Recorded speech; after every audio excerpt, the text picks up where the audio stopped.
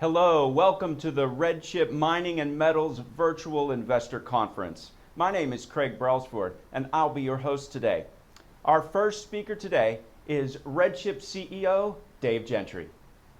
Hi, I'm Dave Gentry, the CEO of RedChip Companies. Thank you for being with us today. I want to first give you a brief history of RedChip. We were founded in 1992 as a small cap research firm, putting coverage on companies like Daktronics and Winnebago, Starbucks, and even Apple in the early 1990s. Over the years, we evolved into a full-service investor relations and media firm. We've represented companies like U.S. Steel, Perfumania, Celsius, Apollo Medical, and many other companies that ultimately became blue-chip companies. We have a very long and rich history. Today, we offer the most robust platform for small-cap companies, reaching both institutional and retail investors on a global platform.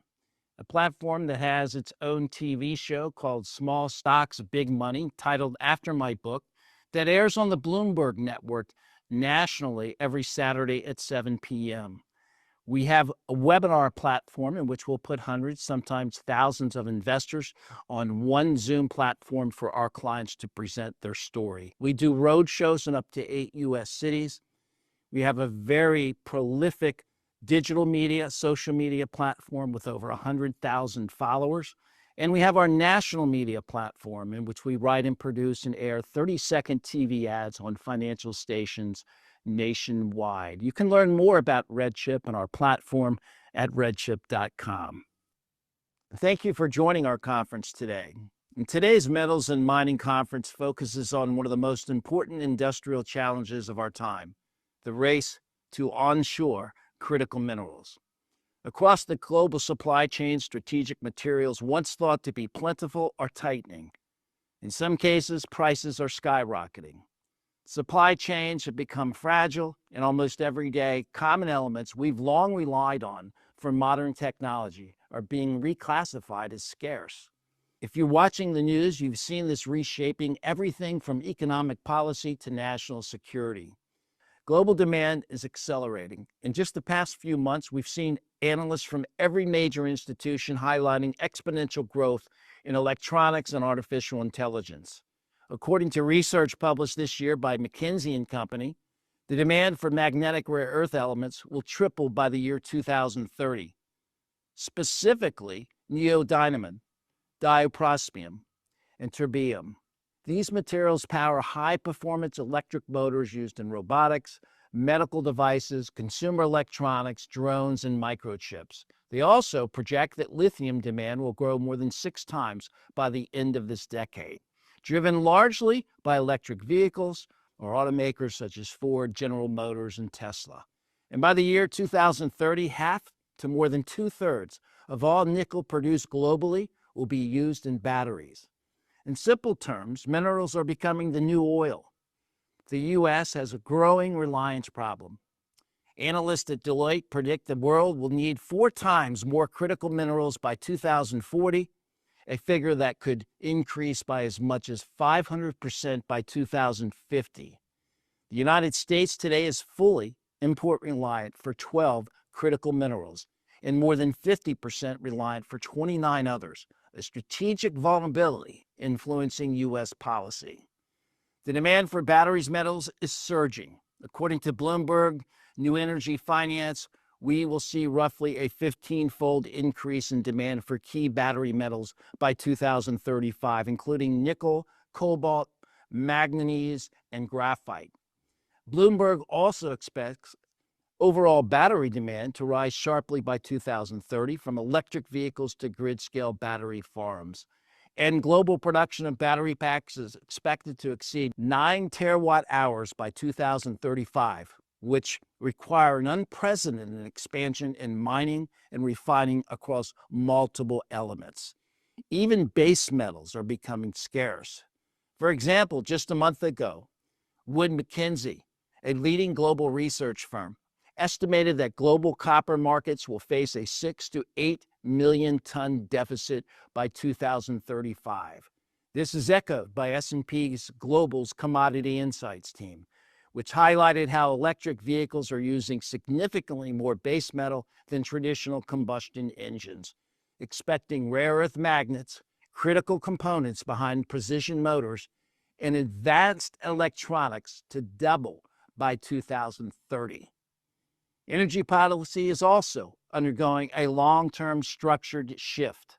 The International Energy Agency also predicts the demand for several critical minerals, such as lithium, to increase fivefold by 2040, with cobalt and rare earth demand rising between 50 and 60%. By 2050, energy and digital infrastructure will account by more than 40% of some core metals.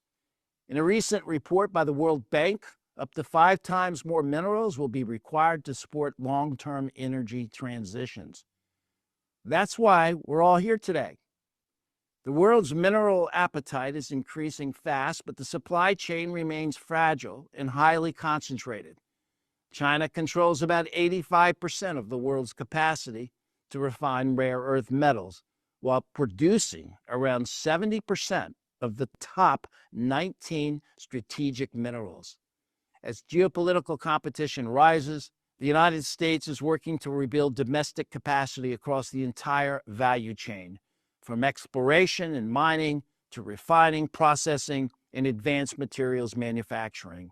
These critical minerals are essential for artificial intelligence, data centers, defense and aerospace systems, power grid modernization, robotics and automation, consumer electronics, and next-generation computing. The companies you will hear from today are at the core of that technology, mining assets, processing capacity, and supply lines that will define the next era of industrial growth. They represent innovation, leadership, and entrepreneurial strength. And for investors, this is a rare inflection point. Throughout history, from oil to semiconductors, the early leaders in every major industrial transformation have delivered extraordinary returns to those who recognize the shift early. As you listen to today's presenters, you'll learn about the broader transformation underway across America, reindustrialization, and new global supply chains you can invest in today. I want to thank all of our presenting companies and analysts and investors and institutions, portfolio managers for joining us today. You can register for future RedChip events on our webinar series and explore more emerging growth opportunities at redchip.com. And you can reach any of our specialists for more information on any of these companies today at 1-800-RED-CHIP. The race to onshore critical minerals will start in just a moment, presented by RedChip Companies. Thank you for being with us today. Again, I'm Dave Gentry, the CEO of RedChip Companies. Our first guest today is Shad Marquitz. Shad is co-host of the Correlin Economics Report. Shad has been investing in financial markets since 1999 and in precious metals since 2008. Since 2001, he has been actively trading the resource sector and commodity stocks. Shad, welcome. Glad to be here. Thanks so much. I'm looking forward to it. Can you hear me okay? Yes, please go ahead. Okay. I'm going to share my screen here and walk you guys through a quick presentation on the critical minerals, following up on what Dave had to say. Let me know when you guys can see it on your end. We'll rock and roll. We see it, Shad. All right. Well, with critical minerals, it's a big topic, and when we talk about critical minerals, let me get one other thing here for you guys. We have a lot of different buzzwords that come through the industry. We hear defense metals, we hear strategic metals, we hear battery metals, we hear energy metals, and they've all been lumped into this big bucket of critical minerals, and it's hard for retail investors or institutional investors or even the media to parse out how all these different things jostle together. There are certain commodities like uranium that may be a defense metal and an energy metal, or lithium that Dave just mentioned that may be an energy metal but also a battery metal. And so it leaves investors wondering, okay, we know all these things are important for daily life, but how do I get a handle on this growing space? And so when we turn to the media, they're not a big help because they pump the word critical materials or critical minerals but they don't really define the terms. They don't really help us navigate the waters. And so I guess the big question we want to start with is, what are critical minerals and why do they matter? And so I think it's important to look at what the government is saying. And I'm going to use the lens of the US government, but we could say the same thing about Canada or Europe. Critical minerals in the US were defined in 2020 as commodities that are essential to national security. They have a supply chain that's vulnerable to disruption. And then they also are essential to manufacturing of a product where their absence would cause a problem, either for business and the economy or for national security. This list that the government updates in the US comes out every 3 years. And so in 2022, there were 50 critical minerals. Now, 3 years later, there's 60 critical minerals. The next list will come out in 2028, and we may have the whole elemental table on this list by that time, because almost everything, if it's not grown, is mined. And I think the supply chains and the governments of the world are realizing how important this is. And as Dave highlighted in the intro, China has a stranglehold not just on the manufacturing side, but really the processing and the separation of these critical minerals. And so you can see the list here, and even popular commodities like copper or silver or tin and nickel are now on this list, in addition to things like the rare earth elements and some of the hard to pronounce elements on the elemental table. And so a lot of times we want to look at what is this basket of minerals, and they get conflated with just the rare earth story. Over the last few months, we've seen a lot of media conflating rare earths as critical minerals. They are critical minerals, but not all critical minerals are rare earths. So I think it's an important distinction. There's 15 rare earth elements. Sometimes people include 2 other ones and make it 17. But the basket of critical minerals is vast, and there's a lot different supply-demand drivers for each one of these. And so you really need to dial it in. As far as rare earths, you can see on the chart on the screen that China dominates this industry. The United States has a pretty good secondary supply, and then there's some supply from Asia. But really, the idea is the world needs to break their ties with China. And so there's a lot of media out there talking about all these different partnerships between different countries. You saw the US meet with Australia, Cambodia, Thailand, Malaysia, and then come up with the 1-year truce with China. And it's important that we look at how all these supply chains come together, which ones are in the highest demand. And the study from this year, from 2025, showed that commodities like rhodium, gallium, germanium, tungsten, niobium, magnesium, and about 6 of the rare earths were the ones that are really in the hottest demand, but really all of them are important. And there's also a lot of executive orders we've seen out of the U.S. administration, and we've seen everything from 4 executive orders on nuclear power. We've seen some on metallurgical coal. We've seen different things on the development of critical mineral assets. So you've got different government agencies now, the Department of Defense, Department of Energy. There's a lot of the Department of War all coming in and weighing in on this. It's the first time after 15 years investing in this sector that I've ever seen so much government participation. When you look at the Department of Energy, I pulled up their website just getting ready for this event, and just over the last couple of months, you can see press releases about the government funding rare earth element supply chains, looking at domestic production of critical minerals. This is December and November of this year. Department of Energy looking at Lithium Americas, the deal they made to help shore that up for the lithium supply domestically.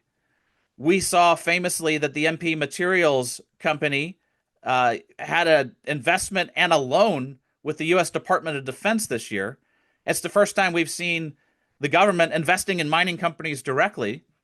And then we also saw the Department of War do a $6.2 million critical minerals deal with a tungsten company, Guardian Metals. We saw the Department of Defense do $14.7 million to enhance cobalt and graphite with several domestic companies, Fortune Minerals and Lomico Minerals for the graphite. We've seen the tungsten and antimony stocks go bananas earlier this year. Now they've cooled off recently, but part of that is because of the Chinese export controls, and the 1-year truce that the United States has on rare earths has nothing to do with these minerals. So again, in the critical minerals arena, there's a lot of minerals marching to the beat of their own drum. And in the case of some of these defense metals like tungsten and antimony, there's no relief in sight. So we have to keep looking at companies in North America or in Australia, but especially Canada and the United States, that can supply the West with these critical minerals. Again, when we see the media coverage, they acted like the truce between the United States and China had solved all the world's problems. But the reality is that didn't do anything for North American supply, and it has nothing to do with some of these other critical minerals. Again, it had nothing to do with lithium. It had nothing to do with uranium. So it's important to distinguish rare earths and some of those media narratives from the last couple months and the rest of the critical minerals complex. The government is so worked up about this that the Government Accountability Office is looking at how they can extract critical minerals from seawater. This is very much like direct lithium extraction from brine wells in the oil industry, but they're actually trying to pull these minerals out of the water in the ocean because they're so desperate for a supply chain. Now, this is a generic graph, but it just shows you that this is the government Department of Energy website that shared this. This is the demand picture for all of these critical minerals. It's up and to the right. Now, that's not to scale, but it shows you the demand that we have building up. And I think it's also important what this administration in the U.S. has done, and this has spurred Canada and Europe to do similar programs. The critical minerals Fast 41 permitting process is an executive order from March of this year that the Trump administration passed to help critical minerals and mining projects advance forward because of the long lead times and long permitting red tape that they would get stuck in. They've identified about 50 companies. Some of them may be the ones on the call today that we're talking to investors about, and they are trying to expedite the permitting and development process. You can go to the government website and pull this up on the Department of Energy or under the White House under the Fast 41 permitting, and you can see all the projects that they are greenlighting to move forward. Now, they still have to do their own state or provincial, if it's in Canada, permitting process, but this is a big initiative to kick the gears on, to hit the gas pedal and really start development of critical minerals projects. And I think it's really important. I was reading one of the articles here, and this line stuck out to me that I highlighted. Prior to the Trump administration, the average time it took to permit a mining project was 29 years. I think that's insane when you think about how critical these are. If they're critical, we're going to need them faster than every 3 decades. So what you have developing here is a picture where the government is getting involved with the funding and the permitting and the expediting of domestic critical minerals production, separation, and processing. And it's sweeping the world. That's what Australia's doing. That's what Canada's doing. And I think that sets us up for great opportunities for investing in critical minerals companies. And if it's okay, I may just share one last thing, and that's if you want to find us, we'd love to have you come over and check out some of our podcasts at the KE Report. We cover mining companies, gold and silver, which are now critical and strategic, all the way down through copper, rare earths, uranium companies. We have a YouTube page, the KE Report, where you can see some of our interviews. And I also write on Substack under the Excelsior Prosperity channel, and I weigh in on the equities, the mining stocks. And I just think it's great that you guys are doing this event. I'm looking forward to participating and following along with the companies here in the panel today. Thank you, Shad. Excellent presentation. Thank you very much. Our next speaker today is Jesse Day, host of Commodity Culture. Jesse began his journey into the commodities investing space in 2019 when he learned about the uranium industry. Since then, he's gained an interest in precious metals, agriculture, oil and gas, and all the other vital resources that allow our civilization to advance. Jesse, please go ahead. Hello, everybody. My name is Jesse Day, the host of Commodity Culture. Thanks so much to RedChip for putting this conference on. Greetings from Novi Sad, Serbia. I want to talk to you today about separating signal from noise in the uranium market. And I want to start with this chart.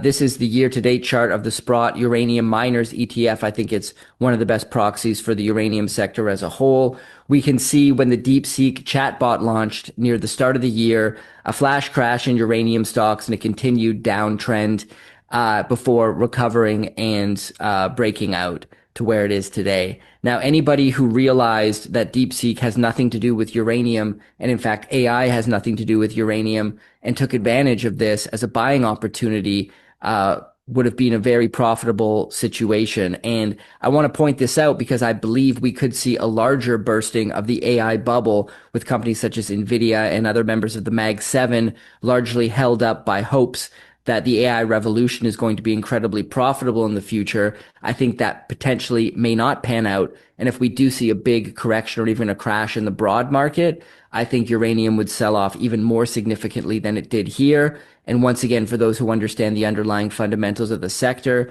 it would be an even more tremendous buying opportunity than was afforded here. So let's talk about noise in the uranium space. The first noise is the spot price.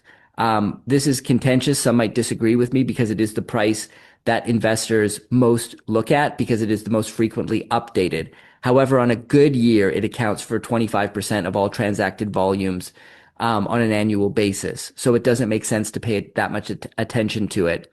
It's also thinly traded. It's an illiquid market. It's largely traders flipping pounds to make a few bucks a pound. It is not where you should be looking to understand the underlying value of a pound of uranium. However, it can drive short-term sentiment because as I mentioned, it's what investors look at. And so if the spot price is dropping, it can cause a sell-off in equities. And once again, if you recognize that the underlying fundamentals are still very strong, then in my opinion, you could comfortably buy in that situation, knowing that eventually in the short term, the market is a voting machine. In the long term, it's a weighing machine. AI data center build-outs, like I said, this is not something that uranium will be a beneficiary of. Nuclear energy is not being used to power data centers outside of a few corner cases. Amazon connecting a data center to a reactor in Pennsylvania. Microsoft announcing they're restarting a reactor at 3 Mile Island that will be used to power data centers. But by and large, natural gas is going to be the commodity that is most used to power these data centers. Now, a lot of people talk about SMRs, small modular reactors. Well, we can set up AI data centers and they can have SMRs, and that would be perfect. That would be perfect, but we're not in a world where small modular reactors are close to large scale commercial adoption and rollout. Now, some might argue with me there, but even if you do believe that SMRs are coming quickly and are going to be used to power AI and other things, it's just the cherry on top of the icing on top of the sundae. Uranium demand from SMRs is not going to be a part, in my opinion, of the supply-demand fundamentals. It is an interesting thing to watch. It's a promising technology, but we don't need it for the uranium price to go much higher from here. The green energy transition. Now at COP28 in December of 2023, 22 nations committed to tripling nuclear capacity by 2050. The number of those countries who have signed on is now up to 35, I believe. This doesn't mean much because those politicians will all be out of office by the time 2050 rolls around. And so they're jumping on this pledge to make a show of it like they always do. We support green energy. It doesn't really matter in the long run. And in fact, the green energy transition is starting to wane a little bit, in my view, as reality sets in, that wind and solar can't really do it, which is one of the things that has led nuclear to be one of the standouts amongst that crowd. And what that has done is allowed for wider acceptance of nuclear energy by the public and by the political class. I think that's a positive thing, but I think you can mostly ignore any narrative related to the energy transition. It's not important. Let's talk about the signal, the things we should be paying attention to. The term price, the long-term contract price, accounts for the vast majority of uranium that is sold each year. It's a much better barometer from which to value uranium. It has its own issues, which I'm going to talk about in a moment. The supply deficit is the signal. The uranium market has been in supply deficit for several years. We're going to talk about that. Production shortfalls, everybody from the big producers down to developers ramping into production are facing challenges. And of course, reactor buildouts and extensions. There's a lot of reactors being built, being planned. There's extensions that are happening. These are all important to be paying attention to when it comes to the demand side. Let's talk about the spot price versus the term price for a moment. The term price is the dark blue line here, going back to the beginning of 2020 until today, we can see it has been a slow and steady rise with very little volatility, no dips, just a smooth upward journey. By contrast, when we look at the term price, we can see it fluctuate, sometimes overshooting, sometimes undershooting. And so the term price is a much more accurate barometer, especially when we consider it accounts for 75 to 91% of annual deliveries of uranium. Now, the term price has its own issues because many, if not the vast majority of long-term contracts for the sale and purchase of uranium have non-disclosure agreements attached to them. And so we don't even know the prices at which they're being transacted. So even the term price is somewhat of a best guess. And uranium's unique in the fact that the pricing mechanism is essentially broken, which means it's much more important to pay attention to the underlying fundamentals as it is to even the term price, although it's a much more accurate barometer, as I mentioned, than the spot price. Supply deficit, the cumulative deficit from 2021 to 2025 stands at approximately 185 million pounds. The uranium market, from a mined production standpoint, has been in deficit for longer than that. However, post-Fukushima disaster, when Japan shut down all its nukes and many countries then condemned nuclear energy and shut their own nukes down, there was large inventory overhangs that subsisted, which is what kept the price so low for so long following Fukushima.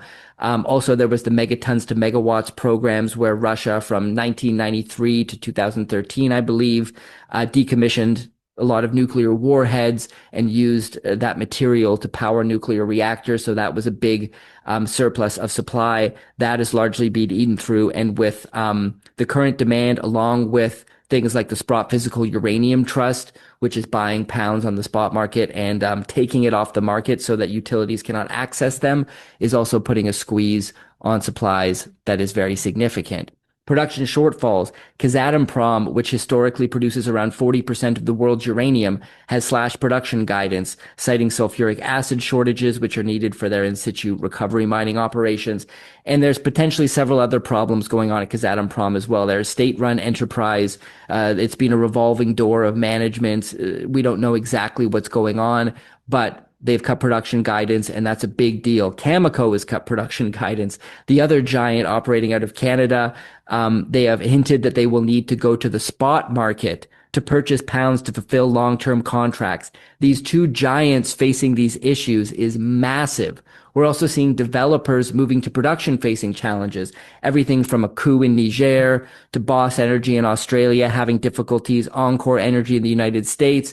The list goes on. Companies are having problems finding personnel who are trained up in uranium mining and the nuclear industry. And so that is a persistent challenge. Where are these pounds going to come from? The price has to go up, and it has to go up a lot higher from here, in my opinion. Reactor buildouts. There's approximately 70 reactors under construction and 110 planned. China has announced plans to build 150 new reactors by 2035. This is a massive difference to, political so-called leaders at COP28 saying, we're going to triple nuclear capacity by 2050. What does that mean? What does that even look like? China saying, no, guys, we're moving forward. We're building 150 new reactors and we're getting down to work. And that is what they're doing. I hope this has provided you a good overview of separating the signal from the noise in the uranium market. My channel is Commodity Culture. You can find me on YouTube. You can find me on X, my website, and please feel free to send me an email if you'd like to discuss the uranium market or anything else. Thank you so much and enjoy the rest of the conference. Thank you very much for that excellent presentation, Jesse. Now, let us hear from leaders and CEOs in the critical minerals space. Our first company today is The Metals Company, ticker TMC on the NASDAQ. Presenting today will be Craig Shesky, the CFO. We will begin with Craig's presentation in just a moment, and then we'll open the event to your questions.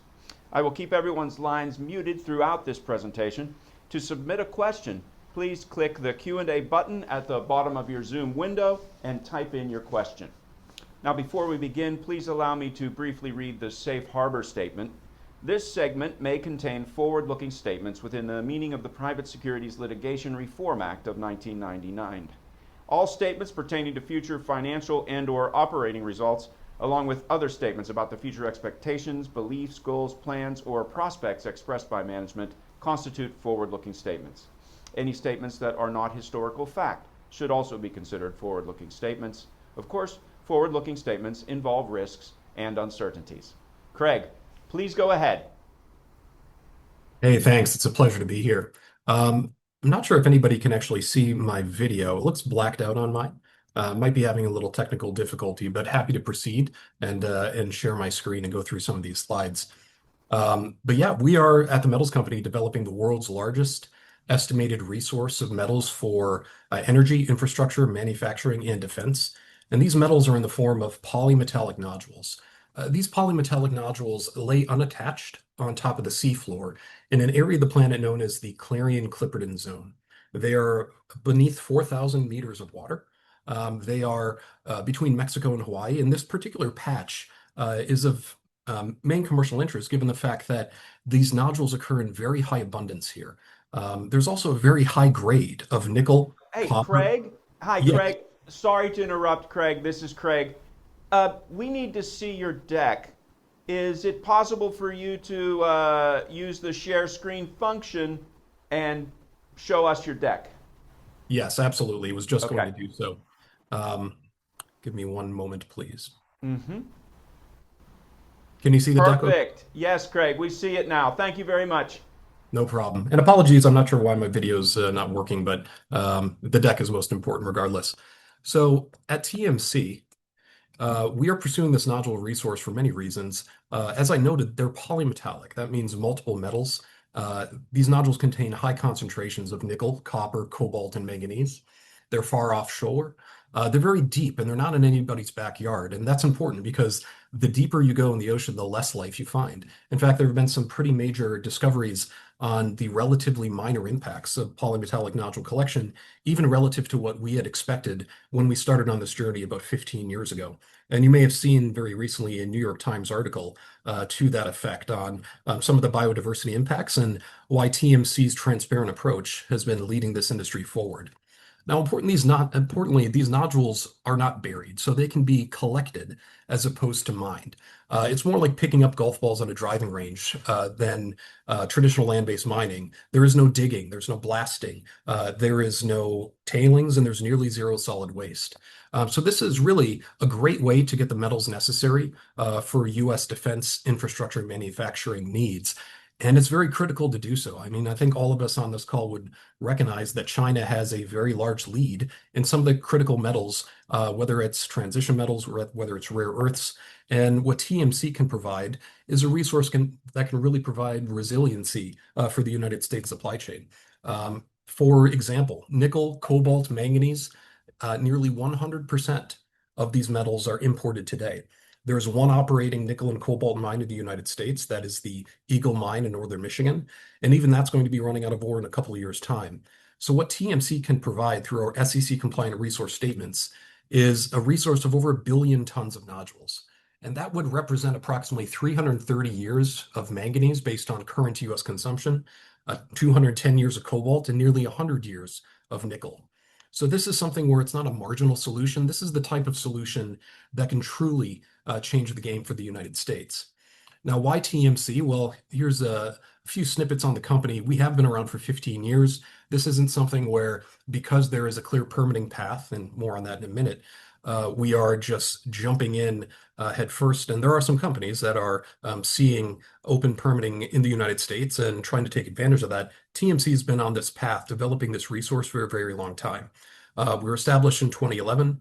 We've established probable reserves. We have a pre-feasibility study. We also have onshore and offshore partnerships, which have allowed us to develop this resource in a very capital-light way. Still, we have raised nearly 700 million at this point, and a lot of it's come from very strategic blue chip investors, including Korea Zinc and our partner Allseas. But really focusing on the resource is what I'd like to do today. This resource is 1.3% nickel, 1.1% copper, 0.2% cobalt, and nearly 30% manganese. So if you were to roll all of that into nickel equivalents, it will be over 3%. That would be a higher nickel grade than nearly any other resource on the planet, approximately 10 times higher grade than many of the competing projects in Canada or Australia. If you were to roll it into copper equivalents, the equivalent grade would be about 7%. And the average copper mine last year in the world graded just around 0.5 or 0.6%. So you get a sense of just how big and high grade this resource is, and that allows us to collect it in a very economic way, and it also mitigates many of the environmental impacts. You just have to move a lot less material to get the same amount of metal. We are led by a very experienced team, and I think this is one of the proudest elements of our story. It's been a very difficult run as a public company since we de-SPACed in 2021. Of course, it's been difficult for many former SPACs.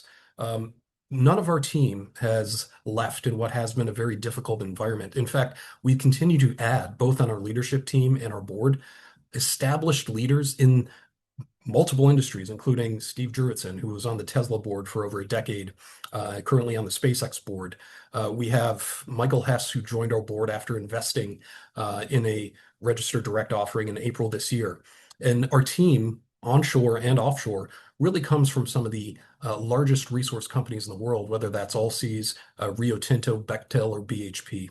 So the fact that we're pushing this forward with a very established team, I think shows the belief that we and our key shareholders, including many of our retail shareholders, and I know some of them are listening today, who have been with us on this journey. And I think now people are seeing it starting to pay off for a few different reasons that I'll dive into just now. So we have achieved many milestones since inception in 2011. We've been ranked by mining.com as the largest and second largest nickel project on the planet. We have a net present value of nearly 24 billion based on SEC compliant technical reports, a pre-feasibility study, and an initial assessment over the rest of our resource. We've collected nodules at scale. I'll play a quick video in a few minutes showing you what that looks like. And we've also measured environmental impacts, both on a relative basis, doing life cycle assessments, showing that these nodules can reduce some of the worst impacts of land-based mining, including carbon emissions, tailings, and solid waste. But we've spent about $250 million on our environmental research program. And it's that research that is giving us the confidence, and we believe our regulator the confidence, to get us permitted so we can begin production in the fourth quarter of 2027. Now, TMC is the first applicant in the United States to launch an application for commercial recovery permit. That would be the permit that would allow us to go into production at the end of 2027. We've also applied for 2 exploration licenses over areas that we've known and have studied for over a decade.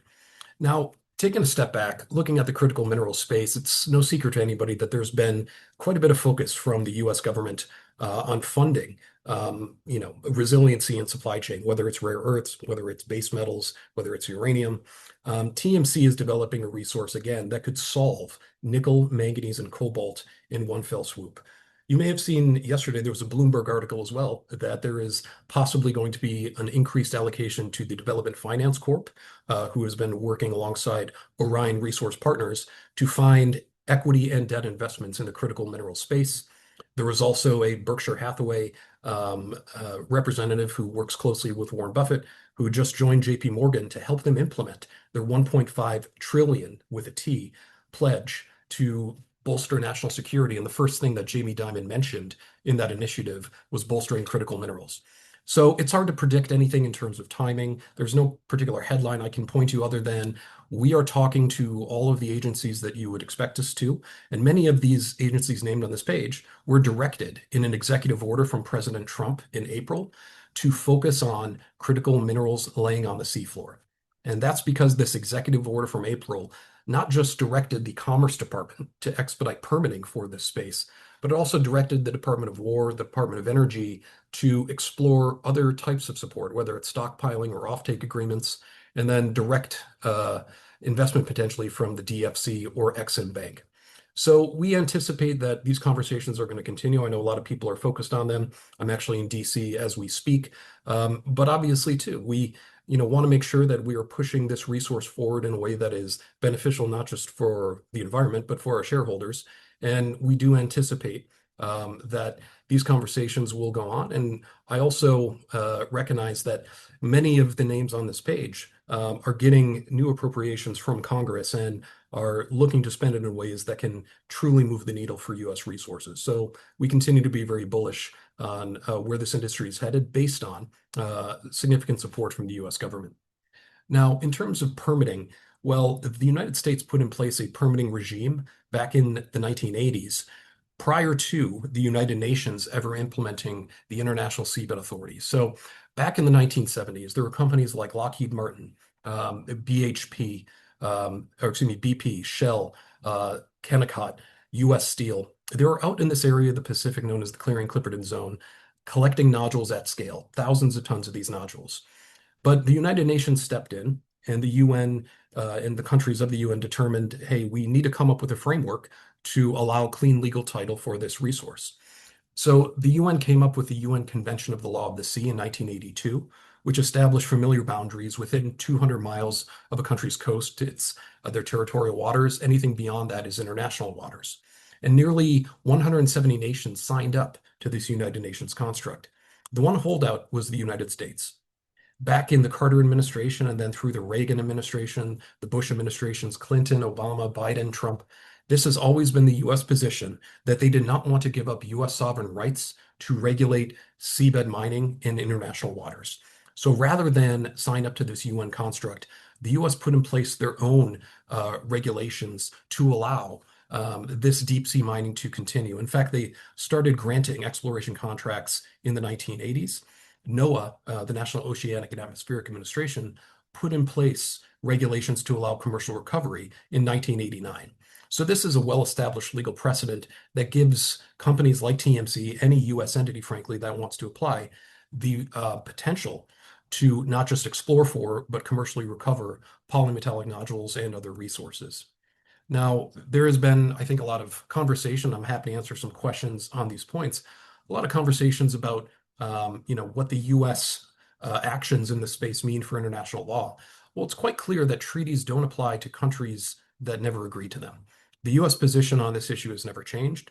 The U.S. maintains high sea freedoms, just like the U.S. allows its companies to lay cables in the deep ocean, just like the U.S. allows tuna fishing boats to extract their resources in international waters too. This is something that the U.S. has every right to regulate. And in fact, they put in place the rules to regulate this industry prior to the UN ever putting in place the International Seabed Authority. So we are now moving systematically through a very transparent and enforceable process with NOAA. NOAA was actually one of the pioneering deep sea research agencies. In fact, they did a study in the 1970s and 80s of a programmatic environmental impact statement over the Clarion-Clipperton Zone in the Pacific and beyond. Bottom line, NOAA's conclusions were reported to the U.S. Senate in 1995, and their conclusions were that the environmental impacts of deep sea nodule collection were manageable, and the U.S. should push forward with this industry. So NOAA knows this resource very well. This isn't something where there's an executive order that is forcing anybody to necessarily, skip over steps or rubber stamp anything. We're going through every step of the NOAA process. Now, there has been, through the executive order, a streamlining of this process. In fact, NOAA reportedly in late October presented to the White House rules that would consolidate the application process for both exploration licenses and commercial recovery permits. Bottom line, we anticipate getting our permit in 2027, and that will put us in production in the fourth quarter of 27. And we can move fast like that because we already have the first production vessel provided to us by our partner Allseas. Allseas is a 15% shareholder in TMC, and that's the vessel, the hidden gem, owned by Allseas, that collected about 3,000 tons of nodules and lifted them to the surface in late 2022. So this is a proven resource with proven technology behind it.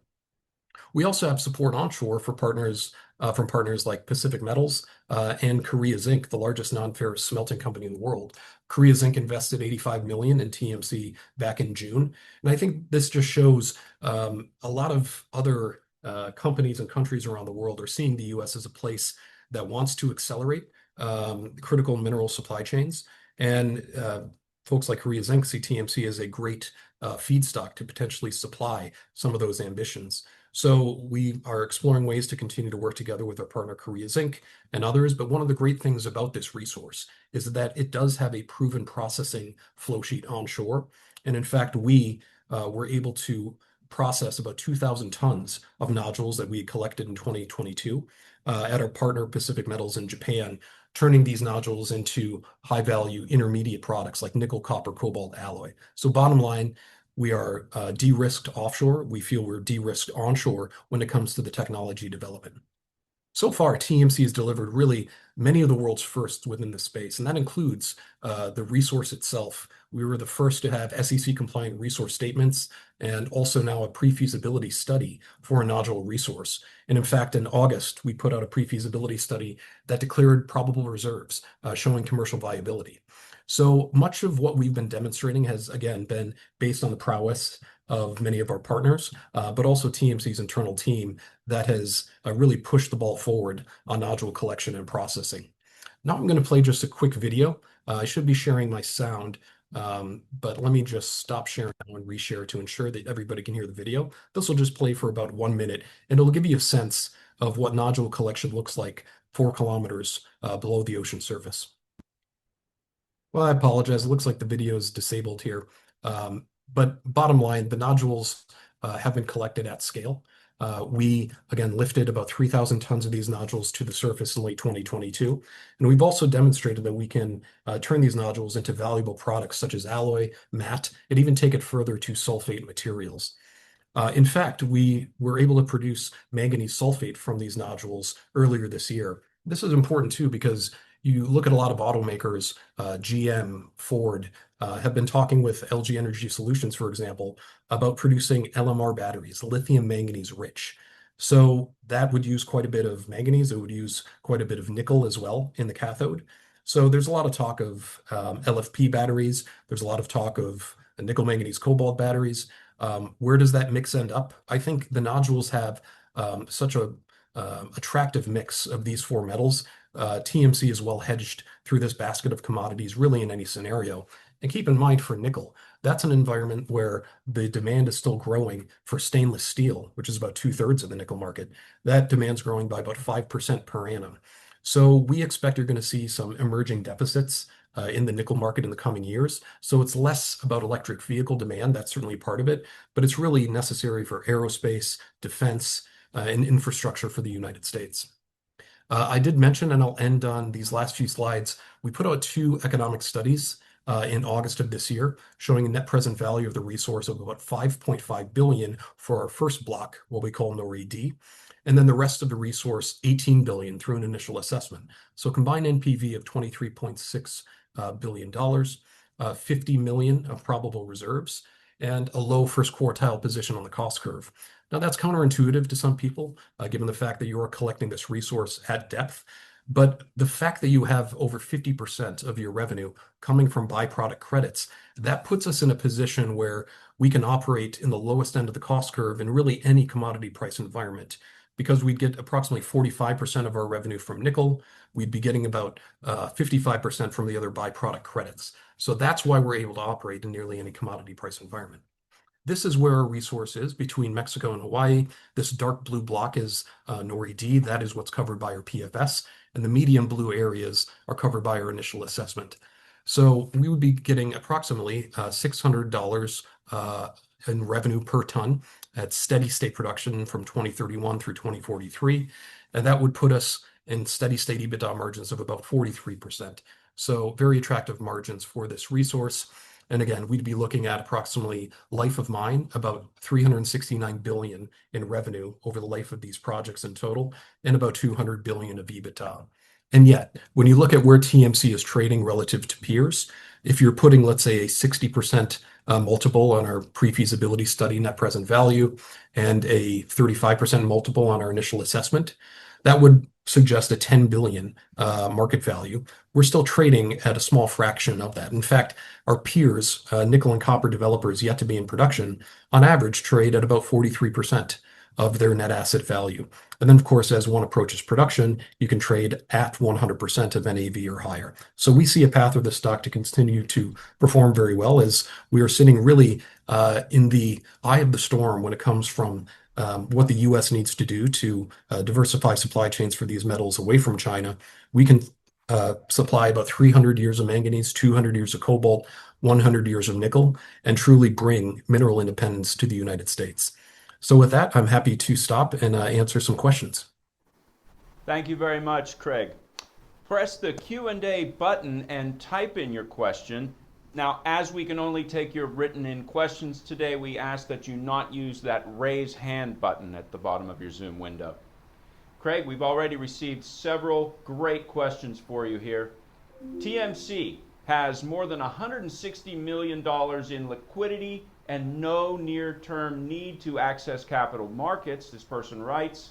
Given the scale of the planned offshore and onshore systems, how do you envision sequencing capital deployment between engineering, environmental work, and commercial readiness? And he also asks, what are the signposts investors should track to assess whether TMC can execute its capital-light strategy without dilutive financing? Yeah, that's a great question. And certainly it's the type of question I'd be asking too in my former career as a resource investor. Trying to get a project off the ground is always a challenge when it comes to capital, particularly in metal projects like nickel or copper, where the average project takes 15 to 20 years to go from discovery to production. So for this resource, the reason we have and continue to pursue this capital light strategy is because we don't have to build out the infrastructure that many other land-based resources would have to. Typically, you would have to build processing and refining close to where the ore body is, and that usually involves the construction of power plants, railroads, water supply. We have the unique ability to take the resource from the seafloor, lift it 4 kilometers to the surface, and then find partnerships and find existing facilities to do that processing and refining. Now, we do have ambitions, as we showed in our pre-feasibility study, to build out some refining capacity in the United States. Most of that spending would be in the 2030s and beyond. But I think the flexibility of this resource is what really stands out. So with about 160 million of liquidity, some of the milestones and the prioritization, as the question was posed, I would say people should be tracking where we are on our permitting process with NOAA. We anticipate in the coming months to have this application on the Federal Registry, and people will be able to see signposts of our progress as we progress towards a commercial recovery permit. So it's not just going to be any sort of black box. There will be updates on the commercial recovery permit process. As we approach commercial readiness, I would focus on partnerships. So I would focus on what we're doing with Allseas to get the hidden gem ready for commercial production, modifying that vessel to go up to 3 million tons per year for nodules. And the way we would be able to do that is adding a second collector vehicle, putting in a wider riser pipe, putting in a more powerful compressor spread. So as we are getting closer to the permit, I anticipate that you would see the valuation of our company start to increase as we are getting closer to that certainty and closer to commercial production. But we are not going to be in a position where we're going to, go tap the public equity markets or, try to do any sort of capital raise until we are exploring what I think is a very interesting opportunity in the United States for public-private partnerships. So there is no imminent need for us to raise funds. We have very sufficient liquidity. And the question would be between us and Allseas, at what point are we going to be hitting go on spending for some of our longer lead time items? So there will be a point sometime earlier in 2026 where we might start spending some portion of that existing liquidity alongside our partner Allseas. But thankfully, we have quite a bit of flexibility to do that based on our current balance sheet. So no, I wouldn't think there's anything imminent to expect in terms of capital raise. We do, of course, have an ATM facility, and we have a S3 shelf registration statement. And as a matter of good corporate housekeeping, we will continue to keep those active and refreshed. But bottom line, we feel very good about where we are from a capital position. Next question, Craig.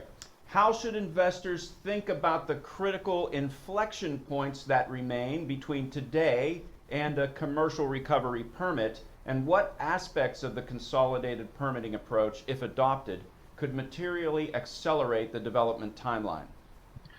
I think right now the development timeline is mainly based on the modifications that we and Allseas will be making to our vessel.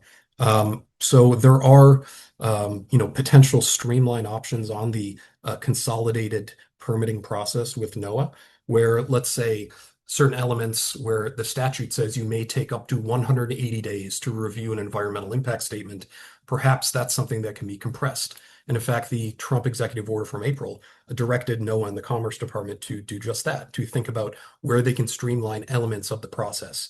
But it's very important that we don't skip over any steps. We want to make sure that as the permit is granted, this is a resource that can be in production for decades. Not something where we would want to worry that, upon some future administration, it can be easily challenged in the courts because steps were jumped over. So that's why we are going through this in a very measured approach with our regulator NOAA. But we do see some areas where we might be able to accelerate certain elements of the process. Craig, with the world's largest deep sea environmental data set, do you see the data advantage translating directly into permitting speed, lower future costs, or strategic leverage in potential partnerships? That's another great question. I think there is some strategic advantage. If you talk to any of our competitors, and frankly, if you talk to some of the I would say adversaries who don't want this industry to go forward, I think most people would admit that the transparent way in which we've collected and also shared some of that data, particularly on biodiversity, it's hard to really it's hard to not give us credit for all of that work that's been going on, not just with TMC's scientists, but with many of the partnering research institutions. So I think the way that can be a strategic advantage is, yes, it can be attractive to use that data set with other potential partners, whether that's offshore or potentially other areas even outside the Clarion-Clipperton zone. I think more likely I would look at that data set as building confidence where when TMC gets the first commercial recovery permit and we start production in that first area, the data set we've collected is only going to go up exponentially as we're able to monitor our production in real time through an EMMP, Environmental Monitoring and Mitigation Program. So we're going to use that data set to then help build confidence to get the next area permitted and the next after that. So you'll get this flywheel effect where the environmental data is going to build confidence, not just with the regulator, but with stakeholders around the world. And that'll make the next blocks quite easy, in our view, to get into production in due course. Craig, we're rapidly approaching the bottom of the hour. If you could quickly answer this final question. What remaining engineering or operational risks do you consider most critical to address before commercial operations begin? And which elements of the collection or riser system are likely to see the most refinement during upcoming test programs? Another very good question. I think the refinement is going to focus really on three areas. It'll be on the compressor spread, it'll be on the riser pipe itself, but really the collector itself. That is a very important piece of machinery that was designed by our partner Allseas, one of the key designers of it, Rutger Bosland. He is now working for TMC. So we have a lot of that important engineering prowess now on our team. But again, we continue to work hand in glove with Allseas. So I think building that second collector and improving the efficiency of the collector is where we can focus. We already assume in our pre-feasibility study that we're picking up less than half of the nodules that are known to be in our first production area. So there is an opportunity to increase the production rate and actually increase the efficiency of the system such that we leave fewer nodules behind. Now, there will be an amount of nodules that we, along with our scientific partners, have decided we want to leave behind to ensure that they can stay as an ecosystem for some of the limited organisms that are existing at that seafloor. But we anticipate collection to increase after we start commercial operations. Perfect, Craig. Thank you very much. Thank you. Thank you. Excellent presentation, excellent answers to those questions. For more information on the Metals Company, reach us at 1-800-REDCHIP or email us at tmc@redchip.com. If you didn't have your question answered today, just email it to us at tmc@redchip.com. We'll make sure that Craig sees it. Our next presenter will be Rita Adiani of Titan Mining Corporation. She'll begin speaking in 15 seconds at the bottom of the hour. Our next company, as I said, is Titan Mining Corporation, ticker TII on the New York Stock Exchange American. Presenting today will be Rita Adiani, the President and CEO of Titan. We will begin with a brief presentation in a moment, and then we'll open this event to your questions. I will keep everyone's lines muted throughout the presentation. To submit a question, please click the Q&A button at the bottom of the Zoom window and type in your question. Before we begin, please allow me to read the Safe Harbor Statement. This segment may contain forward-looking statements within the meaning of the Private Securities Litigation Reform Act of 1995. All statements pertaining to future financial and/or operating results, along with other statements about the future expectations, beliefs, goals, plans, or prospects expressed by management, constitute forward-looking statements. Any statements that are not historical fact should also be considered forward-looking statements. Of course, forward-looking statements involve risks and uncertainties. Rita, please go ahead. Thank you for having us here. This is it's a very exciting time to be here. Titan Mining is a dual-listed company. We do have a Toronto Stock Exchange listing, which is TSXTI, but as provided in the preface here in the introduction, we are also listed on NYSE American, and the ticker is TII. If we can move on to the investment highlights. Titan Mining is a unique company in the sense that we have operating cash flow. We have now been in production for 7 years as a zinc mining company. We purchased the asset out of bankruptcy, put it back into production, and have doubled, in fact, taken production up 2.5x since we actually put the mine back into production. We have a very strong operating base in upstate New York, which has some fantastic infrastructure. We have a full-scale processing facility. As of today, we employ 165 employees on site, most of whom are residents of upstate New York. And we do have one of the largest mineral rights holdings also in upstate New York, which is about 120,000 acres of mineral rights. So we've established a very, very solid operating base, and we've been operating now for 7 years. And about 3 years ago, we came across traces of natural flake graphite on our property. And the unique thing about graphite is that the United States imports 100% of its graphite requirements, with about 42% being from China. So we see this as a very, very unique opportunity to be able to onshore critical materials, which is obviously the subject of the webinar today, but be able to do it very quickly and to be able to do it very efficiently, both from a capital standpoint and from an operational standpoint. To be able to begin qualification of our material, because graphite obviously requires a spec-based contract. So we are able to supply the material to potential customers. They qualify it, they provide us with contracts. We have already put in place a production facility, which is about 5% of the commercial facility which we're looking to build out. That production facility commences production. We've already begun ore processing, and that the production will commence in the next couple of weeks, which will make us the first end-to-end natural graphite producer since 1976. And we're now looking to ramp this up to about 40,000 metric tons per annum, which will be about 50% of the domestic natural flake graphite market. We see a very, very significant life ahead for the operation. We've outlined an initial 13-year life, but we see this as, a 15 to 20-year operation in the years to come ahead.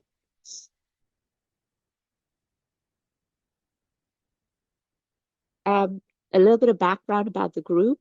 We are part of a wider group of companies called the Augusta Group, which has really had some fantastic successes in the mining sector, and that has involved, being very, very technically thorough with the identification of mining assets, the development of mining assets, and some of the numbers here on the page give you an idea of our thinking, management's thinking of how we look to develop these assets, which really is we look at capital efficiency, we look at time to market, and we also look at scale. And Titan and Kilbourne, the graphite project that we have here today, does meet all three of them. So we're very excited to now be at an inflection point and obviously creating significant value for shareholders as we move ahead. The leadership team comprises of some very well-known and very well-known stewards of from the Republican side, which has been Governor George Pataki, Speaker John Boehner, and then we also have Bill Mulrow, who was Andrew Cuomo's chief of staff. So we're very well represented on both sides of the aisle. And the group has significant amount of operating experience. We're largely based out of New York State. That is myself, the VP of Operations, the VP of Commercial and Sales, and supported by a team in Canada as well.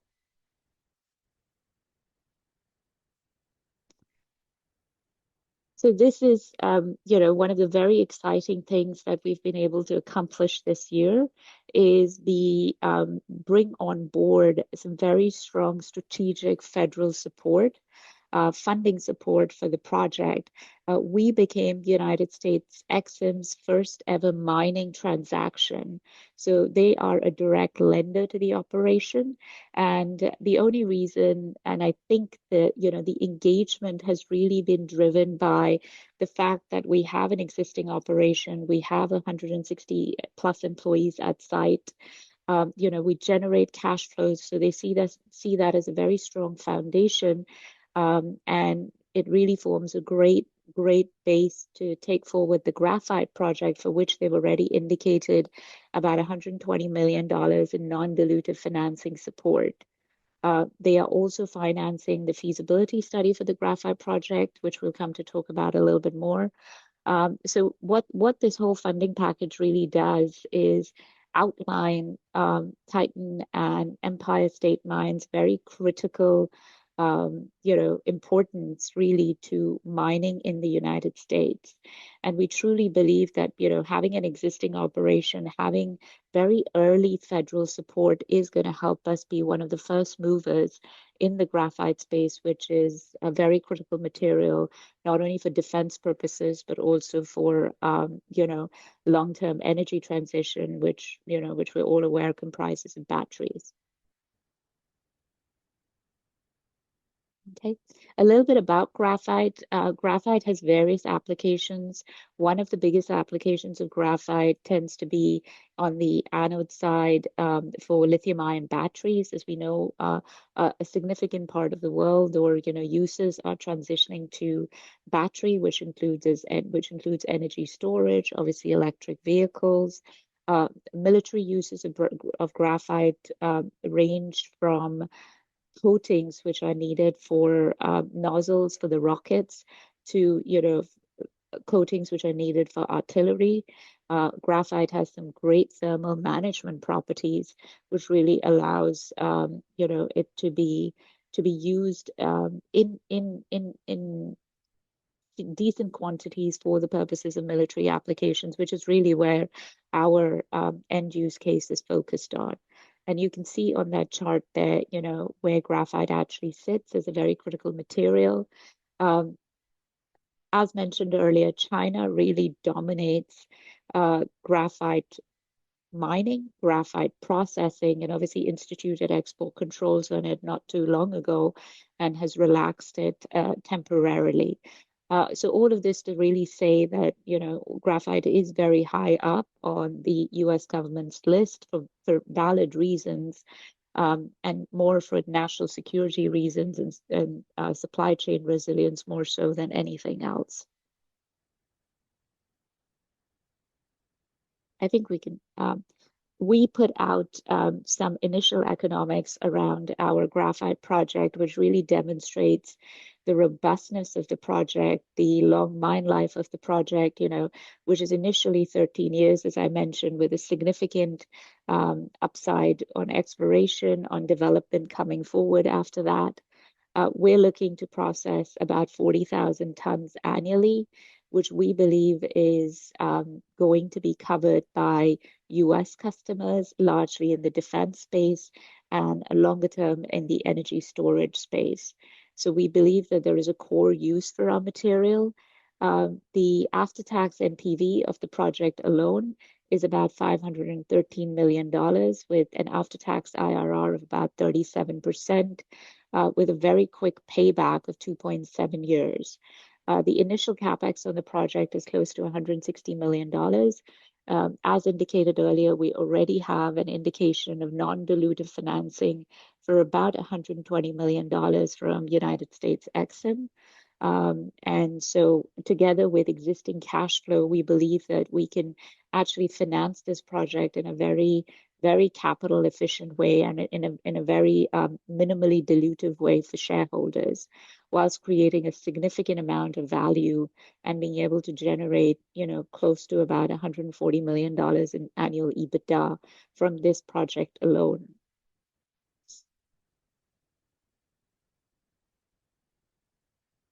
Some of the core uses that I addressed earlier are really expected to be on the defense side and longer term on the energy storage side. We've positioned ourselves to be and our production capacity to largely gear to customers who need the product today, who face supply chain risks from China and potentially from other countries. But our goal is really to begin, supplies on the graphite industrial and defense side, really within the next 24 months or so.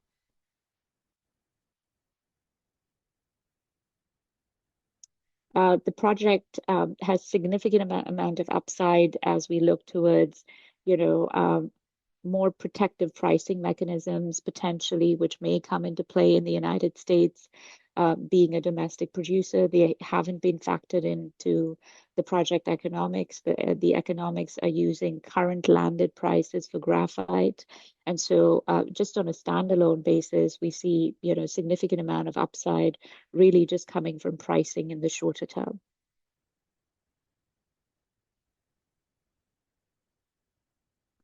I think we can skip forward to the EBITDA page, where we can actually see the zinc business today. We produce about $25 million of EBITDA, together with the graphite business, which at steady state would be running at about $125 million of EBITDA. This project, has the ability to provide a very, very valuable uplift to the company, to the shareholders. And as I said before, it's a very capital efficient project with the ability to finance a significant part of it through long-term non-dilutive financing. The financing being provided by Exim is a 12-year loan with 10 years repayment, 2 years interest only, at a cost which is, sort of very much linked to treasuries. So we see this project really being able to change the scale and the trajectory of the company in a very short period. From a catalyst perspective, we have completed our initial technical work in 2025. We put up our demonstration facility, all funded from internal resources, and obviously are looking towards starting up production. And this will take us into 2026, where we're looking to complete our feasibility study, which, as I mentioned earlier, is partially financed by US Exim, complete our debt work streams, which will largely rely on information from the feasibility study. During 2026, we also expect to enter into offtake agreements with potential customers so that we have a committed amount of product for the commercial facility. And as we move into 2027, we look to finish our permitting and begin construction, with the goal of production commencing in 2028. So really, as we stand out from here onto the next 24 months or the next 36 months, the company is really going to see a very, very significant change, and be able to create a significant amount of value for shareholders as we move forward. Okay, I think we can probably stop there. Thank you, Rita. We are now going to take those questions. Press the Q&A button and type in your question. We can only take your written questions today, everyone, so please don't use that raise hand button. Got a question here, Rita. With China, as you mentioned, controlling around 90% of processing and new U.S. projects at their earlier stages, Titan appears first in line to supply the domestic market. Which competitors or technologies do you see as the most credible challengers in the next 3 to 5 years? With respect to U.S. competitors, there are a few other mining projects which are in development. There is one up in Alaska, one in Alabama. There are other opportunities and developers effectively in Alabama as well for natural flake graphite. But really, I think the advantage which we have is speed and being the first mover, given that we are an existing site. And, being able to fast track this largely because we have put up a production facility already. So it's a case of us scaling up. And then finally, being able to have designed a project which is really very capital efficient. So whilst we see competitors out there and, we're very aware of who is doing what, I think our focus really remains on moving this project as quickly as possible into production. And the fact that we discovered the deposit about 3 years ago and have already started processing should be, proof and evidence that we have the ability to make it to market first. Another question about China, Rita.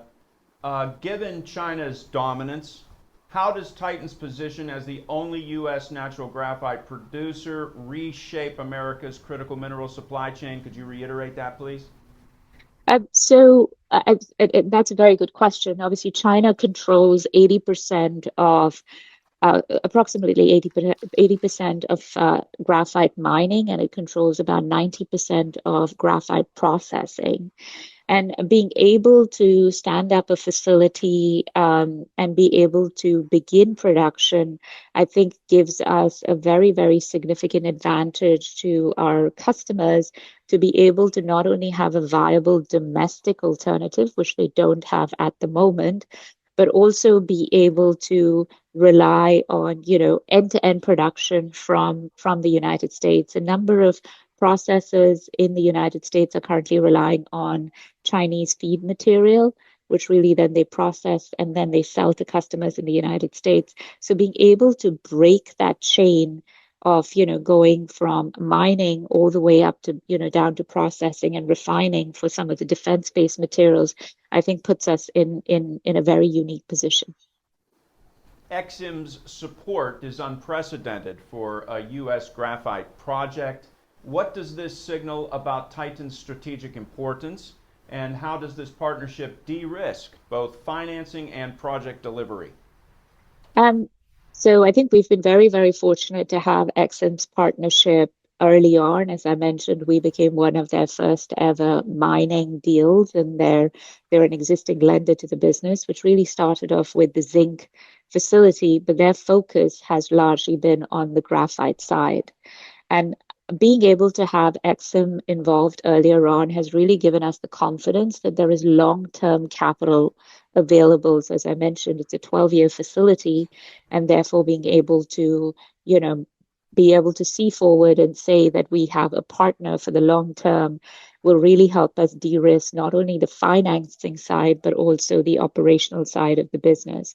So I think it has been absolutely, crucial to its getting to this stage and having EXIM's partnership as part of it.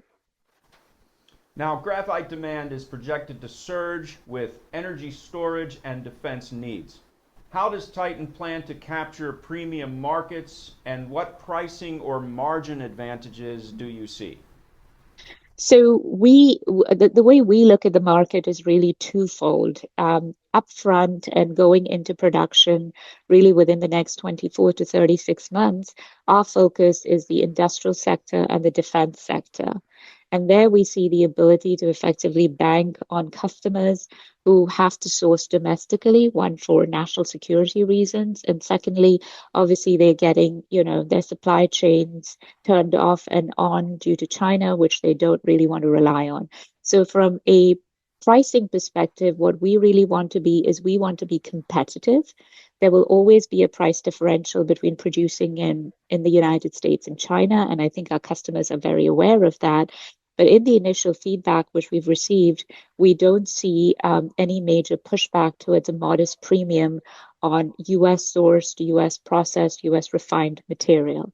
And as we move into the latter years of our business plan and we transition into battery segments, that's where we actually begin to see, pretty robust pricing power, let's put it that way, because the volumes driven by, the battery sourcing companies are quite large. And obviously they're looking for domestic feedstock. So our market entry is positioned on segments which are available today. The premiums that we're going for are not significant. They're modest and help us position ourselves well. And as we transition to the battery sector, I think we will be in a position to be able to be, the first end-to-end supplier. How does the integration of zinc operations with the emerging graphite business strengthen Titan's long-term growth strategy and financial resilience? I think what it really does is it de-risks the whole process because we have an existing site, we have manpower, we have infrastructure, we have people. So from an operational perspective, I believe, the zinc operations really provide the platform for the graphite operations to be able to scale very quickly. But really, from a cash flow perspective, everything that we've achieved so far has been without raising any equity. And that has been with excess cash flow from the zinc business. And we expect that to continue and therefore, be able to build a whole commercial scale facility with minimal dilution. So I think what it helps us on both ends, helps us both with respect to operational readiness and speed, and obviously financing capability. With the Kilburn demonstration facility now producing, Rita, what are the key milestones on the path to commercial scale, and what should shareholders expect in terms of value creation over the next 12 to 24 months? I think, again, that's a great question. The reason we stood up the demonstration facility is so that we can begin to qualify the material. And the material will be provided to customers very shortly so that they can begin their processes. And what we expect to see in 2026 is the demand indication, the pricing indication, so that we can begin to enter into offtake contracts. And that, I think, will be a very, very big de-risking factor. Like it is for any industrial operations, is to be able to have commercial contracts lined up before going into construction. And also it allows customers to be able to have line of sight into a supply chain, which we all know is not easy to build in a single day.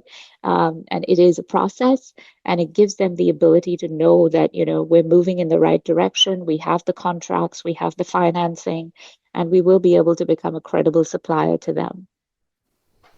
Here's another question about the Kilburn project, Rita. It shows strong economics, this person writes, on a relatively modest initial capital base, and it leverages existing ESM infrastructure. As you move from the 1,200 TPA startup facility in 2025 toward that long-term target of 40,000 TPA, what do you view as the most material execution risks? Would they be metallurgical, operational, or would it be customer qualification related? And how are you sequencing de-risking steps across those dimensions? Again, great questions. So if we just take in the order of priority, what we're really doing to de-risk, there are two elements to this. It's the operational side and the commercial side.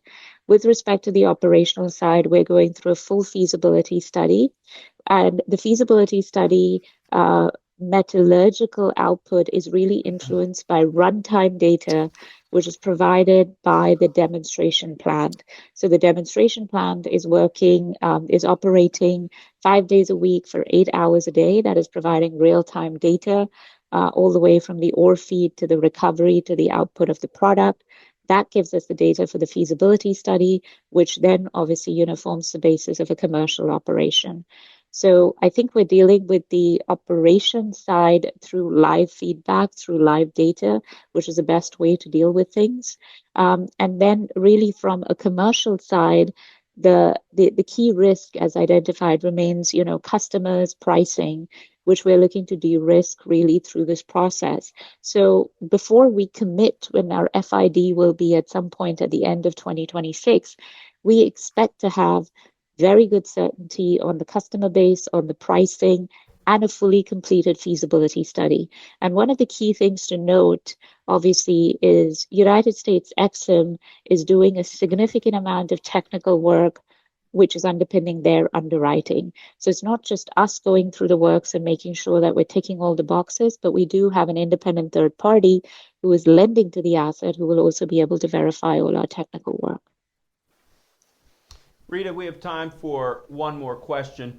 I think it would be appropriate for you to give us the essential value proposition, some closing thoughts here. Why should anyone be interested in the Titan Mining Corporation right now?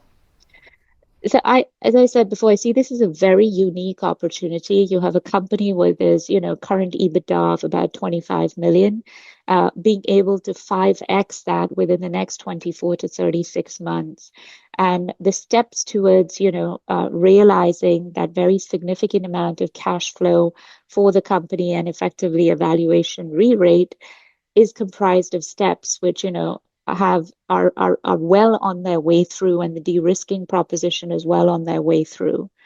And being first to market is important for all of us. And I think, being part of a very unique story where you're first to market will give investors a significant amount of, unicorn value exposure. So there is fundamental re-rate potential, which we believe is, near term. But it also comes with the ability to be part of something, very significant as a first mover in the critical materials space. Thank you very much, Rita, for an excellent presentation and for answering those questions. Excellent. For more information on Titan Mining Corporation, reach us at 1-800-RedChip or email us at tii@redchip.com. Our next presenter will be Mark Smith of NioCorp Developments. He'll begin speaking at the top of the hour. See you then. Our next company on today's RedChip Mining and Metals Virtual Investor Conference is NioCorp Developments, ticker NB on the NASDAQ. Presenting today will be Mark Smith, the CEO and Chairman of NioCorp. We will begin with a brief presentation in just a moment, and then we'll open the event to your questions. I will keep everyone's lines muted throughout the presentation, but to submit a question, please click the Q&A button at the bottom of the Zoom window and type in your question. Before we begin, please allow me to read the Safe Harbor Statement. This segment may contain forward-looking statements within the meaning of the Private Securities Litigation Reform Act of 1995. All statements pertaining to future financial and/or operating results, along with other statements about the future expectations, beliefs, goals, plans, or prospects expressed by management, constitute forward-looking statements. Any statements that are not historical fact should also be considered forward-looking statements. Of course, forward-looking statements involve risks and uncertainties. I now turn this webinar over to Mark. Please go ahead. Thank you, Craig, and thank you for such an honor to participate in this seminar about the race to onshore critical minerals.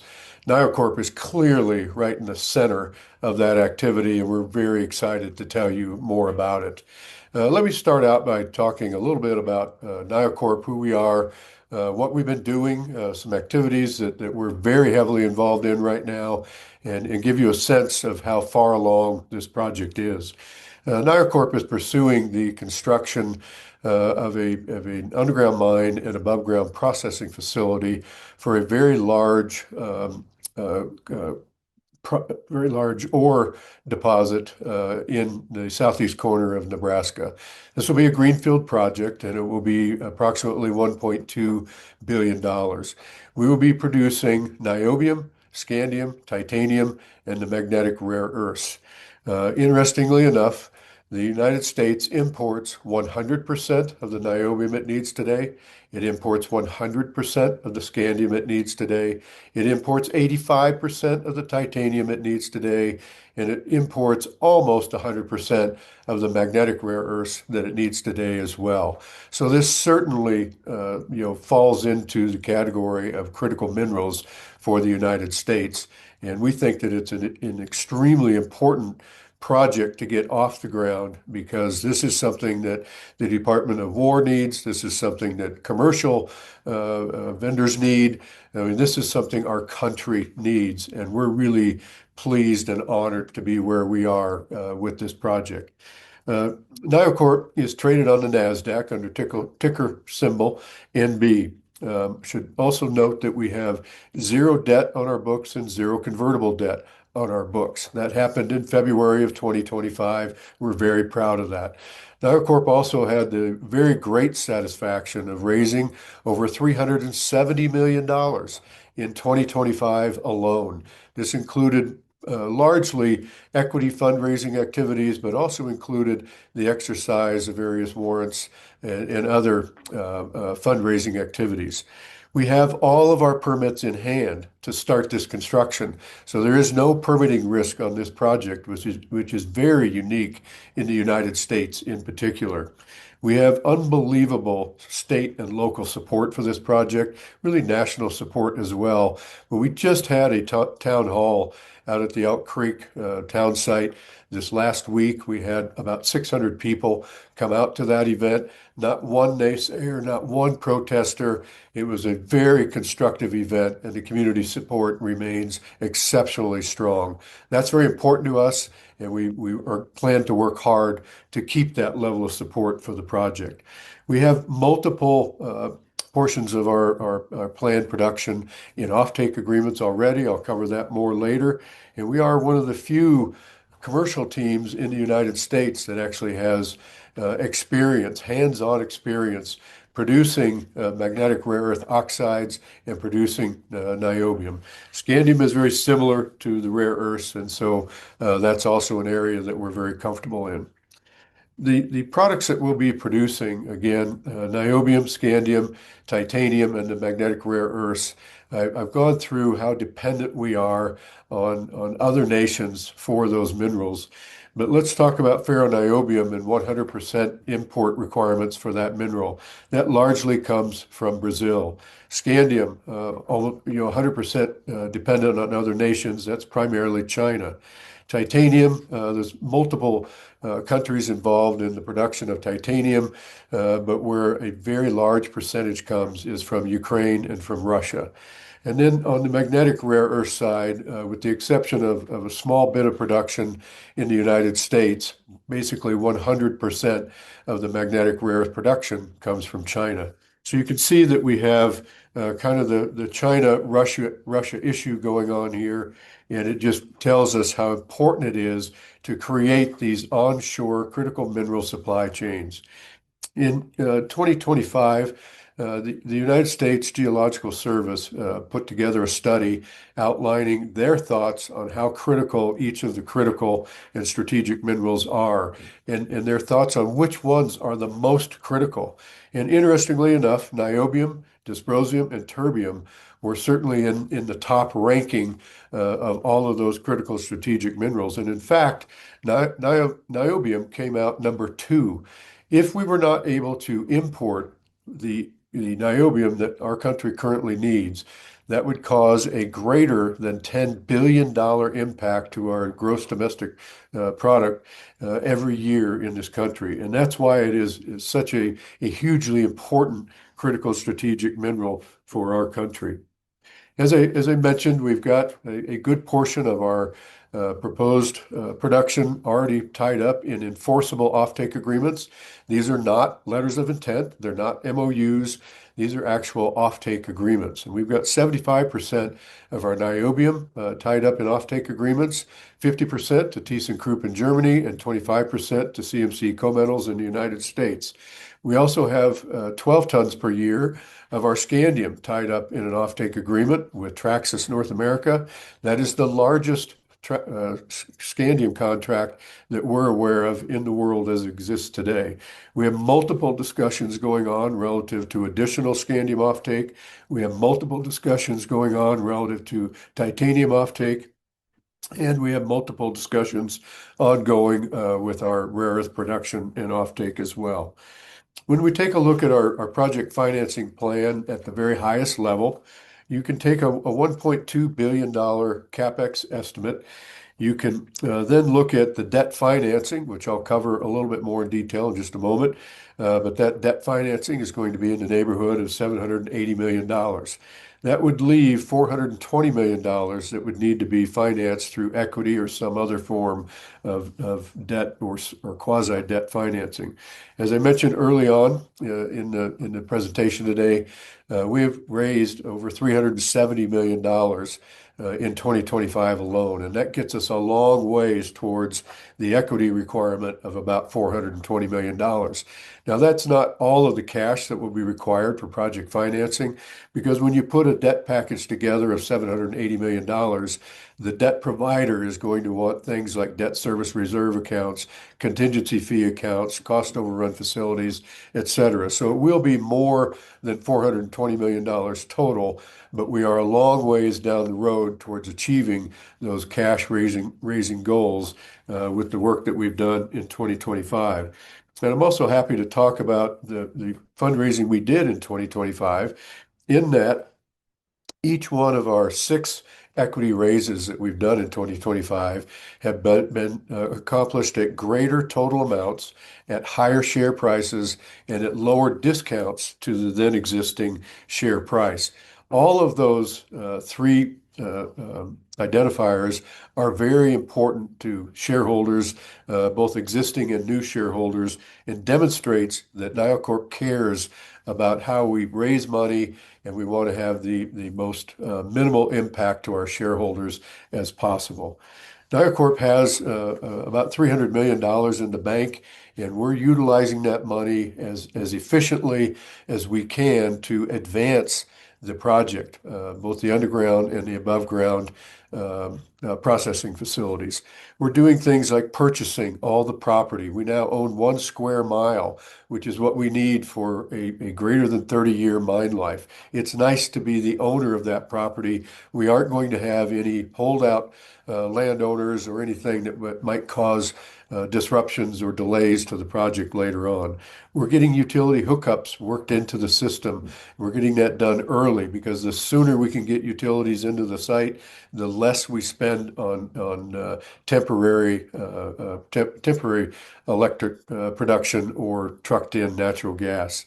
We've done some additional drilling. We're doing some additional geotechnical field work, and we are increasing the size of our owners team.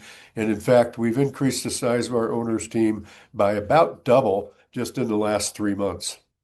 As part of our efforts in 2025, we were very, very fortunate and honored to receive a $10 million grant from the Pentagon. That work had 4 basic components to it, or that grant had 4 basic components to it. One was that the Pentagon was paying for us to do that reserve uplift for our mineral reserves. So they paid for that drilling. They've also paid and are paying for the additional engineering that's being done to take our new process flow diagram and raise it up to feasibility study level engineering. The other 2 items associated with this Pentagon grant are that the Pentagon is very, very interested in scandium right now. And they would have asked us to take a look at, are there ways to make scandium metal in the country, in the United States, where we have 0 metal production or scandium metal production today. They've also asked us to work with Lockheed Martin, and we publicly announced this. We've created a partnership with Lockheed Martin on some new technologies for the advanced fighter jets We'll be going from a Gen 5 technology to a Gen 6 technology. This is very exciting, and as part of this overall scandium effort, we are now, and we publicly announced last week, the acquisition of the technology and the assets associated with a company that can make scandium aluminum master alloy.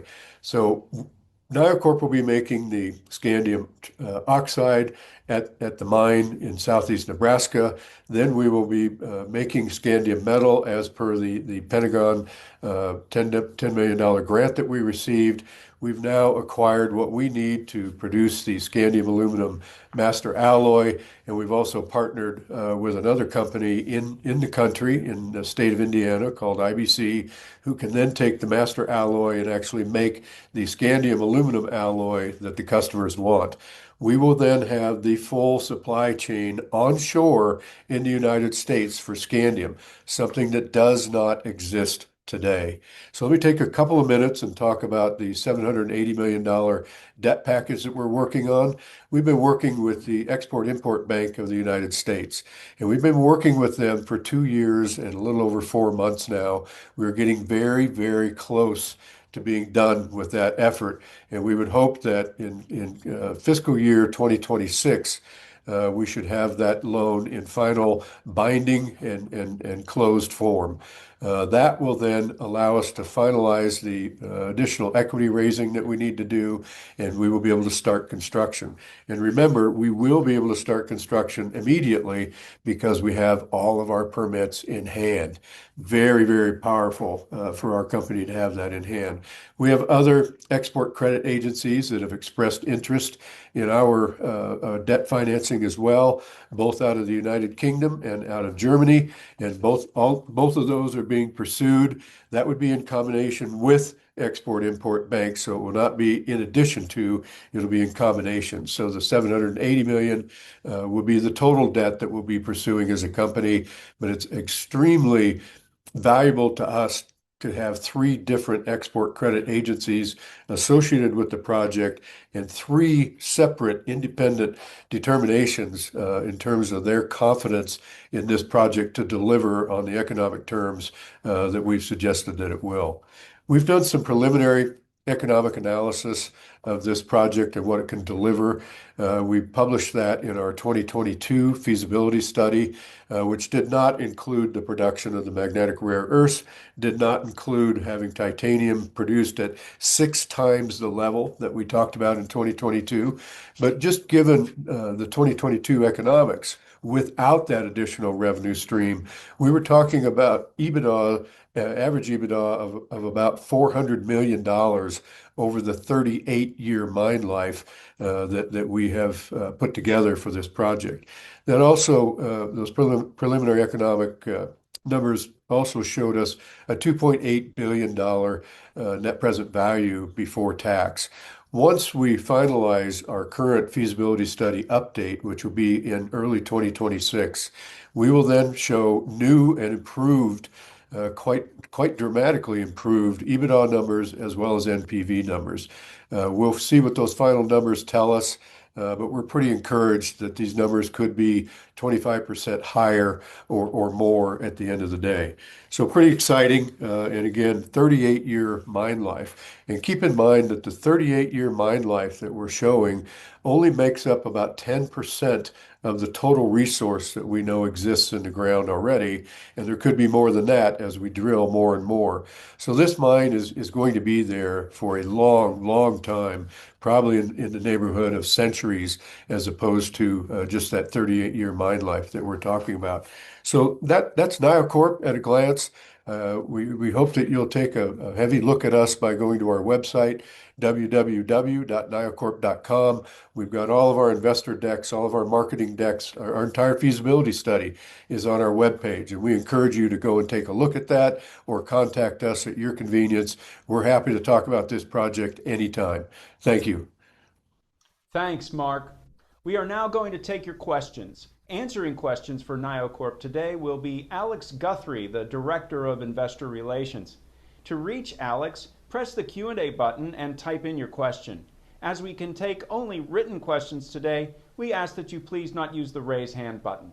We have been getting questions here. First one, NioCorp has made progress on funding and de-risking Elk Creek this year. How should investors think about the remaining steps to secure full project financing and the key milestones on the path to a formal construction decision? It's a great question, and I just really wanted to re-emphasize the success that NioCorp has had in 2025 to date. Now we've brought in through the door, over $370 million in 2025, which is a significant portion of capital that's really, bridging us on the de-risking path of this project. As Mark stated, it's a $1.2 billion capex project. We're separating the sort of financing of this project into two portions, equity and debt, working with the Export-Import Bank of the United States.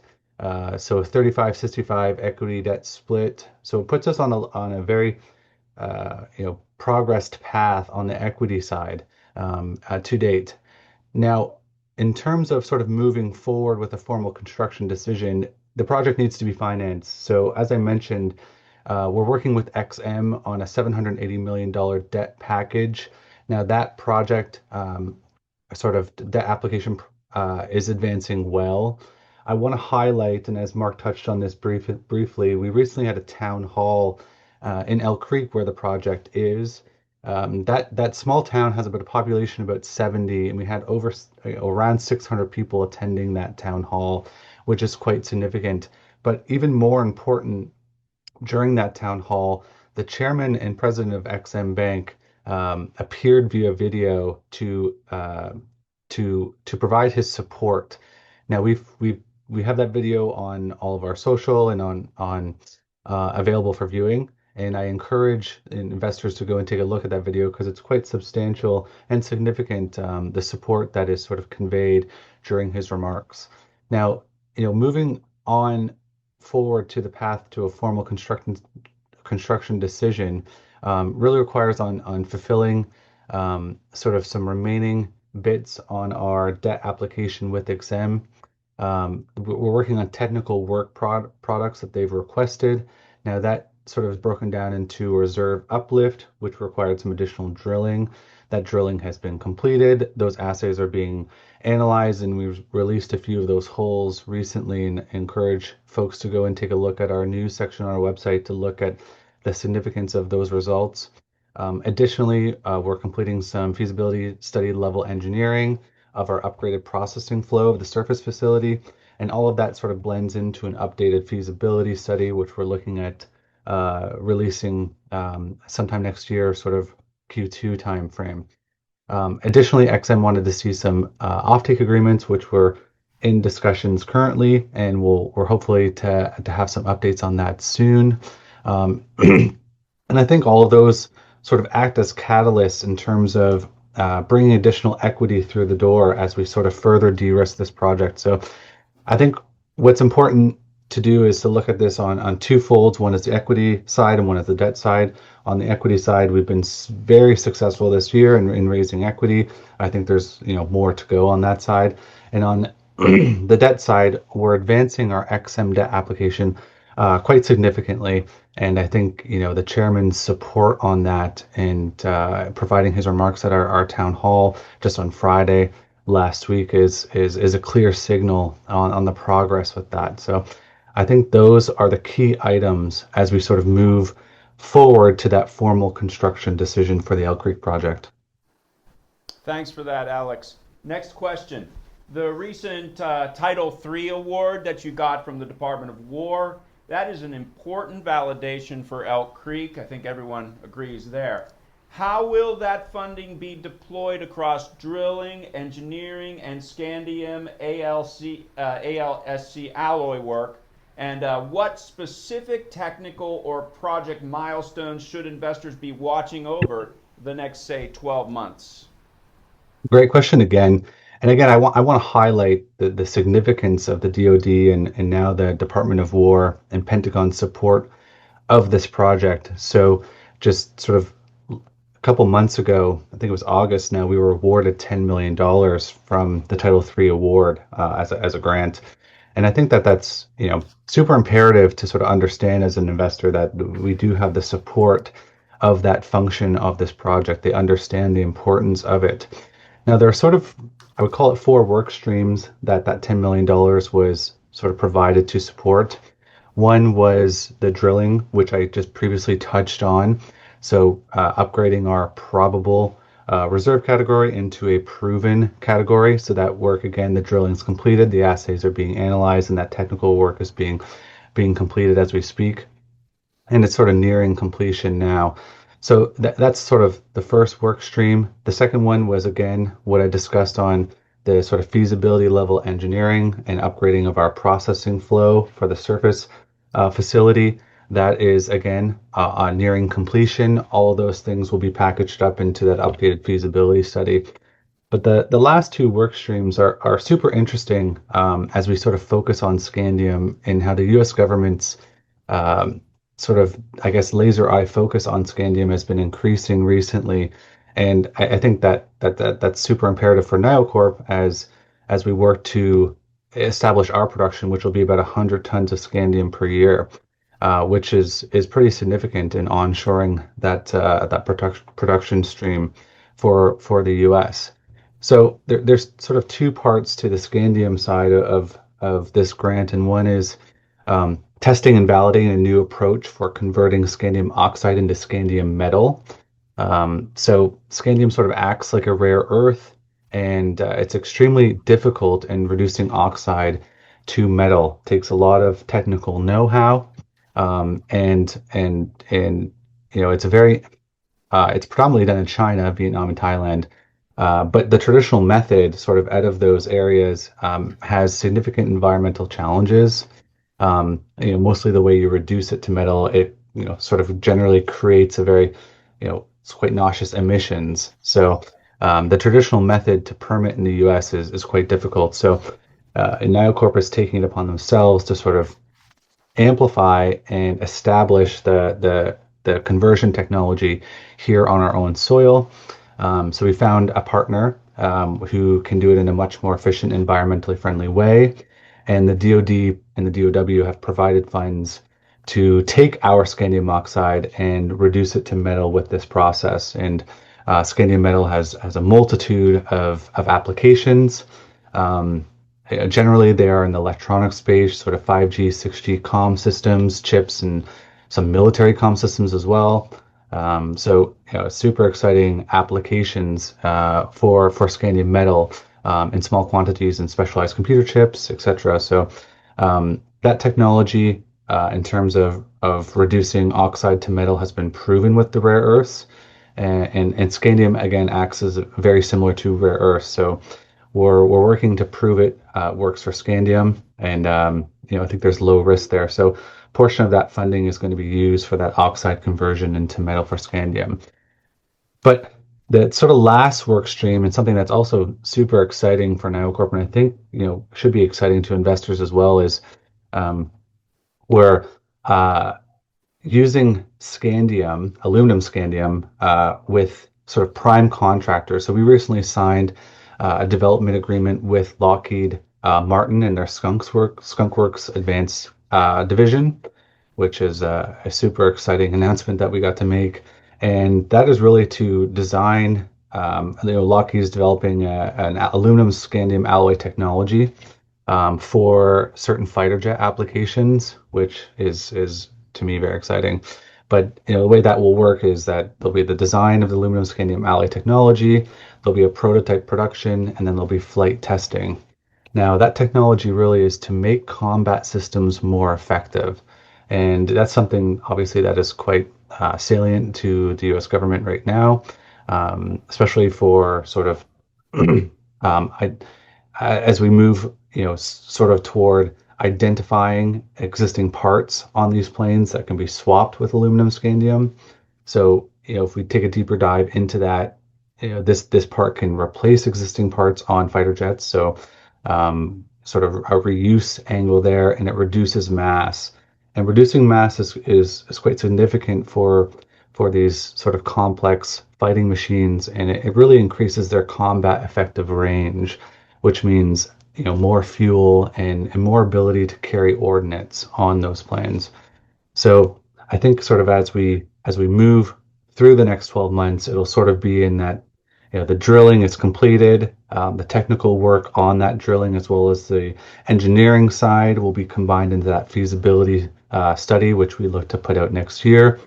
And then on the scandium side, there'll be sort of two work streams there, one with Lockheed as they design the alloy technology, they prototype the production, and we do flight testing. So we'll be looking for sort of announcements on that.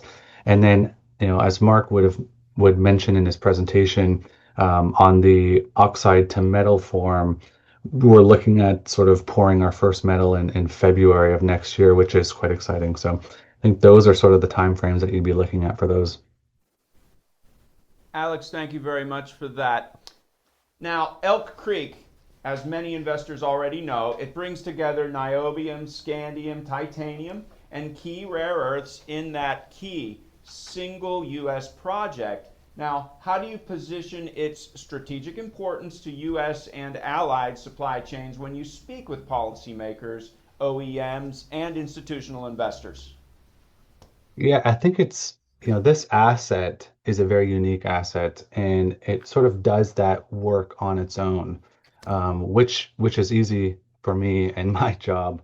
This is a polymetallic project, meaning, there are multiple minerals that are going to come out of this project, which is exciting for us. But what's more important is the strategic importance of these particular minerals that we will be producing out of Elk Creek.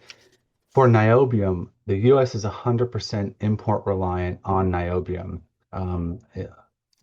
It comes mostly from Brazil, and this is the only niobium project on U.S. soil. So 100% import reliant on niobium. We are 100% import reliant on scandium. 100 all of the imports from for scandium come out of China, which is makes us sort of supply chain makes our supply chain sort of weak at that stage. And then titanium, we're about 85% import reliant on scandium. And then rare earths, again, been a hot topic recently. So we're about 85% import reliant on rare earths. But when you think of the heavy magnetic rare earths, we're 100% import reliant on those, which is quite significant. And these are absolutely critical and have virtually no substitutes in military applications.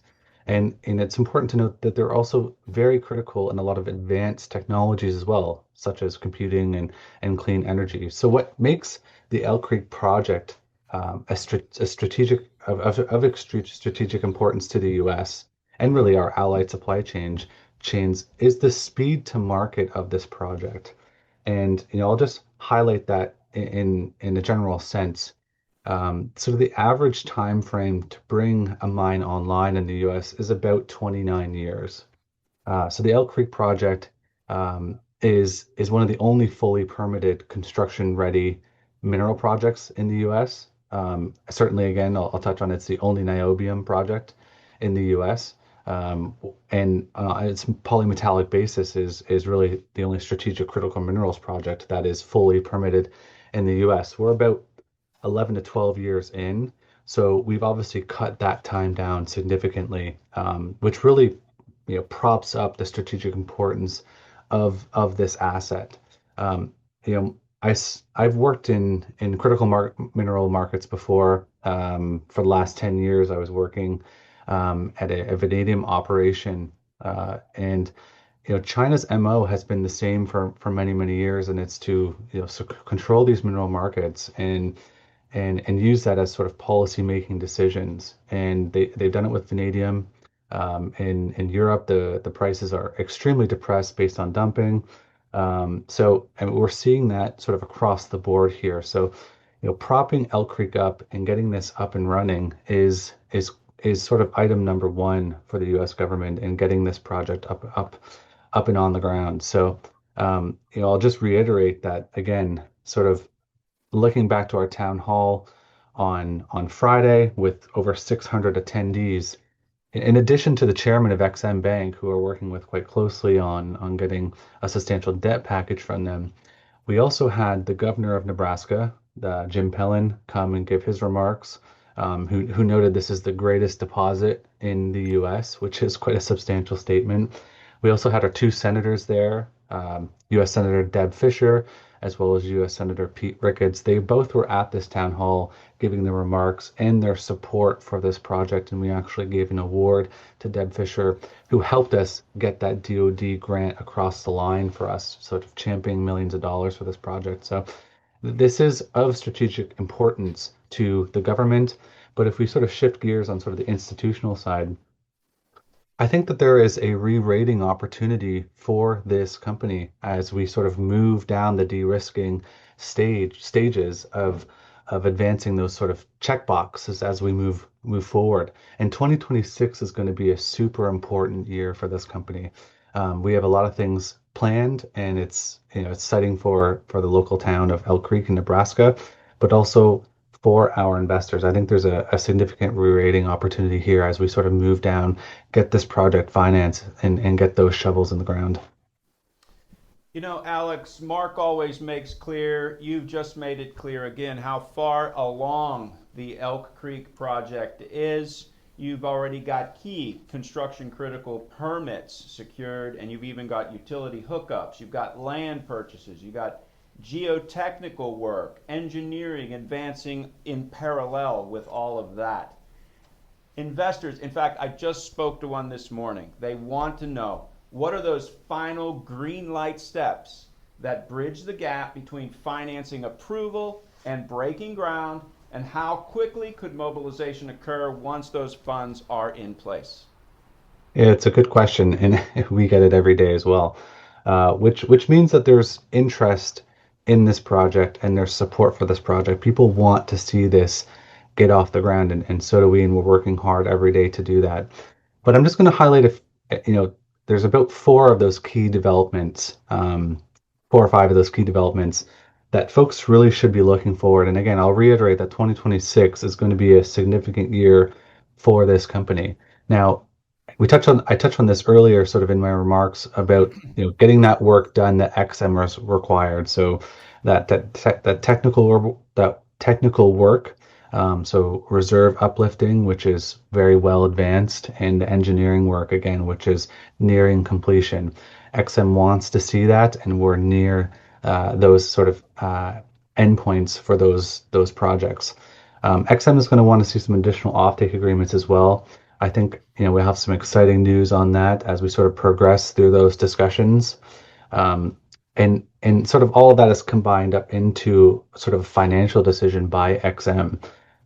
Going to reiterate it again. I encourage folks to go watch that video that the chairman has provided for us in that recent town hall. It is quite significant, and we're really appreciative of that. So I think that just shows a clear signal of their intentness for this project. So that's on the debt side, and then on the equity side, we have a little bit to go there. There's momentum here with 2025. I think that's going to continue in 2026. This project is super compelling from an economics standpoint, but also from a U.S. critical minerals standpoint, and sort of onshoring and reshoring supply chains. So that momentum is going to continue to 2026, and I think that will just give us some tailwinds as we go and sort of complete the remaining equity raise requirements for the financing of this project. We're also, we have some additional efforts to continue building out that complete scandium supply chain.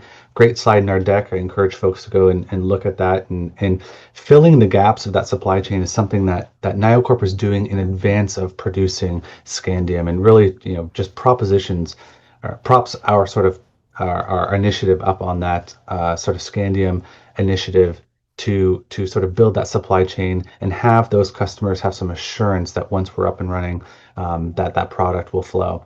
And again, the feasibility study, which we look to put out sort of Q2 of next year, which will have some additional economic information in it, and as well incorporate those rare earths into that feasibility study.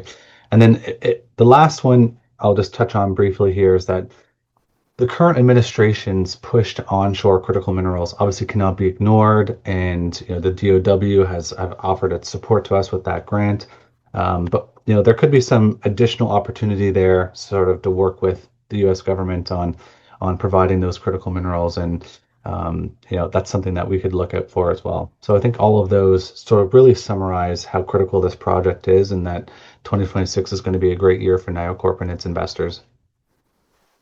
Alex, thank you so much for filling in so capably for us and Mark when we lost him. And thank you, ladies and gentlemen, for your patience there. I think we still managed to give you a lot of information about NioCorp.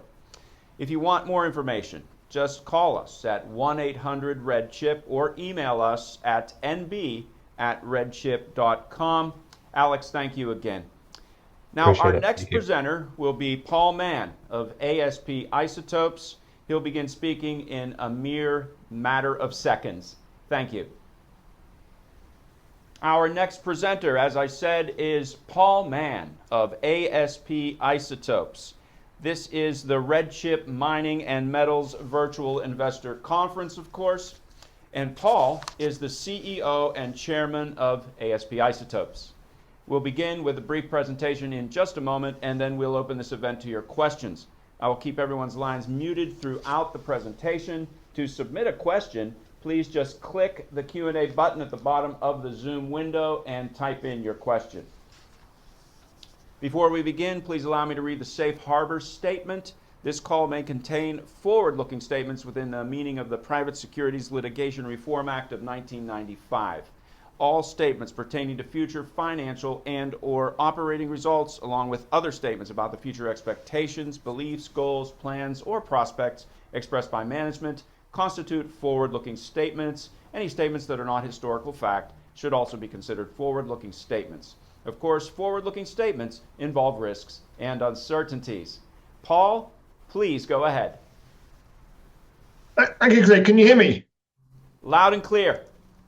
Perfect. You can see the slides. Yes, yes. If you could put the slides on, full presentation mode, perhaps.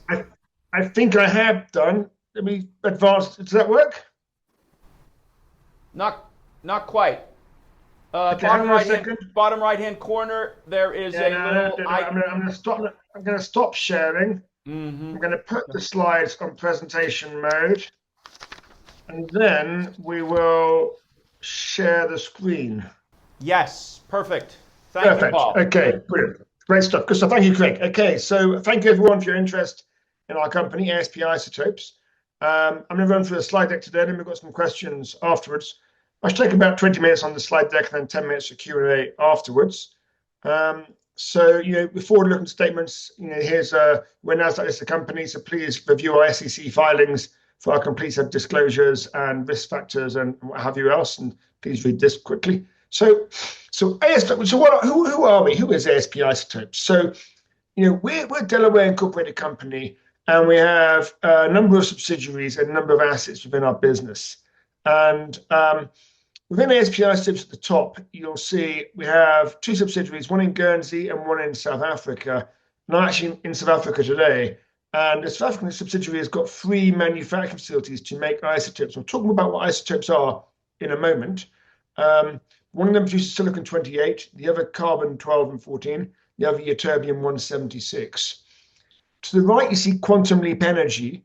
And quantum leap energy is focused on the nuclear fuels of the future, specifically high assay low-enriched uranium, lithium-6 and lithium-7. And these are going to be needed to power the world as we need more energy. We move to a more energy-intensive environment, the clean green energy. And Quantum Leap's actually signed its contract with TerraPower to supply TerraPower, that's Bill Gates' company, for about $3.5 billion of HALEU over the next sort of several years. And our plan is to spin off Quantum Leap as a separate company in the next sort of few months or so. And then PET Labs to the left focuses on producing radioisotopes, which are required for nuclear medicine and other other kind of things like that. And so you see our 3 industries are medical, semiconductors, and nuclear energy. There are 3 main industries. We're excited to be involved in all of them. I'll explain more about these industries as we go through the next sort of few minutes. What We're also in the process of acquiring Renergen. So Renergen is a South African natural gas and helium producer. And we think this is a huge operational synergies and customer overlap between the two businesses. So I think we've got a very good track record of acquiring distressed assets in Africa, creating substantial amounts of shareholder value. Good track record of exceptional project management, getting plants built on time, deep understanding of global supply chains. We've got a very strong balance sheet as well. Renergen has a very unique asset, helium, and helium and isotopes are both considered critical materials to the United States. And so there's a lot of interest in the government on what we're doing here in Africa. And these isotopes and helium will be required for next generation semiconductors, next generation stealth coatings for planes, things like that. So there's a lot of interest in what we're doing. And Renergen's also got a huge loan from the US government, $530 million committed or drawn over the next several years. And also probably some of the cheapest energy on planet Earth at 35 cents per MCF in terms of natural gas. So we can use that to really generate a lot of return for shareholders. This just kind of highlights the proposed transaction, and we're looking forward to consummating this transaction in the next sort of several weeks. And what we have said to investors is that we expect to generate EBITDA of over $300 million by 2030 post a QLE spin. And that kind of shows you the earnings power of these two businesses combined together. Here's some of our milestones. We've achieved most of those this year. So what is an isotope? So when you think about hydrogen, carbon, and oxygen, they're different elements. One's a solid, two are gases, very easy to separate. Chemically, they're different. You can use chemical process to separate them. It's very, very easy to kind of separate different elements by chemical processes and physical separation processes and temperature processes. Isotopes are the same element, have different numbers of neutrons inside the nucleus. And that means they have different physical properties. And they're very challenging to separate using chemical methods, but can be separated using some methods we've invented. And why are isotopes important? Well, let's take silicon, for example. Silicon, sand on a beach, you can dig it out of the ground, very, very cheap. Silicon goes into most semiconductors, one of the most prominently used materials in a semiconductor. And silicon has three isotopes, number 28, number 29, and number 30. And number 29 isotope does not conduct electricity very well. So if we can remove that 29 isotope, have pure silicon 28, suddenly the conductivity of the semiconductor and the thermal conductivity increases thousands of fold. And so for next generation semiconductors, and for semiconductors that use less energy in terms of heating and cooling, silicon 28 is of great interest, basically. When you think about the pricing of these materials, a bag of sand is probably $1 a kilo. A kilo of silicon 28, more like sort of $500,000 a kilo. So it's a huge difference in price. And what we do is we take these basic elements, convert them to isotopes, and generate a return for our shareholders doing that. This is why the supply chain has been so challenged. 85% of stable isotopes are controlled by Russia. Every government in the world pretty much views isotopes as a critical material. And so there's a lot of interest from various governments right now as to what we're doing and whether we can move forwards and start supplying these companies with materials in the future. We have two technologies to enrich isotopes, the ASP process and the quantum enrichment process.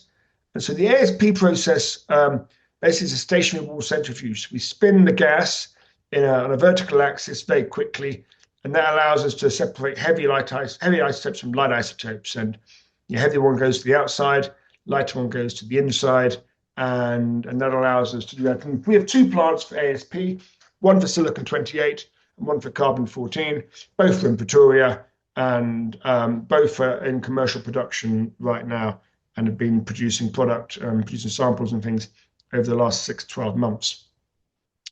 Quantum enrichment is a laser-based approach, so this is good for anything that doesn't turn into a gas. So take ytterbium, for example, which is an element required for next-generation nuclear medicine. There is no gaseous form of ytterbium. So we take ytterbium as a metal, we vaporize it, we pass it through a very special selected laser beam that our scientists have worked out will work for ytterbium. And then we can selectively strip out a particular isotope, specifically here ytterbium-176, which is is great for cancer patients, prostate cancer. Here's a picture of our carbon plant, our carbon-12, carbon-14 plant, and that's in commercial production right now. It's been producing carbon-12 all year, and it will start producing carbon-14 in January, February of next year. And that's it's a much higher value selling product and has needs in nuclear medicine. So to summarize, our technology is cost effective. The cost of us building a plant is de minimis versus the cost of a centrifuge. It's modular, it's scalable, so we can build the plant and add to it as market demand grows. And it's very environmentally friendly. We have no nasty radioactive waste, that kind of stuff. It's a pretty clean process, and so it's a fairly, from terms of a licensing standpoint, they're easier to license than many other kind of dirty chemical plants. So let's talk about the three end markets for isotopes and the end markets that we operate in. So nuclear medicine is the first one, and this is a market growing at double digits over the next probably 10 to 20 years. Huge shortages of medical isotopes in most countries around the world. Many of the new cancer drugs will need medical isotopes, stable isotopes to make them, and there isn't really a supply of them in the West outside of Russia. So we actually have a radio pharmacy, PET labs, and that's probably of less interest to the people on this call who are probably more into mining, metals, and industrials. But to treat a patient for cancer, you have to take a stable isotope and convert it to a radioisotope using a cyclotron or a linear accelerator or a nuclear reactor. You have to hit it with a proton, an electron, or a neutron. So, for example, we think we can take zinc-68 and convert it to gallium-68, and that's used to diagnose certain types of tumors. One can take ytterbium-176, convert it to lutetium-177, and that's used to treat cancer patients. And the unstable isotopes under PET labs have short half-life, maybe a few hours or a few days. You can't ship them very far. So ASPI isotopes can ship its isotopes all around the world, simple FedEx package, but PET labs can only ship its products, a few hours. There's hundreds of PET labs around the world, and our goal is to expand PET labs into those regions. And we'll be the only radiopharmacy back integrated into the stable isotope production. Ytterbium-176 is our first market. So this is used to make Novartis' drug Pluvicto, which is used to treat prostate cancer. Consensus forecasts have it at about $4 billion towards the end of the decade. And it's a very, very challenging supply chain. During the clinical trial, 5% of patients died because they couldn't make the drug. That's how hard the supply chain is. Nowadays, there's a huge wait for the drug in the United States, sometimes a couple of months. When a patient's only got 6-9 months to live, a couple of months is a real problem. We think the market size for ytterbium-176 may be as much as $100 million in years to come. And our first plant is up and running. It's been producing commercial samples and should really start throwing out big commercial quantities during 2026. That's the plan. Second market is zinc-68. We plan to build a zinc-68 plant in South Africa to make zinc-68, which is used to make gallium-68, and that's used to diagnose a lot of the cancers that are treated with lutetium-177. Demand is likely to grow 15 times over the next several years, and it's difficult to see where that demand comes from other than zinc-68. And so we're one of the few producers of zinc-68 in the kind of type you need to make these drugs. I'll race through this slide. Molybdenum-100 is probably our largest potential opportunity. This is more of a slow burn market. We think we can make the workhorse of nuclear medicine, technetium-99, much cheaper, much quicker than most other people can. And we plan to start selling molybdenum-100 as soon as the market's ready to accept it. Another picture of our carbon-14 plant. So we've signed the take-or-pay agreement for carbon-14, which is used to tracer to make new drugs, new agrochemicals, and Yeah, our take-or-pay contract is for $2.5 million a year minimum. Maybe it's near 5. I think the market size is about 10. We'll see how much we actually generate from this, but at least minimum is 2.5. And that we had an 18-month delay waiting for our feedstock for this plant from the customers, a tolling agreement. That feedstock should arrive now in January. That should allow us to start generating revenues from this plant in kind of like the April, May, June kind of timeframe to Q2 next year. This just summarizes our timelines and what have you in pipeline for medical isotopes. So semiconductors is actually one of the industries I'm most excited about. And so, as I mentioned earlier, if you can enrich silicon-28 from 92.2% to 99.995%, you enable things like quantum computing, faster, cooler chips for artificial intelligence, that kind of stuff. It's potentially a real game changer in new semiconductors. We've signed 3 contracts for semiconductors, all with US companies or agencies, and we expect to start supplying silicon-28 during the first half of next year, the first quarter next year. And there's a lot of interest in silicon-28 and its ability to make faster semiconductors, better solar panels, and enable quantum computing. This gives you other isotopes that are required in semiconductors. So germane 70, we have an order for germane 70 as well. We'll supply that during the first half next year from the same plant. And then we're in the process of building and procuring components to build a barium-137 and helium-3 plant. And they're essential for next generation semiconductors as well. South Africa uses a lot of energy. Energy costs are quite expensive, and we use a lot of energy in our plants. And so, one of our plans next year is to build some ASP plants in Iceland, where energy costs are extremely cheap. We've almost got all the permits we need to build those plants now, and I think we'll probably start building those next year. We've been kind of slow walking this project because we've had other projects to work on. They've got better return on capital. We'll start this plant probably next year. So nuclear energy is a focus for many people right now. It's a hot topic both in Washington and in the investor community, and it can't be denied that the world has a problem ahead of it. The world needs to double the amount of energy, electricity, over the next 25 years or so, whilst trying to keep net zero targets. Now, that's not going to work, I'm afraid. It's not going to happen, but people will definitely need more energy. And during COP28, about 18 months ago, 24 countries agreed to triple the amount of nuclear energy by 2050. That's a huge amount to increase. This is an industry that's been flat basically for the last, call it, 15 years. And so we believe that the future of nuclear reactors is a small modular reactor, the SMR. There are a number of these in development. So a couple of these to the right, Terra Power, that's Bill Gates' company. X Energy, that's Cam Garfasian's company. Rolls-Royce, the one missing here is Oklo, that's Sam Altman's company. And the problem with large nuclear reactors is that you have to build a massive reactor in the middle of nowhere and try and get that energy to a population of people. The transmission grid required to do that is immense, costs a fortune, takes years to build. The reactor typically estimates say it's going to take 10 years and cost 10 billion. It ends up being 20 years and 20 billion. It's been a horrible industry for the last 20 years. A small modular reactor is basically production line manufacturing of nuclear energy. What made a car really cheap was the Ford Model T, production line economics. And so these are much smaller reactors.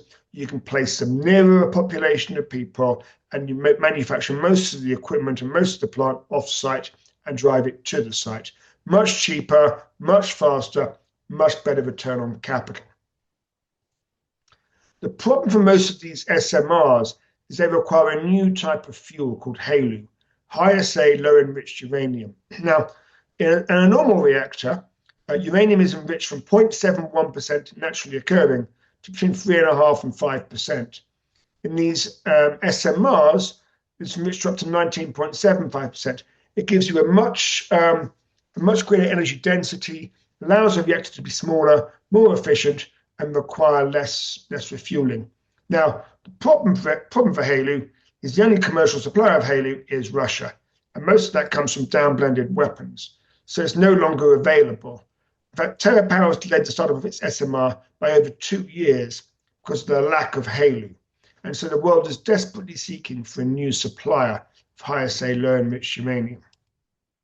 So we believe we can use quantum enrichment to enrich uranium. I think it's the best way of doing it. This chart here kind of shows the differences between different enrichment methods. And the selectivity chart, line number 4 is the one to look at. And you'll see for a centrifuge, it's about 1.15. This is like the efficiency of the process. For quantum leap energy or quantum enrichment, it's over 50. And we're seeing up to 678 with some of our plants. And so it's an incredible step change in the enrichment factor, enrichment capacity of a plant. It's quite scientific. This is why it kind of works. And there's some real-world experience of enriching elements. And so at the top here, you see lithium-6,7. The feedstock is at 7% lithium-6, 93% lithium-7. And after a single pass through the chamber, lithium-6 is over 90%, and lithium-7 is under 10%. The enrichment factor of 112 compared to 1.15 for centrifuge.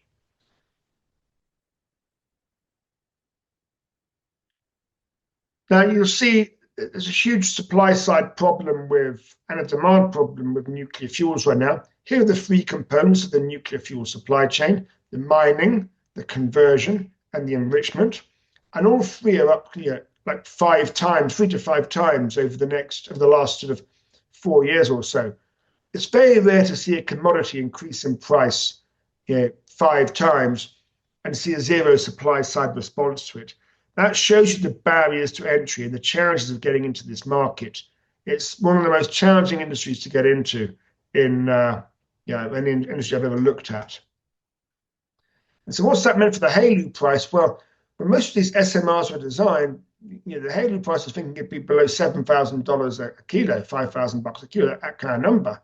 But now you're looking at over $20,000 a kilo. And you'll see, about a third of it is in the enrichment, a bit more actually, about a third in the ore and a bit less in the conversion. So, it's fairly heterogeneous between the 3. And, we believe that our technology is so powerful, we can take nuclear waste, depleted nuclear tails, and convert that straight into HALEU. And that'll do a number of things. First of all, to clean up an environmental problem, which is the nuclear waste. But secondly, it will allow us to really lower the price of nuclear fuels. And that will allow us to take nuclear fuels to many countries in the world that can't afford nuclear power today. So we're really excited about potentially doing that. And we're working hard to get these plants up and running in the next couple of years. So just to finally summarize, a couple of concluding slides before I hand over to Q&A. We have a proven proprietary technology. It's been developed over 20 years in Africa. We acquired all the technology out of bankruptcy or business rescue. Huge growing demand in medicine, semiconductors, and nuclear energy. Multiple secular and geopolitical tailwinds. As I say, we built 3 manufacturing plants in 4 years. We know how to get projects done in Africa. And I think, we're pretty confident we can build a lot more plants over the next several years as well. So, Craig, I'll stop there and take any questions. Absolutely, Paul. Thank you very much for that excellent presentation. If you have a question for Paul, click your text box there, or Q&A box, sorry, at the bottom of your Zoom window. Send in your question, or you can email us, of course, at aspi@redchip.com. We've got a lot of questions here for you, Paul, and we do only have about 6 minutes, so the shorter your answer, the better. First question. Okay, let's fire away. Yes. How are you feeling? Is the ailment behind you, or will you be taking another leave in 2026? Is there a succession plan, and who would take your place in case of a permanent departure? Yeah, so I had some pretty major surgery in September. I've kind of been disabled for the last couple of years for a left ankle that didn't work and was broken, and so we've managed to mend that ankle. I'm allowed to fly now. I'm back in South Africa today, and so I'm fired up to start working again in January. I never really took much time off. Maybe I only worked 12 hours a day rather than 15 to 18 hours a day while I was off. But I can't wait to get back. There hasn't been a succession plan, and I think the last 3 months the board now thought carefully about putting in place a succession plan to make sure, should anything ever happen in the future, there was a succession plan. But I don't intend to get sick again. I'm very active, very young, very fit. Can't wait to get back in the helm again. And so, yeah, really looking forward to next year. Paul, what isotopes, again, do you intend to enrich at that Icelandic plant? And when do you expect to be able to complete construction? And how much will construction cost? Yeah, so an isotope plant in Iceland will likely cost about $30 million per plant. And we expect to start building a plant next year. We're talking to customers right now for what they need in terms of their requirements for next year. And so we'll make an announcement as and when we start construction. Construction will take about 12 months. And the longest part of that is actually the procurement phase, particularly for compressors. And but yeah, we're looking forward to going to Iceland. Great reception from the Icelandic government. We're ready to go. And we just need to get a contract first from the customer, and then we start building. The HALEU plant in South Africa, this person wants to know, what is the status there? How far away are you from obtaining the permit to enrich HALEU from the South African government? And, of course, commencing construction on that plant? Yeah, I think we're pretty close now to getting the permit we need to start enriching uranium in South Africa. I think, we'll make an announcement as and when we have that permit and we're ready to go and we have our people feet on the ground actually enriching. We've had feet on the ground there for a while already. We actually built the first test bench. We're building the second test bench at the moment. So, I'm hoping it's sooner rather than later. Let's watch this space as soon as possible. But I feel we're pretty close now. There's some very good discussions with the government in the last couple of weeks. What kind of sales are you projecting for next year, and do you have enough cash to reach the goals that you're projecting for next year? So we haven't given guidance on revenue, so I won't give guidance on this call because it's not public information. But you can add up the contracts we've signed, the timing of those, and that should allow you to get to a revenue estimate. In terms of cash on balance sheet, we raised about $200 million in October, and we raised actually $100 million during Q3. So we've got a huge amount of cash on our balance sheet right now. So we're very happy with our cash position on our balance sheet. If you need cash, Paul, can debt be an option? What is the likelihood that you'd use debt over dilution? Yeah, I wouldn't. We haven't got a way of raising equity right now. We don't have an S3 or S1 file, so there is no possibility of diluting anyone right now. I would expect to start putting debt onto the balance sheet over the next couple of years or so. So absolutely. And as a company started up only 4 years ago, we weren't ready to take debt on. I think we are now, and so I think our next capital raises might likely look, be of the debt variety rather than an equity variety, is my guess. And Paul, if you can get this one done quickly, because we're running out of time, but it's very important. A lot of people are asking about the Renergen deal. What's the status? What's the timeline for closing the deal? Again, I think we're very close now. I think it's not far away. I can't give you any more details. Had some good discussions with the government recently, and some good signals and body language, and so I think there's overwhelming support for this deal to happen. It's just about the right people signing in the right box and the right piece of paper going from Department A to Department B. So I think we're almost there. Most government officials like to leave for holidays with an empty desk, and so fingers crossed, let's see, but I can't make any guarantees. Paul, thank you very much for that, and we will be seeing you later today for Skyline, so appreciate that. If you want to know more about ASP Isotopes, call us at 1-800-REDCHIP or email us at aspi@redchip.com. Thanks again, Paul. Thanks, Craig. Great to see you.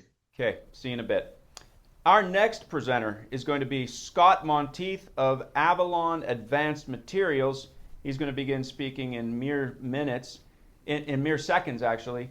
And in fact, we need to inform you that Avalon has been called away to a very important matter today. So they are very interested in participating. They did pre-record their segment. So we will play the pre-recorded segment for you here in just a few seconds. It was recorded, I think, 2 days ago, so it's very fresh, and it was done especially for this conference. So please stand by, and we will be hearing from Scott Monteith of Avalon. Thank you so much. Welcome to the presentation, and I'm here to talk about Avalon Advanced Materials. Next slide, please.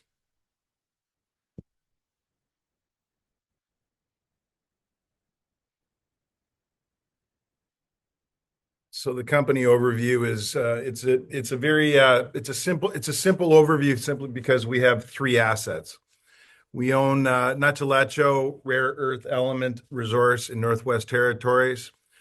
We own the future joint venture being named Lake Superior Lithium Inc. And we own a portion of Separation Rapids, which was our first joint venture of the three joint ventures we're planning on constructing. Next. Here's a map of Canada. You can see Nechalacho is in this particular part of the geography. We own Separation Rapids, which is right here, and we own Lake Superior Lithium Inc., which is right here. And here's a few other non-core assets. Recent milestones. In 2024, we put together an MOU with Qualcomm Technologies. We unveiled a third-party economic and labor study for Thunder Bay, for the Lake Superior Lithium Inc.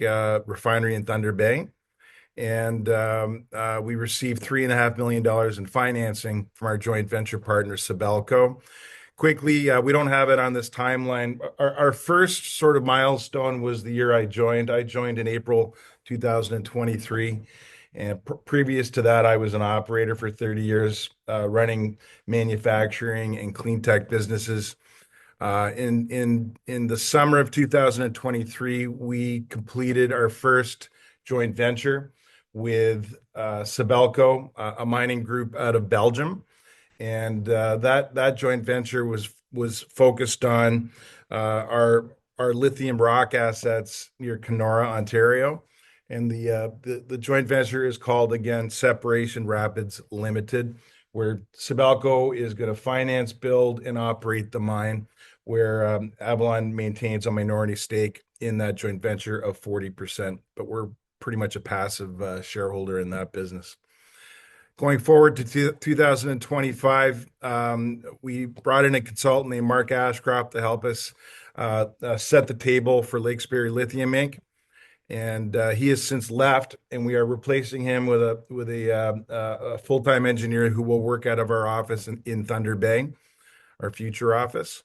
And we announced a 28% increase in the measured and indicated mineral resources at the SRL, Separation Rapids Limited project.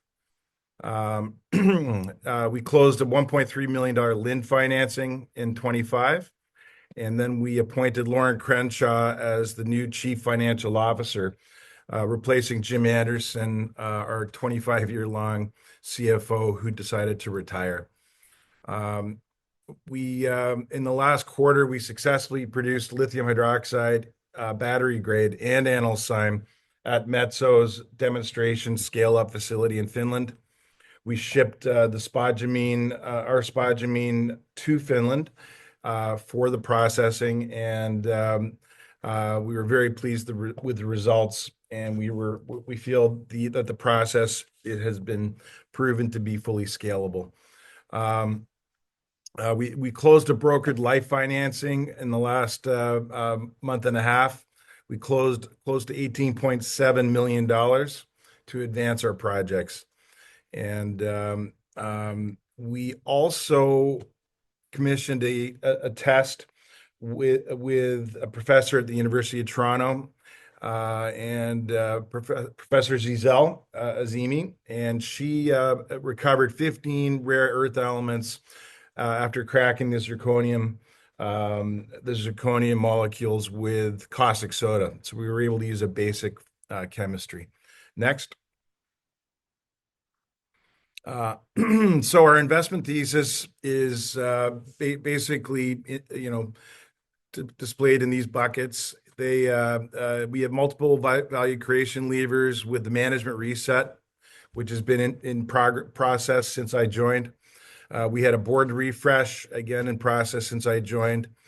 Strengthening capital structure, and I won't go through all the bullet points, but we've really set the table for to construct our joint ventures going forward and making the best out of our resources. Next, Lauren. Talked about the management reset, governance reset. We secured tactical funding. We're going after non-core asset sales to raise capital. We're looking to monetize the tin, cesium, and anorthosite assets. We are in the process of securing binding lithium hydroxide offtake agreements, as well as spodumene concentrate supply agreements. We're looking for much larger pools of strategic funding to make a reality of our plans. Next. It's a small management team, but it's a growing management team. The four core members of management are myself, Lauren Crenshaw, who is our new CFO, who has a diverse background on Wall Street, including being the CFO for 3 public companies, one being Avalon. And he came from Albemarle's global lithium business, where he was the CFO. So his management experience is extremely relevant. Andrew Ramcharan is our VP Corporate Development. He's been here for over a year. Andrew has a PhD in mining engineering, and he's had a lot of experience in mining finance on the debt and the M&A side. And Vienna Sihos is our newly appointed Director of Public Affairs and Government Relations. And Vienna brings in experience from the government treasury, as well as government relations and public affairs. Next, funding secured. The funding that we secured really catalyzed the next phase of our journey. We now have a chessboard, as I say, whereas before the financing, the chessboard was non-existent. Now we have pieces to move on the board, and we are going to advance our Nechalecho feasibility study, which was originally completed in 2011 at the cost of roughly $100 million, and we're going to advance that feasibility study. We're going to commence the feasibility study for Lake Superior Lithium Inc. With regards to the refinery that we're planning to construct in Thunder Bay. And again, we're going to be using the Metso process to do so. Go back for a second, Lauren. Strengthening the balance sheet was a nice benefit from the fundraise, and it's going to give us a nice platform to continue raising funds to achieve our strategy, and that'll help bolster our working capital. Next. So Nechalecho really it's the world's most significant rare earth element resource. Again, it's located in the Northwest Territories, close to Yellowknife. It's in a safe jurisdiction. It's the materials on site can be transported by rail and truck, and it's a very strategic location for the North American markets, which we like to call Fortress North America. Next. This is a quick snapshot of the elements that Avalon owns in its resources. This is an interesting slide because it shows the relevance of Avalon to the global rare earth market. You can see in 2011, Avalon peaked as far as market cap was concerned. It listed on the New York Stock Exchange in April 2011, and with the feasibility study that it had completed then, and with the plans to construct the mine, we saw that China crashed the rare earth market at that time, which really it prevented Avalon from constructing its mine into the Northwest Territories. Our market cap dropped, and we were delisted from New York and taken solely onto the Toronto Stock Exchange. Next. This is also a sort of the elements that we contain that are contained at our resource in the Northwest Territories. These elements have application in electric cars, wind turbines, smartphones, speakers, computer drives, and defense. Defense probably being the biggest. Next. The project overview for Lake Superior Lithium is it currently is a 100% wholly owned subsidiary, and we will be constructing a joint venture at this location with partners from automotive OEM, from big cement, government financing, and private equity from Wall Street and Bay Street. Actually, if you can go back to the last slide, Lauren. The timeline for Lake Superior Lithium, aka Leslie, we expect to have financing committed to in 2026, with construction planning to commence at the same time. Next. And you can see lithium demand it's a growth market. It's 10 to 15% annualized growth per year in North America, and we are very well situated in Thunder Bay to facilitate this demand. The first phase of construction from Lake Superior Lithium will produce 30,000 tons of lithium hydroxide per year and 70,000 tons of analyst. Because it's an alkaline process, we don't produce acidic tailings. The analyst is the byproduct, and analyst is basically clean sand. That's a commodity. It's a value-added commodity that can be blended into cement to produce green concrete. And green concrete is concrete with a lower carbon footprint, which is stronger and lighter than traditional concrete. Next. So with Leslie, from byproduct to breakthrough, the analyst is, again, it's a very interesting material that we're excited about, and it's also going to create a nice revenue stream to diversify that operation, which should be completed by 2029 based on our current plans. Next.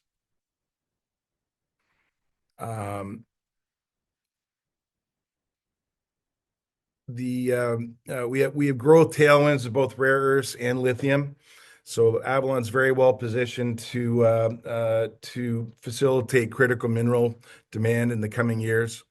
Again, the financing that we completed was transformational, and we're looking forward to really grow the value of our company. Next. That's the conclusion of the presentation. Thanks, Scott. We are now going to take your questions. Press the Q&A button and type in your question. As we can take only your written questions today, we ask that you please not use the raise hand button. We have several questions already for you, Scott. Avalon has transformed into a multi-asset critical minerals platform. How do you define the company's strategic identity today, and what long-term vision should investors focus on? Thank you for that question. Today, Avalon is in a transformational position from its older junior mining model to an operating joint venture model.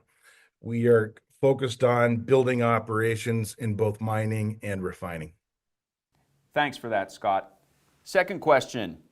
The Thunder Bay facility shows multi-billion-dollar economic potential, this person writes. What key milestones do you see between PEA and a final investment decision?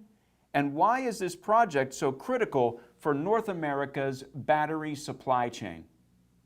The biggest milestone to start construction on the Lake Superior Lithium facility is to receive commitments from government financing sources. It's important that we receive those commitments because this process has never been constructed in Canada before.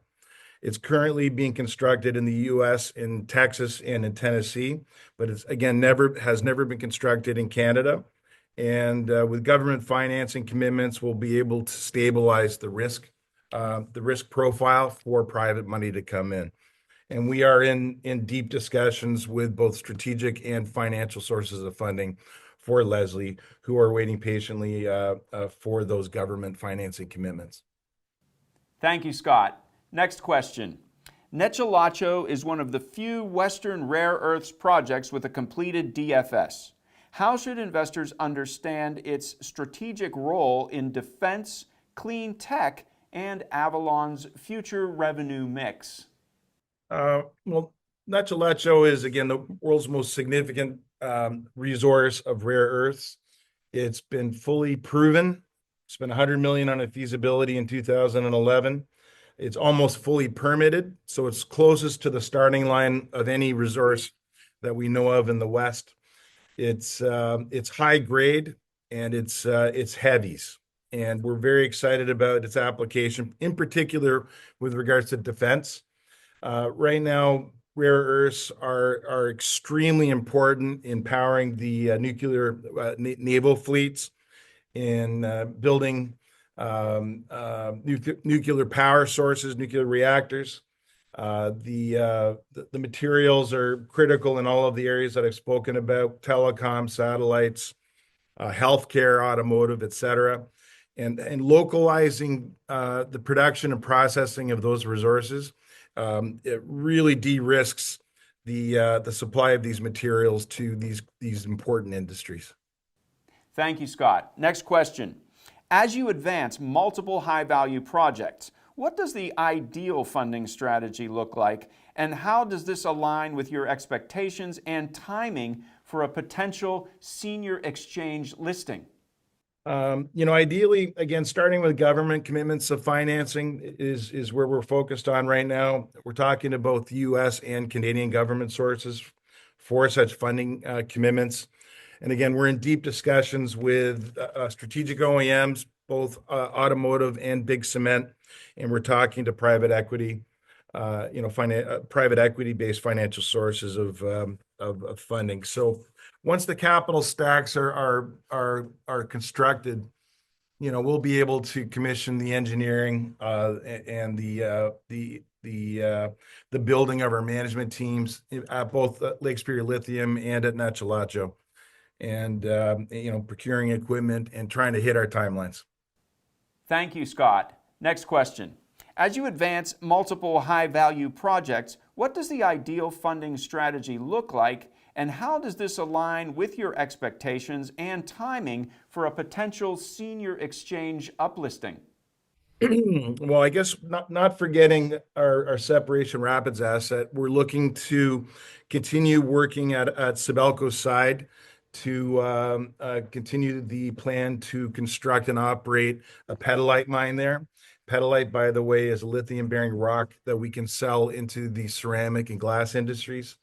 Secondly, we're looking to consolidate the financing for Leslie, for Lake Superior Lithium, in which case we can then push forward to constructing Metso's lithium hydroxide refinery, which, by the way, will allow us to turn Thunder Bay into the Houston of lithium hydroxide manufacturing for the North American markets and for the G7. So that's extremely important. It's a big focus of the company. And then lastly, again, securing the financing for Nechalacho will allow us to push forward into constructing a joint venture where we can construct a mine at the site, operate the mine at the site. We can build separation and refining capacity in Canada, and we can also leverage our good partners to the south in the USA to also coordinate the refining of these elements. Thank you, Scott. For more information on Avalon Advanced Materials, reach us at 1-800-RedChip or email us at avlnf at redchip.com.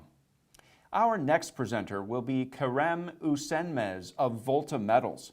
He'll begin speaking at the bottom of the hour. See you then. Welcome back to the RedChip Mining and Metals Virtual Conference.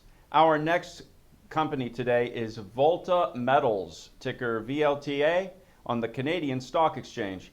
Presenting today will be Kerem Usenmez, the Director, President, and CEO of Volta Metals. We will begin with a brief presentation in a moment, and then we'll open the event to your questions. I will keep everyone's lines muted throughout this presentation. To submit a question, please click the Q&A button at the bottom of the Zoom window and type in your question. Before we begin, please allow me once again to read the Safe Harbor Statement. This segment may contain forward-looking statements within the meaning of the Private Securities Litigation Reform Act of 1995. All statements pertaining to future financial and/or operating results, along with other statements about the future expectations, beliefs, goals, plans, or prospects expressed by management constitute forward-looking statements. Any statements that are not historical fact should also be considered forward-looking statements. Of course, forward-looking statements involve risks and uncertainties. Kerem, please go ahead. Hi, thanks for having me. Volta Metals, this is a critical mineral, not only critical, but strategic mineral story from Ontario, Canada. It's a rare earth project that we have. It's somewhat advanced. We looked at all the rare earth projects. You know, there's rare earth projects and then there's rare earth projects. So there's 177 rare earth projects in North America. Obviously, how do you differentiate yourself? We looked at the stages and what kind of minerals they have. So 21 out of 177 of those projects have mineral resource, meaning defined tonnage and grade. Where do we sit? We sit almost in the middle, about 12 in grade and 13 in the tonnage. But the best part is the upside potential and the location. I'll tell you about that. So we just finished the drilling. These are some photos from that recently completed.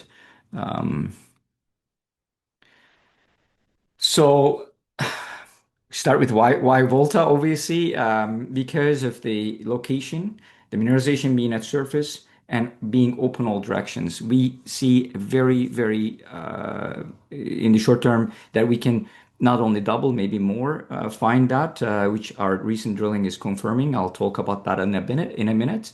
But the location is unmatched. No other project has this kind of infrastructure right on site. I'm talking about surface rights, the hydropower lines, so we don't have to bring any power. You can literally bicycle into the property because there's paved roads off the main Trans-Canada Highway, and it's in the best mining hub in North America, just outside of Sudbury, Ontario. For the ones are familiar with mining, you know there's mines and all kind of talents there.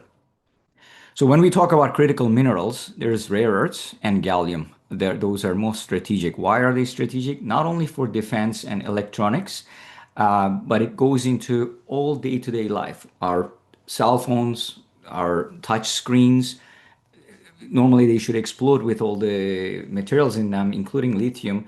Rare earths are making them safe and very efficient. And also gallium is now being replaced is replacing silicon mostly in the semiconductors, which we know how critical that is. But the processing, the final product is always coming from China. We're trying to separate ourselves, obviously, in North America. So, okay, we have it. It's proven. But what's the upside? The upside is two things. Obviously, we're highly undervalued because it's a news story. But because of the upside, it's only been drilled 200 meters from surface. The mineralization is on surface. We went ahead, but every borehole, so this was drilled in 2011. 2012, they got the resource. We're now updating it because no work was done since 2012 to today. What they did was they only drilled 200 meters, but every borehole hit mineralization and we're left in mineralization. So that tells you it is deeper and it's outside of it, there's more. That's what we did. We acquired this engine. We already drilled. We hit mineralization on every borehole. So we're updating the resource. We know it's going to be bigger. The reason is I'll show you in the next slides. But I'll talk about the project. Before that, just on a touch basis, what the rare earth metal elements are used. There's 17 in the periodic table. We have 15 out of 17 in our project. So very rich rare earth project. We talked about, robotics, AI, electric vehicles, all the electrification, in fact, wind and solar, cell phones, and obviously national security and defense, the premium magnets. So we have all these high value premium magnet rare earths in this project. That makes it special. There is also gallium. I don't want to go too much into it, but the numbers are incredible for rare earths, especially for the ones we have that are very, very highly valued. I'll talk about the project a little bit more. So the location I mentioned, it's just outside of Sudbury, Ontario. It's literally 3.5 hour drive from Toronto, Ontario, which it's super good. We don't need helicopters. It's very easy access. I go there for a day trip from Toronto. I lived in Toronto, and the photos on the right are from the site. You see the paved road and the hydropower dams. That's our claims, and there is 2 hydropower dams just outside of our project claim boundary. 2. It can't get any better than that. Literally, you can order pizza and eat while you're drilling, which is possible. So it's incredible, and there's massive support that we're just seeing from Ontario government as well as federal government in Canada. Even US government is supporting projects at this caliber. So it was drilled 200 meters. What we did was we drilled 465 meters because we planned for 350-meter maximum depth to drill, but we were still in mineralization. We kept going. We had to stop at 465 because we were running out of rods, and we left it in mineralization. That result came out. The entire borehole was mineralized. So on the left-hand side, you see the brown. That's the current resource. What they saw as an opportunity was at depth, but what we are seeing is that not only depth with this drilling, it's still going deeper, but also on the strike. So all areas are open. When we were going through the due diligence in April, May, before acquiring this in June, we realized that there is very thick high-grade gallium intercepts that was never modeled in the resource that was done in 2012. So with this new drilling, we're hoping to have the only gallium resource on top of a larger rare earth resource in Canada. So those results are still pending. We're waiting for assays so that those news are coming. I'll show you. And the other attractive part of this is almost all rare earth projects come with some level of radioactivity. Mostly it's uranium, but there's also thorium sometimes if it is, bastnasite. And so the ones you want are really not so much monzonite on this aspect. Why is radioactivity important? It complicates things for processing, but also permitting becomes more challenging or long time consuming. So ours don't have any uranium and very negligible levels of thorium, way lower than the threshold for permitting. So that makes it very clean for processing, but also permitting makes it very easy. So we got very excited about all these aspects, but the upside and the location is unmatched. So this shows the first 2 boreholes that we announced, got the assays, the others are coming. So on the far right, the blob that is red, that's the current resource. And the pink borehole that goes vertical, that's the new borehole that we drilled.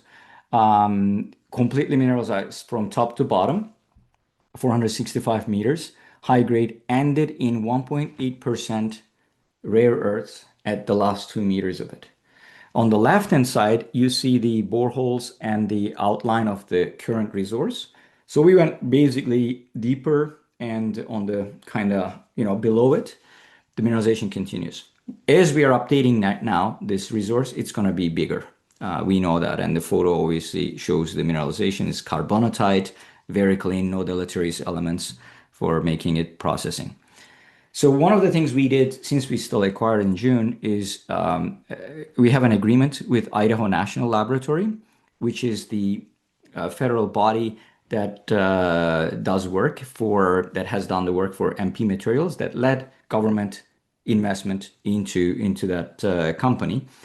They're under direct mandate to find more critical rare earth element projects as well as gallium.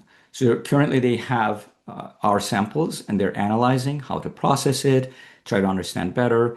That is a good collaboration that we have. No commitments from either side. They're doing it to understand, and then we'll see how it goes. But we're excited about that project, and it's a very good collaboration. It's all PhDs there that know what they're doing. Team obviously is very important when you're dealing with rare earths, especially. So I'm a geological engineer. I worked in Ontario, across Canada, globally, juniors, ran a drilling company. I sit on the board of the PDAC, so we have very good connections in the federal government. But I rely on the technical front, two experts that we have. One of them is Fred Brakes, worked for Ontario Geological Survey for 29 years. His role was to find Ontario's potential for rare earths and lithium. So he discovered two of the deposits in Ontario, and he knows obviously everywhere in Ontario, so he's crucial in this program. Alistair is a metallurgical processing expert for rare earths. That's all he did for over 30 years of his career, built in Asia, the first processing there, and he understands the metallurgy. He's very excited about that. We have Steve bringing a lot of capital market experience and very functional, very strong board. Mark built a producing company, one of the top 10 zinc producers with 4 producing zinc mines. That company started as a junior exploration company, went to almost $2 billion market cap. And Mike also built mines. Saga brings in First Nations aspects. She's a First Nation herself, and she's involved in the federal bodies and the major project coalition. So very strong, very involved, and highly valuable board. So for some investors, that's the most important slide after having an exciting project.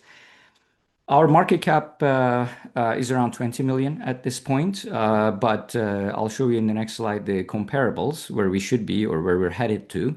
We only have 100 million shares outstanding, and management owns almost 30%. That is very important because when we started, we went public through an RTO, reverse takeover. The company we had was 25% and owner of the pro forma, and we had only less than 10% at the time. So that shows you that we increased our holdings since then, because we invested in every round of investment, private placements we had since the inception of the company, and nobody got cheap stocks or anything like that. So we believe in that. We keep investing, and more to come. It's always very difficult to compare, but especially with the rare earths, because every project is unique in many ways. But we wanted to check as close as it gets to the mineralization we have, the size we have, and so forth. So Defense Metal is probably our closest one in terms of geology, etc. They're in Canada as well. So they're around 80 to 100 million market cap at this point. Their grade is high, but the tonnage isn't at the too much bigger when you use a little bit lower cutoff. But obviously we have gallium and a lot of upside potential in that. So the others are also there, larger market caps. And I think because this is a new story and we're just scratching surface as we go, I think in the new year, there's a massive upside potential there. Like I mentioned, we are, around 12th out of 21 of the ones that have the resource with a massive upside potential. So that brings in, all the things I wanted to talk about, but I'm happy to answer any questions. I have some appendices, goes more into detail. So depending on the interest or the questions, I can go more into detail on any aspects. Kerem, thank you very much for your excellent presentation. Participants, you can use the Q&A button and type in your question. We want to hear what you think. We can only take your written questions today, however, so please don't use that raise hand button. Kerem, Volta is advancing the Springer rare earth and gallium deposit in Ontario as a potential Tier 1 asset. How should investors think about the scale and strategic importance of Springer within that broader North American rare earth landscape that you elucidated? Yeah, thank you. Because it's only been, drilled down to 200 meters. It's very, very early stages of this deposit. We know it's going to be bigger when we update the resource, which is scheduled currently around, Q1 of 2026, because of what we saw in the drilling, and still will have upside probably after that. We're thinking at least double this size in tonnage. Now, where would that put us to? I think, we have long ways to go, in my opinion, the market cap. It's a news story. We have lots to do, and a lot of exciting news coming up from, increasing the tonnage to metallurgical studies results that are coming up. So I think this can be developed into construction stage fairly quickly, given where it is and the mineralization being on surface and so forth. Kerem, you have highlighted gallium's role in high-performance semiconductors and AI-related applications. How do you see gallium demand evolving over the next decade, and what opportunity does that create for Volta as a potential domestic supplier? That's a great question. So gallium is just coming onto the market in a way that the demand is exploding. Last year, December, around this time, in fact, the first week of December, China restricted exports to US, and then they completely restricted any export of gallium in April, where, the world is like, oh my God, what are we going to do? The reason is it's a very small market. Okay, gallium is not massive. It's always being produced as a byproduct of zinc or aluminum smelting. Therefore, there's no standalone resource, except for Volta, hopefully coming up. But so we mentioned that it's being used in semiconductors. NVIDIA is using them. Actually, in fact, there's a US company called Navitas is producing those for them, gallium nitrate semiconductors, because of its extremely faster response rate, 10 to 20 times compared to silicon chips. Now, USGS data, 761,000 tons of gallium metal was produced in 2024. 2025 data is not available yet. They released that in April or May. So 761,000 tons of metal. So it's not massive, but 750,000 was produced in China. And now you can't get it out of China. The rest, 11,000, 10,000 was produced between three countries, Japan, Korea, and one of the European countries, Germany or Estonia. The rest is divided between, minuscule levels of, India, Canada, Turkey, and so forth, not even 1% each. So that's where it becomes extremely strategic and critical. It goes into magnets, it goes into everywhere. But now the semiconductors, as we know, AI is becoming more and more common. What is going to happen? The gallium, I think I have a gallium demand here. That's the projected numbers for gallium. But how do we get it? How do we get it? US has zero production. Canada has minor 0.02% or something like that through recycling. So having a resource, having gallium, if we can demonstrate that, that will be massive. Because as I said, the location where we are, this can get into production fairly quickly. Thanks, Kerem. Springer already has a historic mineral resource and some very high-grade rare earth and gallium intercepts. What are the key drilling and metallurgical milestones over the next 12 to 18 months that could help de-risk the project and refine the development path? Yes, absolutely. So we talked about the potential of, just only from 200 to at least doubling the tonnage from the current drilling that we just completed. That's one thing. But the intercepts that we had are very high grade total rare earths. Within total rare earths, obviously there's 15 we mentioned. Some of them are 30 cents a kilo. Some of them are almost 3,000. So which ones do you have? We are constantly analyzing every borehole we drill.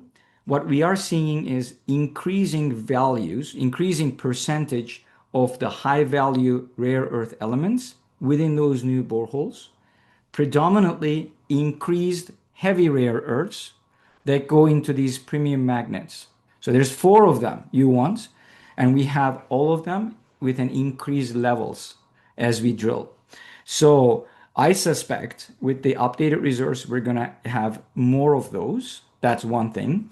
And if we can demonstrate the gallium, look at these are the drill results from 2011. Gallium oxide numbers are massive. So if we can also add this on, this is going to be add-on. Look, gallium is like we talked, it's small add-on. The value is in the rare earths, but if we can demonstrate a gallium resource, that will be massive. So in terms of catalysts, the drill results are still coming. So in the next little while, those are going to keep coming, plus the gallium at the end of January, say February. We are hoping we will have the updated resource and the metallurgical results. And we're looking at drilling even more because not all these boreholes were included in the resource because of the spacing and so forth. So we're going to go and drill, tighten those spacings and go outside more, deeper more to even increase further. So there's a lot of potential and a lot of good news throughout the new year that we anticipate with our efforts. Kerem, you mentioned Ontario various times in your presentation. It has announced significant funding and policy support for critical minerals processing. How is Volta positioning itself to take advantage of provincial and federal incentives as you think about downstream partnerships and processing options in Canada and the United States? Absolutely. Look, we're still at the early stages. We're still trying to understand how big this is going to get. But having said that, we're already started those conversations. US has been very aggressive, obviously. Not only US is like monitoring us through Idaho National Lab, we're seeing more and more interest from Ontario as well as federal government in Canada. Now, Ontario is probably the most aggressive province in Canada, I would say, arguably, because of their new initiatives. They're really clamping down the timeline of permitting. They just have a new initiative, one project, one stop type of thing office, which we support. The good thing is we have the surface rights. We don't need a lot of permits to get this to the advanced project level that it can get into production. But obviously we're talking to them, and there's some financial support as well that we're qualifying for. So a lot of exciting stuff coming up in Canada that we are very excited. I'm very happy to be in Ontario just because of those reasons. Now, beyond Springer, Kerem, Volta also controls the AKI Critical Elements project in the Seymour Falcon pegmatite field. How do you see the lithium and broader critical elements portfolio complementing the rare earth and gallium story for investors? Absolutely. We own 100% of this, again, road accessible, super good location near Thunder Bay. It's a discovery story. It's an earlier stage project, but initially we discovered a cluster of pegmatites, 6 of them in a small area. Since then, we acquired more, about 8 to 11 kilometers of that strike length, and there's a new discovery 8 kilometers west of that, which is next to Seymour deposit. So we're not only finding more lithium, we found high-grade tantalum, cesium, and again, wait for it, gallium in that project as well. But it's early stages, so we're focusing more of our efforts and budget advancing Springer because it's closer to production than Aki. But Aki is, of course, we own it 100%. Very exciting project. As lithium is, getting more critical, we'll do more work as we monitor the market there. Kerem, you mentioned the great infrastructure in Ontario earlier in your presentation. This person wants to know a little bit more about that. He says, your site benefits from that unusually strong infrastructure footprint, paved roads, power lines across the property, nearby hydroelectric stations, rail access only 8 kilometers away. How do you expect this infrastructure to translate into lower capex, faster development timelines, and reduced permitting risk relative to other rare earth projects? That's a good point. We are already seeing the reduced cost. Our exploration cost is one of the, if not the cheapest so far, because of the access, because of availability. There's so many drill rigs around. There's so many skilled work and laboratories, everything right within our reach. Now, on the capex side of things, we don't have to wait or spend money to build a road. We don't have to wait or spend money to bring power. The power lines on that right bottom photo, we're right there. We're just outside of that. That's where we're drilling. It cannot be any better. So timeline, permitting, and the cost will be, the lowest, I would imagine. Of course, because of, it's so close to Sudbury, so close to North Bay. All the infrastructure is there. We just need to do the proper work and define how big it is and get it into production. That's the rest is already there. Kerem, this participant was particularly impressed with your management. He wants to visit it again. That management team, those advisors, your board also. They include leaders with major discovery and development track records, as you explained, plus experience, of course, in rare earth processing, metallurgy, and, of course, even capital markets. How is this team composition shaping your approach to project sequencing, permitting strategy, and eventual engagement with downstream magnet, semiconductor, or defense sector partners? That's excellent. So Fred has been instrumental on getting this project and, of course, defining it. We're seeing potential. I sat down with him last week as well. Alistair is heavily involved in our processing capabilities and how to process it efficiently, cost effectively, and most environmental friendly, because he knows all of that do's and don'ts, obviously, around the world based on the chemistry and the geology we have. Steve brings in, obviously, a lot of capital markets experience and the connections that as we grow this company, super valuable. Mark built companies from exploration stage and projects into production. So he's seen the challenges, how to overcome them potentially, and where to go for what kind of problems you have or challenges. Saga, as I mentioned, is involved in all government and First Nations across the country, and IBAs to getting them into production, after production, how you deal with engagement and having people on board and work together.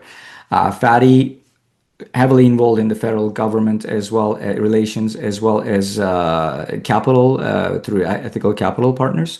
And Mike Hoffman, again, built mines, built companies. So he knows before you get to a challenging stage of taking an exploration project into production.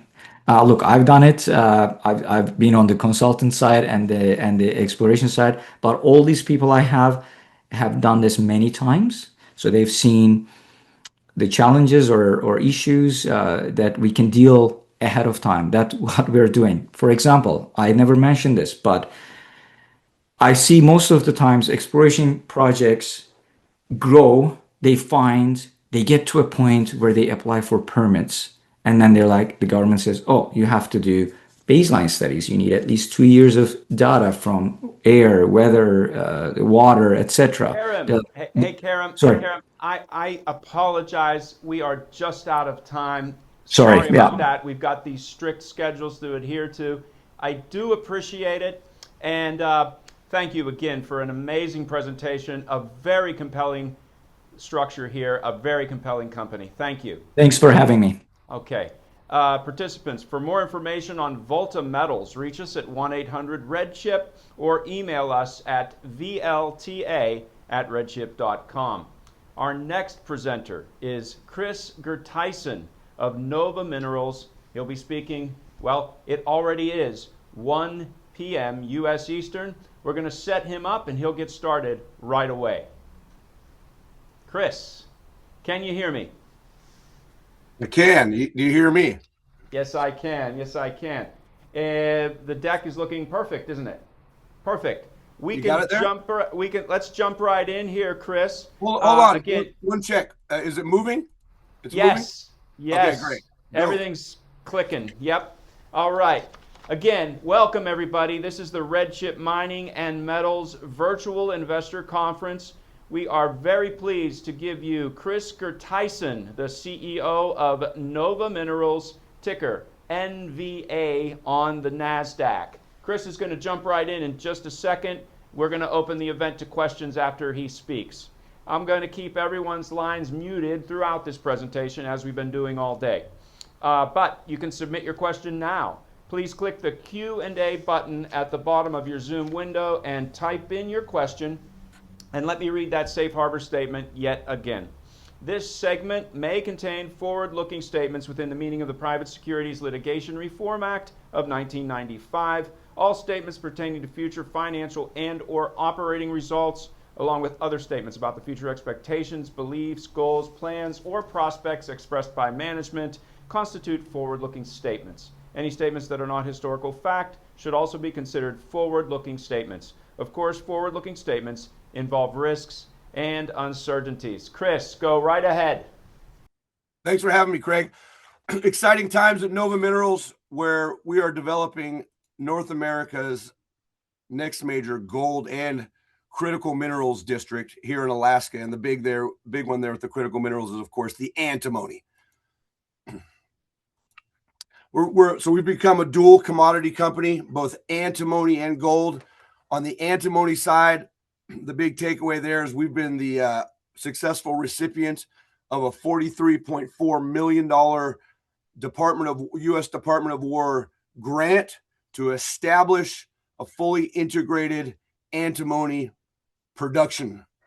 And that includes mining to refining. On the gold side, I mean, we're sitting on one of the world's largest undeveloped gold projects as well. So we really have the right commodities at the right time in the right location, being driven by a highly experienced team.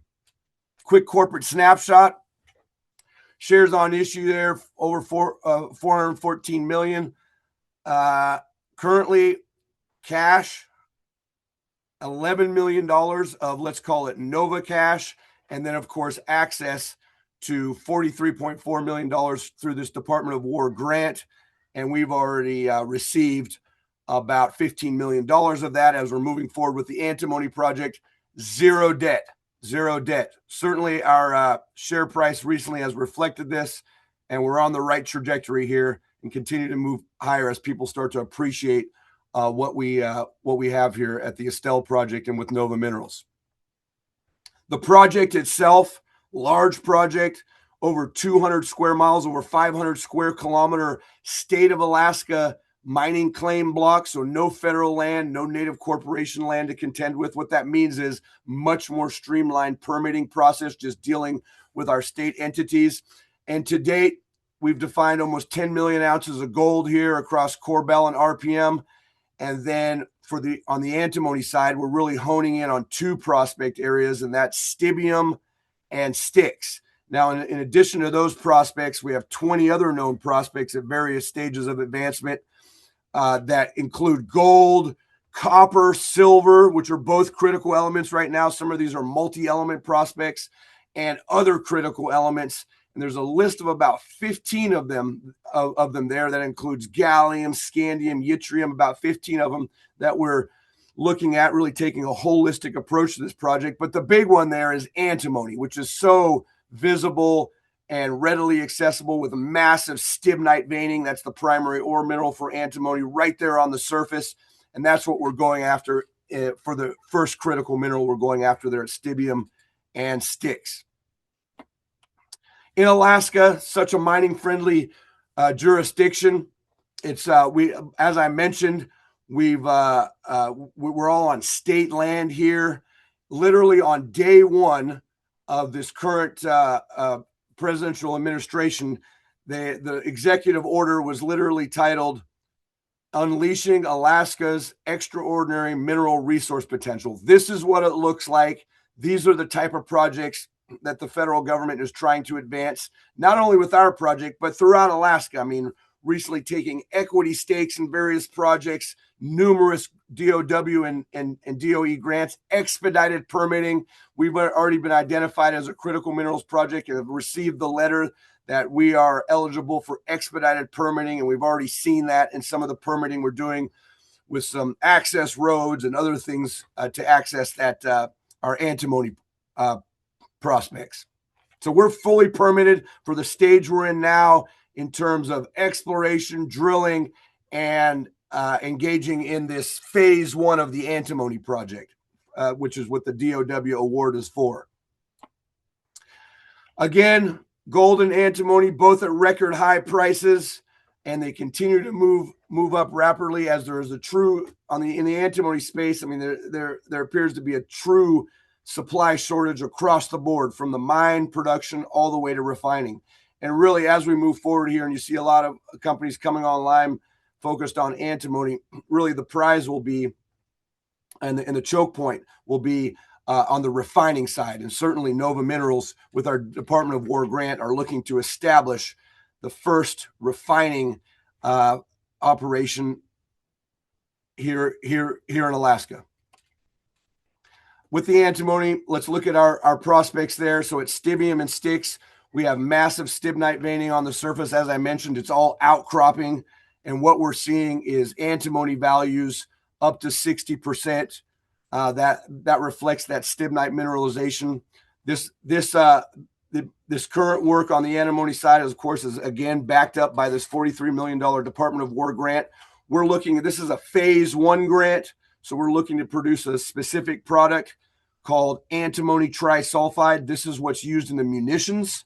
So all 155 mil artillery shells, all small and medium caliber munitions require antimony, specifically antimony trisulfide. That's what we're focused on with this initial grant as phase one. We're looking, so the grant is a 24-month project schedule. However, we believe we're on track to be producing antimony trisulfide by 2026. So next year, mid to late next year sometime. And of course, we want to do that ahead of schedule, within or below budget, because then that moves us into the real prize, which is phase two, where we begin to scale things up and not only produce trisulfide, but also antimony oxide, antimony metal, potentially even antimony compounds for semiconductors. There's talk of that, not only for the Department of War munitions purposes, but for the entire U.S. industrial base. So we're in phase one right now, feverishly looking to complete that, be producing by next year, and then moving into phase two, which is a much larger grant opportunity. Here at Styx and Stibium, you can see some of these photos here. At Styx, here's one of these massive stibnite veining veins on the surface here. That one there is running, it's over 1 meter in thickness of stibnite, and we continue. What we've already done early on is we're just picking this stuff up off the surface, the antimony stibnite ore. We're beginning to stockpile this material just with hand. We're just picking it up off the surface, and you can see that photo there on the bottom on the Styx side. That's one of our stockpiles. That's me standing there with our Senator Murkowski here from Alaska, who's been so supportive of the project and in terms of the Department of War grant and all that. And then at Stibium, we also see quite a few massive stibnite veins and lots of vein swarms, kind of stringers and vein swarms. So the Department of War grant allows us to drill that and establish a resource, which we're working on now, but also the Department of War grant. What's included in that is mining equipment and processing equipment for our initial phase one. It's a smaller plant to produce hundreds of tons of antimony trisulfide. So we're already starting to procure that. And the focus is these two prospects, Stibium and Styx, where we see the stibnite banding right on the surface, and we're already starting to extract that as we speak. Another key piece of the puzzle, of course, is where are we putting this refining? So the plan is to, of course, mine at our Estelle project and then do an initial stage of concentration utilizing ore sorters, and then taking that, which is still a coarse concentrate, taking that material and bringing it for the downstream processing here to Port Mackenzie, which is about 100 miles away. Ideal location, commercial industrial zone. This is being built out as a commodity port, really the gateway for Alaska mineral commodities to reach the U.S. and the world. And what we've secured there is a 42-acre plot where we're right between the rail line and the road. We have power running right next to it. It's a deep water port, so year round we can bring in Panamax class freighters can come into here. All the facilities and infrastructure there, which will be key not only for our processing operations, but as we move forward, we can bring in offtake from other projects into the port and refine them in our refinery. So this is a key piece of the puzzle, and we've secured this land, and we are doing. We're starting to land processing equipment here now to begin construction on our initial phase one antimony trisulfide plant in spring next year. So in terms of the timeline and what we've accomplished, of course, we received the Department of War grant. We've our resource definition drilling is currently underway. We're commencing ore stockpiling just with material we can pick off the surface. So the idea is like, we're not going to just wait for a mineral resource in the typical, project timeline. We can already start extracting this material now and monetizing this now. And of course, the resource model and the resource drilling will be for longer term planning to sustain the project. But for now, it's right on the surface, and we are starting to stockpile so that we have that material available. So when our plant is commissioned next year, we can start processing and producing antimony trisulfide. We've secured the land at Port Mackenzie. We've commenced our technical studies. The metallurgical test work is going on now. We already have the first initial part of the process plant in terms of, this will be in any scenario. We'll be utilizing ore sorting, crushing, milling, flotation, of course. And then a lot of the metallurgical test work in terms of the technical studies right now are focused on that back end purification, refining. And we're looking at a number of options there, pyrometallurgical as well as hydrometallurgical refining options. And once we know that in Q1 next year, we'll order that equipment to put that to be able to commission that next year as well. Stibium road access, as I mentioned, that's been approved.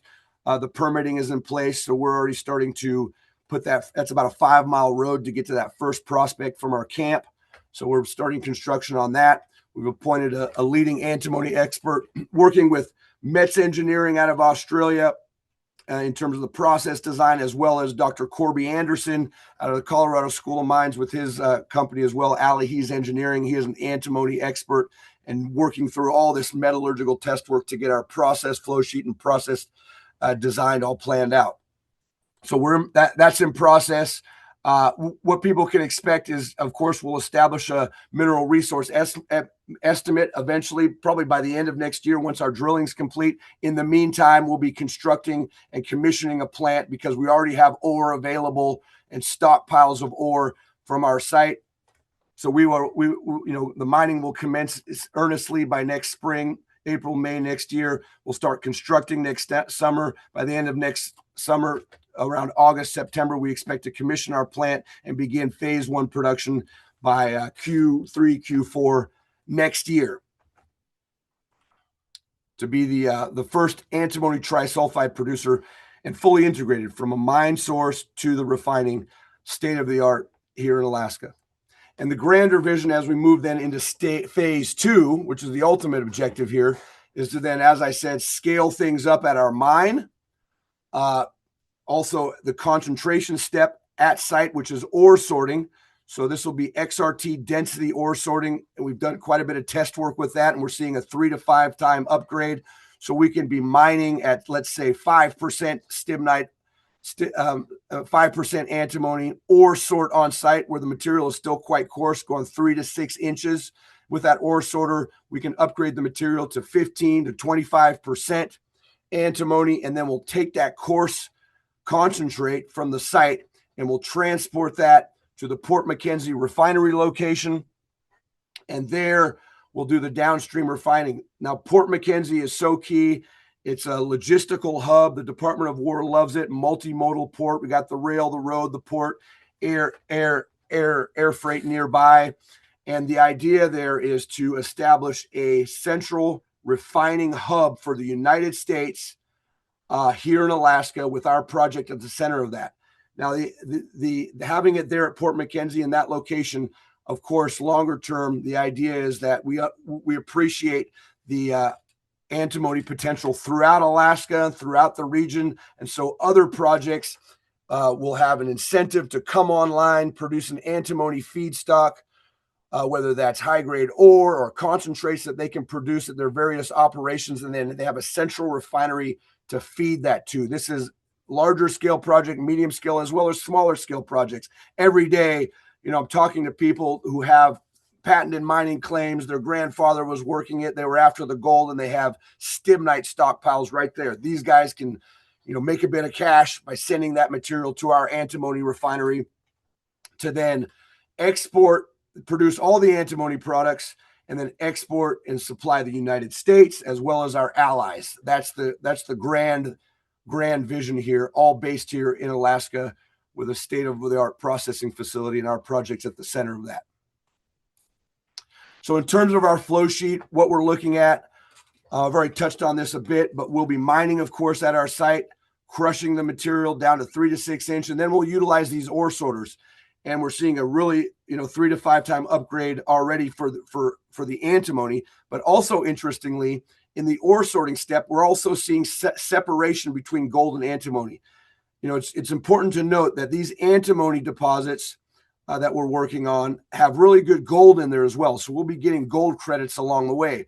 But in that initial step at the site of ore sorting, we're separating out into two fractions. The reject or stockpiled portion out of the ore sorters will be high gold, low antimony, and then the accepted portion for the antimony project out of the ore sorters will be a high antimony, low grade gold stockpile. And then that high grade antimony stockpile will then be sent to Port McKenzie for further milling. We're also doing metallurgical test work to look at gravity. So that'll be plus or minus whether we utilize gravity. Early numbers look pretty good. And then certainly we'll be employing flotation to produce a concentrate, somewhere around a 60% concentrate. And then that'll go down to downstream refining or purification. And this is where we're looking at either pyrometallurgical or hydrometallurgical. We're testing them both. So pyrometallurgical is the traditional way to do it. You're smelting it, you're using furnaces. And that process requires you, of course, to, smelt the material, produce a crude oxide, and then, you take that crude oxide and you put it in another furnace with carbon, and you drive off the CO2 and you produce antimony metal. And then you can take that antimony metal and you can produce a higher grade, higher purity antimony oxide product. So it's quite a chain reaction. It is the traditional way people have done it, but actually, it has a lot of emissions and some issues there. And so the preferred route is hydrometallurgical, and more operators around the world that are, in China are using the hydrometallurgical method, where you're basically taking the concentrate, you're leaching it using some kind of alkaline leach or chlorine leach. And then all the antimony sits in the pregnant solution in the solution. And then having all the antimony in that solution, you then have the option of what product you produce. So we prefer that because it's one step of leaching, and then you have a plant of what antimony product to produce out of that pregnant leachate solution. And so, of course, our first priority will be with the Department of War grant in phase one will be to produce antimony trisulfide, but it's not much of an effort then after that, after we have that process set up, to then put in an antimony oxide plant as well as an antimony metal plant, add that on. First step, produce antimony trisulfide for the munitions, urgent need for that, but we can then easily add on an antimony oxide and an antimony metal plant. So all of this will be determined from our flow sheet and process design and all our metallurgical test work we're doing now, and those answers will start to be revealed in the first quarter of next year. I should just briefly mention, I don't want to dilute the gold story. We do have almost 10 million ounces of global resources of gold here at the Estelle project. And this is what gives the Department of War comfort in investing with us, because we have other commercial interests, not just in antimony, but also in gold. And just to note, we have the RPM deposit, which is really the jewel in the crown, and some of the values there, and you can look at some of these intercepts, 400 meters at 3.5 grams per ton, including 132 meters at 10 grams per ton, very typical of the RPM deposit. And we're working on a feasibility study to bring the gold project into production as well by 2028. So here's the Corbel bulk tonnage system with 800 million tons here at 0.3 grams per ton. There's a higher grade feeder core there. And by that, I mean, some of these intercepts, 101 meters at 1.3, 94 meters at a gram. So I don't want to labor that point with gold, but, we are finding that all elements are actually critical elements. And this is a significant part of Nova's value, is our gold project. And it's important to note that our gold and our antimony projects are in separate standalone deposits. And so we can take these on standalone parallel paths. Our antimony is not tied to our gold project, and our gold projects are not tied to the antimony project. So we do have two paths that we're following here, which is another bonus for the Department of War in getting antimony into production. It's not tied to the gold project, and it also means that if we just focus on the antimony on that side, it's a much smaller CapEx, smaller footprint, and we can bring that antimony into production much sooner. In addition to that, we also have 20 other known prospects at various stages of advancement across the project. And as I said, that includes not only gold, but copper, silver, antimony, other critical elements. And with the other critical elements, they're not as readily or as easy as antimony, and so visible and identifiable. And so we're working out the mineralogy. We're also working with the Department of War to take critical minerals out of our ores as well. So the idea there is once we've processed material for our primary element, call it gold, copper in the future, antimony, we'll have that waste tailings, which usually just goes off to a tailings facility. We're looking to divert that to critical minerals extraction plants to take out gallium and yttrium and some of these. Bismuth is a big one there at RPM, to also produce that. I mean, which is what the Chinese have done in many cases by putting critical minerals extraction plants and really pulling out the full value, because there's no such thing. These are usually byproducts. There's no such thing as, say, a gallium only mine or a bismuth only mine. They're byproducts, and we're looking to extract those byproducts with the support of the Department of War and in future grant opportunities out of our ores, once we've already spent the time, the money, and the work to extract the primary element. But you can see exceptional numbers across the board at numerous prospects, and we continue to advance that. I mean, the point is this is the kind of project we'll be out here for decades and decades, with multiple mining centers producing multiple commodities along the way, which includes many of these critical elements, including antimony here is first and foremost. So just some points to make in closing. We are a dual commodity company with antimony and gold. We have a world-class gold project in a tier 1 jurisdiction. We have been a first mover, and we're at the center of establishing antimony production back to the United States, and certainly with the support of the Department of War $43 million grant that shows confidence in this project.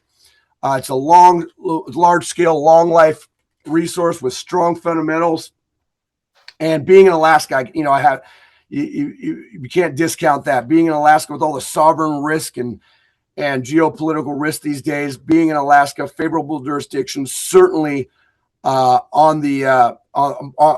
being pushed by the federal government as the mineral producer for the United States.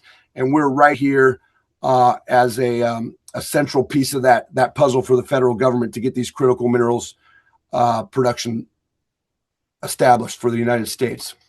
And with that, I'll leave it at that, and I'll open it for questions. Craig? Thank you very much for an amazing presentation, Chris.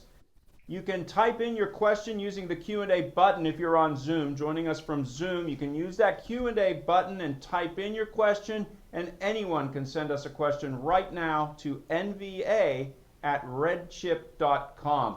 Got a lot of questions here, Chris. The plurality probably has to do with antimony. And how about this one? You're targeting first antimony production as early as late 2026. What remaining milestones will be most important over the next 6 to 12 months to ensure you stay on track for that near-term military spec antimony supply? Right. So the Department of War grant allows us to drill and estimate a mineral resource estimate. That is for, as I said, for longer term production sustainability. In the meantime, we can monetize, and we've been asked to just start extracting it straight from the surface, and we feel confident we can have at least 2-3 years of production just from what we see on the surface. And so the Department of War grant also allows us to procure mining equipment, which we've now done, and we are transporting that to our site to begin serious mining with mechanized mining in spring next year. Also to procure processing equipment. And I went through all those pieces, the ore sorting, the flotation plant, all that. We are procuring that now to also transport any of that to site that we require, the ore sorting machine and the remaining processing equipment to Port Mackenzie to begin construction and commissioning next year. Now, people understand with phase 1, antimony trisulfide is quite a niche product in the whole suite of refined antimony products. It's a niche product used for munitions. The production there will be hundreds of tons for phase 1. And so it is a smaller scale plant and is very easily achievable, we believe, with what we have now, and we can sustain that production for several years just with what we have on the surface. So the milestones are construction, commissioning next year, already stockpiling ore, production by the end of 2026. We have until September 2027. That's our drop dead due date to produce antimony trisulfides. We believe we can be well ahead of the game and get straight into phase 2 as soon as possible, which is the real prize here. You know, now you're talking about building a much larger refinery producing thousands of tons of all the refined antimony products. Chris, in your presentation, you urged us to remember that you are also very much a gold mining company. This is a representative question here. On the gold side, as those feasibility studies progress, what are the main pathways to elevating Estelle into a globally recognized Tier 1 gold district? Okay, so just the timeline there, we just completed another drilling program. If you recall, like about 2 years ago, it's a bit dated now, we did a scoping study. And even at that stage, 2 years ago, at an $1,850 gold price, we were approaching $1 billion NPV. So we've come a long way since then. And at current gold prices, you can imagine, we are far exceeding that in terms of NPV. So we're currently, waiting for our drilling results this year, coming out with a mineral resource update that'll be released early next year. And then all that to feed into our current feasibility study, the next economic study, where we can use this elevated gold price that regime we're in now. And based on that feasibility study, we can go straight into permitting. We're real advanced with our environmental studies. Being in Alaska, we think that process will take about 12 to 18 months. So as I said, everything we're in control of on the technical side will be ready to go in 2028. Now, there's some things we're not in control of. Our West Susitna access road, the permitting, you never know. But certainly everything will be in control of 2028. We are already not of course, never recognized enough, but it's the kind of project, it's a district play, not many of these left in the world, already mid-tiers, major mining companies, we're on their radar. They're knocking at our door, some getting into our data room, having a look. There's not many projects like this left in the world. So we are being recognized. To be clear, there's no like deals. Our core strategy is not to flip the project. We're project builders. However, the sophisticated outfits are definitely recognizing what we're onto here, and we've only scratched the surface. So the upside, we've defined almost 2 million out over almost 10 million ounces to date, but the upside beyond that is immense with all those 20 other known prospects I showed you. Thank you, Chris. Excellent presentation, and thank you to our questioners for those great questions. For more information on Nova, you can reach us at 1-800-REDCHIP. Email us at nva@redchip.com. Chris, thanks again. Our next presenter is Paul Weibel of 5E Advanced Materials. He should be coming on right now. Let's wait and bring Paul on now. Paul, great to see your deck. The deck looks great. Do we need to do a video check real quick? We're good? All righty. As I said, our next company on today's RedChip Mining and Metals Virtual Investor Conference is 5E Advanced Materials, ticker FEAM on the NASDAQ. Presenting today is Paul Weibel. He is the CEO of 5E Advanced Materials. We're going to start Paul's presentation in just a moment. We'll then open the event to your questions. I'm going to keep everyone's lines muted throughout the presentation, and to submit a question, just press the Q&A button at the bottom of your Zoom window and then type in your question. Before we begin, yet again, we're going to read that safe harbor statement for you.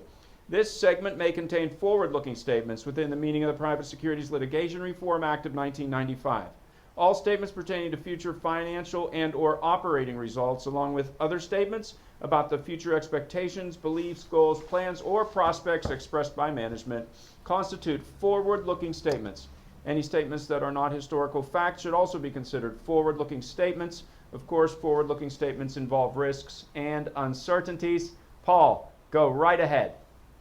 Awesome. Appreciate the opportunity. So for everyone who does not know me, I'm Paul Weibel. I'm the CEO of 5E. Been with the company for just about 4.5 years. Was previously the CFO and got moved into the CEO role in June of 2024.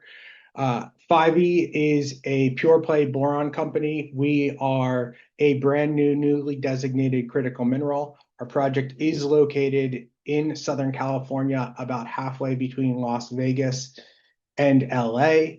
All of our major mining permits are in place. That includes a record of decision with the United States BLM, conditional use permit with the California Department of Conservation, and ultimately we mine via in situ leaching, an underground injection control permit with the US EPA. As you can see on the screen, this is a demonstration plant that we have. That's our small scale facility. Come January, we will have been mining at demonstration plant levels for approximately 2 years. This facility has completely de-risked our operations from the mining side to the processing side, and all that information got fed into a pre-feasibility study that ultimately was published in this past August. Economics for that is a $725 million NPV and a 19% IRR for phase 1 of the project. This facility has also been utilized to ultimately make on-spec borates and boric acid, which has been shipped to multiple customers across many different industries, and most recently a very large LCD glass manufacturer that's US-based but has material operations in Southeastern Asia. They're undergoing a large-scale tank testing trial to make the LCD glass. Often get asked, what does boron go into? What is boron? Boron is the 5th element on the periodic table. It has amazing properties, and I use the analogy, if Tony Stark is to build an Iron Man suit, it is a boron-based suit. Boron is light, it is heat resistant, energy dense, microbial, is a fertilizer, and very much goes into 300 applications and makes life as we know it exist today. That's really boring stuff, such as the solid-base laundry detergent I was using in college to clean my clothes, to all forms of glass, LCD, Pyrex, textile fiberglass. And then it goes into really cool applications. So take defense, boron carbide. That's the third hardest material on planet Earth. That's what goes into Kevlar and tank armor.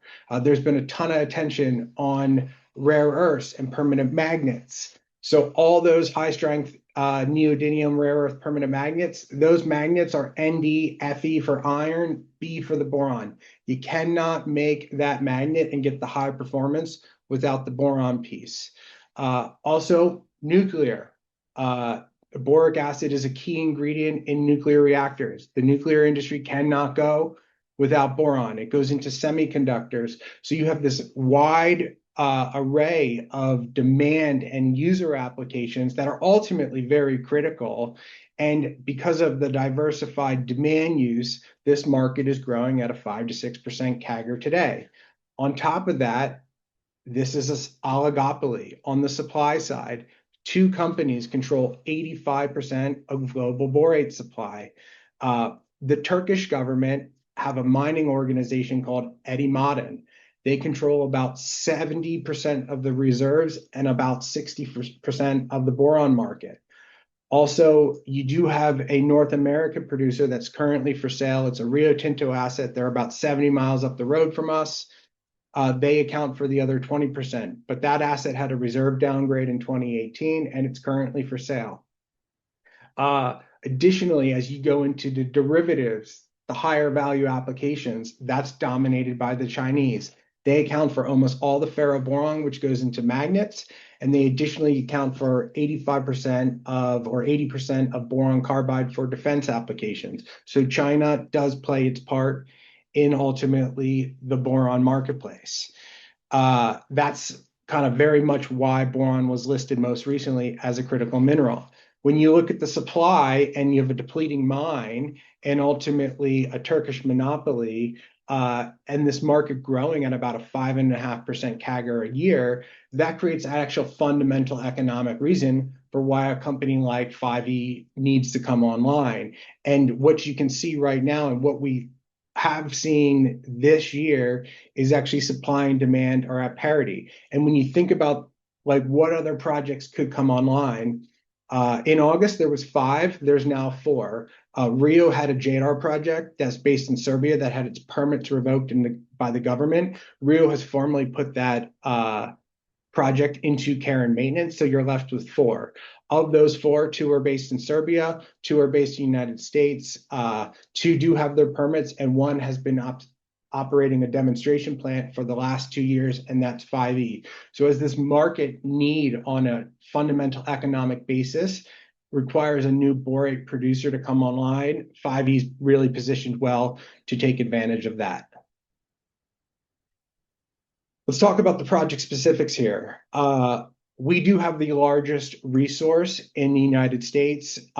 We have a reserve statement in our pre-feasibility study. That's a 39.5-year mine life. That only includes about 25% of our actual resource space. If you think about that for the SEC and formal reserves, your reserves are a function of your mine plan. We mine via injection recovery wells. Our mineralization sits about 1,300 to 1,500 feet underground. We inject a very dilute hydrochloric acid solution with 95% water. That reacts with the minerals and we dissolve that. If we want to increase our reserves, we add additional wells. So our initial mine plan contemplates 27 wells. And so that accounts for about 25% of the resource today. From an infrastructure perspective, we already are tied into the grid, and SoCal Edison provides us a monthly electric bill where we about have 1 megawatt of shore power today. Our demonstration plant runs on that shore power today.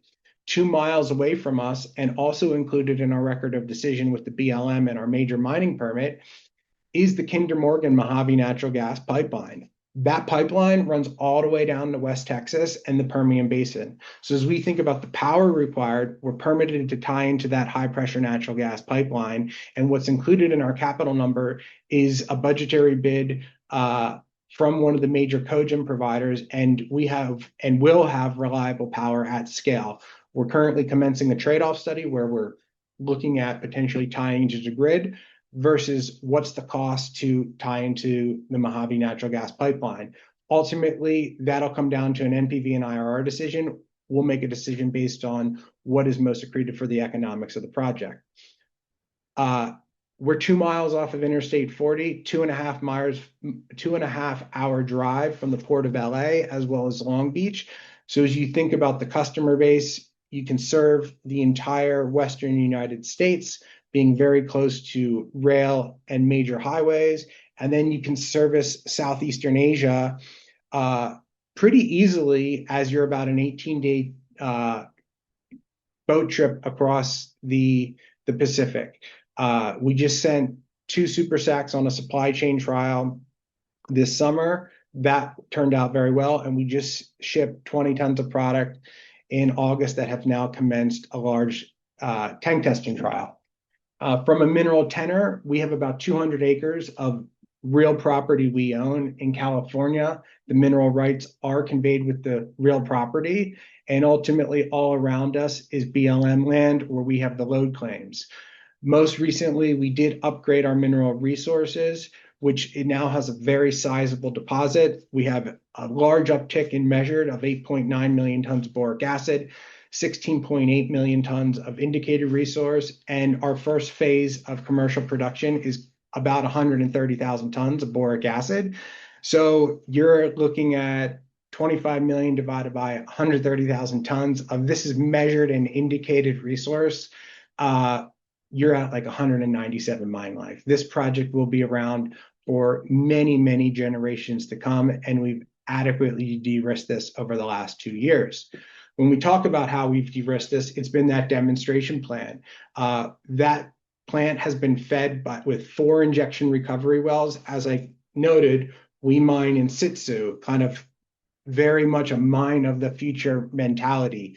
And that's governed by an underground injection control permit with the US EPA. This summer, we took 2 of those wells and we converted them to horizontal sidetracks. All of the people we're collaborating are from Exxon, Shell, Devon, Chesapeake, because there's one thing this country is very good at, and that is drilling for oil and gas.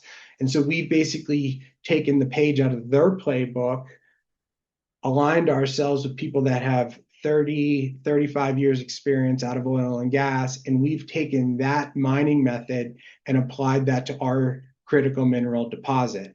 Out of that, we've produced on-spec product. We've done all of our vendor testing and our bench testing before we put our pre-feasibility study out. So we've de-risked how the flow sheet will actually, or we've ensured that there's not going to be any changes on the flow sheet so that you do not have scope increases during the feed phase as we get ready to FID this project. And then any changes we've made on the flow sheet, we've incorporated and made economic-based decisions on, hey, will this change be more accretive to the overall economics of the project? And so the name of the game has gotten pretty simple right now, where we just need to stitch up some offtake agreements. And so as you can see in this picture, this was the 20 tons of product that we're getting ready to ship overseas. We've qualified 14 customers. We proposed offtake in the fall. The customer is ultimately looking to double check. They're pulling 3 market studies to make sure that slide you saw with the upward facing price is truly going to be the case. And ultimately, after we get the results of this large test, we're in a position to formally be under negotiations for our offtake agreement, which will basically underpin the debt financing for the project. From a team perspective, we have the right team in place right now. I've been with the company for about 4.5 years. Lonnie Bailey was our VP of operations. He spent the good portion of his career at Albemarle. Josh Malm is our CFO, was previously our chief accounting officer. He comes directly out of oil and gas and PwC. Mark Zamek is our VP of commercial operations. Mark sold borates for Rio for about 20 years and was their North American sales manager. Rod McLean has worked for various EPC companies and has built projects across the globe.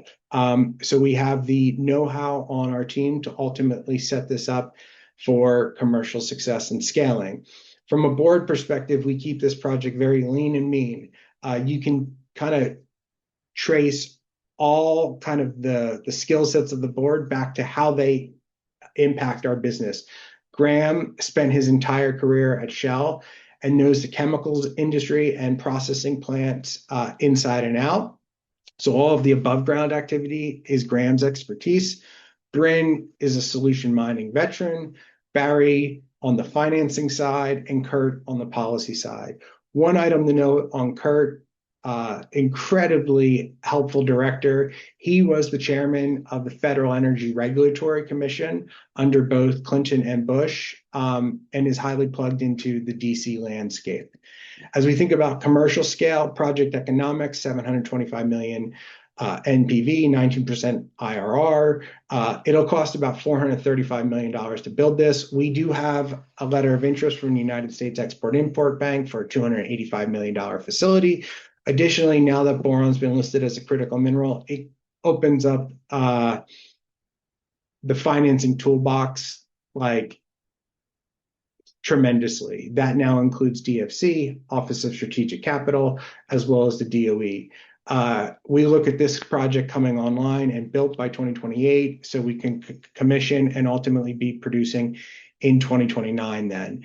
As we think about what comes next, you have various different options. One, we do have a lithium chloride in solution. We could monetize that, as well as a magnesium stream. Additionally, you could go bigger. Obviously, we have at 130,000 tons, a 200-year mine life. We can double that, triple that accordingly and scale up. Or you can take that boric acid and further process it and make advanced boron derivatives. As we think about this, we're very much focused on the project finance during 2026. Let's get working on our FEED engineering to do our feasibility study, which then segues into an FID where you're focused on the detail and the build to be online in 2028 and 2029. As we think about the catalyst roadmap, everything in green, those little checks, what we've accomplished. We've done a lot and we continue to execute. Most recently, we are collaborating with Los Alamos National Labs as part of their Mines of the Future. We're working on our offtake agreements for the bankable customers. There's an $80 million NOFO out right now. It was actually due in 5 days. We were like ready to go. They've extended the deadline. We'll apply for that by January 30th. We'll ask for about 30 million bucks. We applied for a $10 million EXIM loan once the government reopened. That'll cover the cost of FEED engineering. We've filed a prelim patent that basically locks up the IP. We will have a meeting with the Office of Strategic Capital here in the new year. We've been told to come in with a specific ask, as well as a modeled economic IRR for what kind of investment the U.S. government can expect. And then there's additional grants that we will be eligible to apply for. And then obviously we do have the LOI where you can kind of look at that versus what does the Office of Strategic Capital come back with.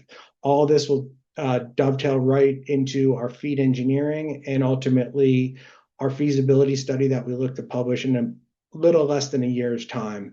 All of this kind of ties into stock re-rating. And as I can think about a valuation perspective, a lot of times you look at mining companies on a P to price to NAV. And so if you take our NPV of 725 million, use a conservative or PFS, we have a reserve, we have Floor out of Greenville, South Carolina, signing off on our economics, ultimately use a 0.5, that's a 300 million and change NPV. We're 22 million shares outstanding today. That's a 1640 share price. I think we're significantly undervalued. I've continued to buy stock and will continue to buy stock. As I think about this and where we are ultimately a newly branded critical minerals project, there's very few, if none, diversified domestic producers that have large runway of resources. Major mining permits are in place, and we've been ultimately de-risking this over the past 2 years to really set ourselves up to scale at commercial levels into the future and be the next boron miner for many generations to come. All right, Paul, and you're finished now then? Let's move into questions. Great. I am. Okay, we've been getting a Lot of questions, and I'm going to choose this one because it segues so nicely with how you just ended your presentation. What emerging applications for boron excite you the most in the next 5 to 10 years? Yeah, listen, I think if you look at we did this very elaborate market study as part of the PFS. And so you can break out the boron market into kind of glass, non-glass, and specialty applications. And so when you look at what's growing, your glass is kind of growing more in line with inflation, 3.5% to 4% per year. Your non-glass applications, which is a lot of construction materials, your insulation, that's growing closer to 4 to 4.5%. And then you have your specialties. So boron carbide. You also have the ferroboron for the permanent magnets. There's CAGRs there that are like 15, 16%. And that's what's really creating a demand for boron. And it's the criticality that it goes into. You cannot make an electric vehicle or make a wind turbine spin without the permanent magnets, and that requires boron. Additionally, as you think about AI and semiconductors, there's going to be more of a need for boron as it goes into semiconductors, and then more critical is nuclear. So for us, we have, and this is a little bit on the nerd side, but the nuclear industry requires B10 isotopes. So you'll have sophisticated companies like a 3M, they'll procure boric acid, $1,000 to $1,100 a ton. They'll then go spin out at the atomic level all the B10 isotopes, and then they take that and they sell that for $100,000 a ton in the nuclear industry. So there's really, if you think about this market, it goes into some really high-end application. And what excites me most are 1, permanent magnets, 2, the semiconductors tied to AI, and 3, how important boron is for nuclear. Paul, that pre-feasibility study, it outlines a $435 million capital need for phase 1, with $285 million of it targeted from the Export-Import Bank. How are you structuring the remainder of the financing, particularly in terms of potential customer prepayment, strategic equity partners, or non-dilutive federal programs? Also, what financing milestones should investors be watching out for in the next, say, 12 months? Yeah, so I think if you can assume 435, there's 285 in project debt, I don't know, 130, 140 million balance. And it's a great question because it's something constantly giving thought about. And as you think about this administration, not only do they care about the science, but they also care about the economics. And so 1, you do have customer prepayments. That's already been proposed and by a customer. And can you get 1 to 2 years of prepayments? We proposed 25,000 of our 130,000 tons. You can use a function, we proposed $12.50 boric acid price. So from range of, funding prepayments, 25,000 times $12.50, that does wonders for levered IRRs. So that's one tool we have. Additionally, we have this Mines of the Future NOFO. We had already been collaborating with Los Alamos National Labs, and this is a DOE grant. It was released 3 weeks ago. We're going to ask for 30 million, of which 25 million goes to chip away at that additional 130. And so then behind that, we don't have any royalties on the project. So we'll look at potential any equity financing, and we'll do the trade-off analysis of hey, do we, and I have term sheets from royalties, but I don't want to do that now. But that's a tool in the toolbox that you can contemplate. And does the royalty ultimately make sense? And then listen, on part of the government's in the business of owning equity in companies for good projects. And I'm going through this NOFO for the DOE, there's a question, would you take an equity subscription from the DOE? And so that it obviously needs to make sense, but you can look at what MP did. They did the preferred. They then came in with a loan from Office of Strategic Capital, and they came in with like a multifaceted financing project. And so I do think that we did a small public offering, which is really kind of has helped liquidity from a trading perspective. Stock really ran in October with the whole entire space.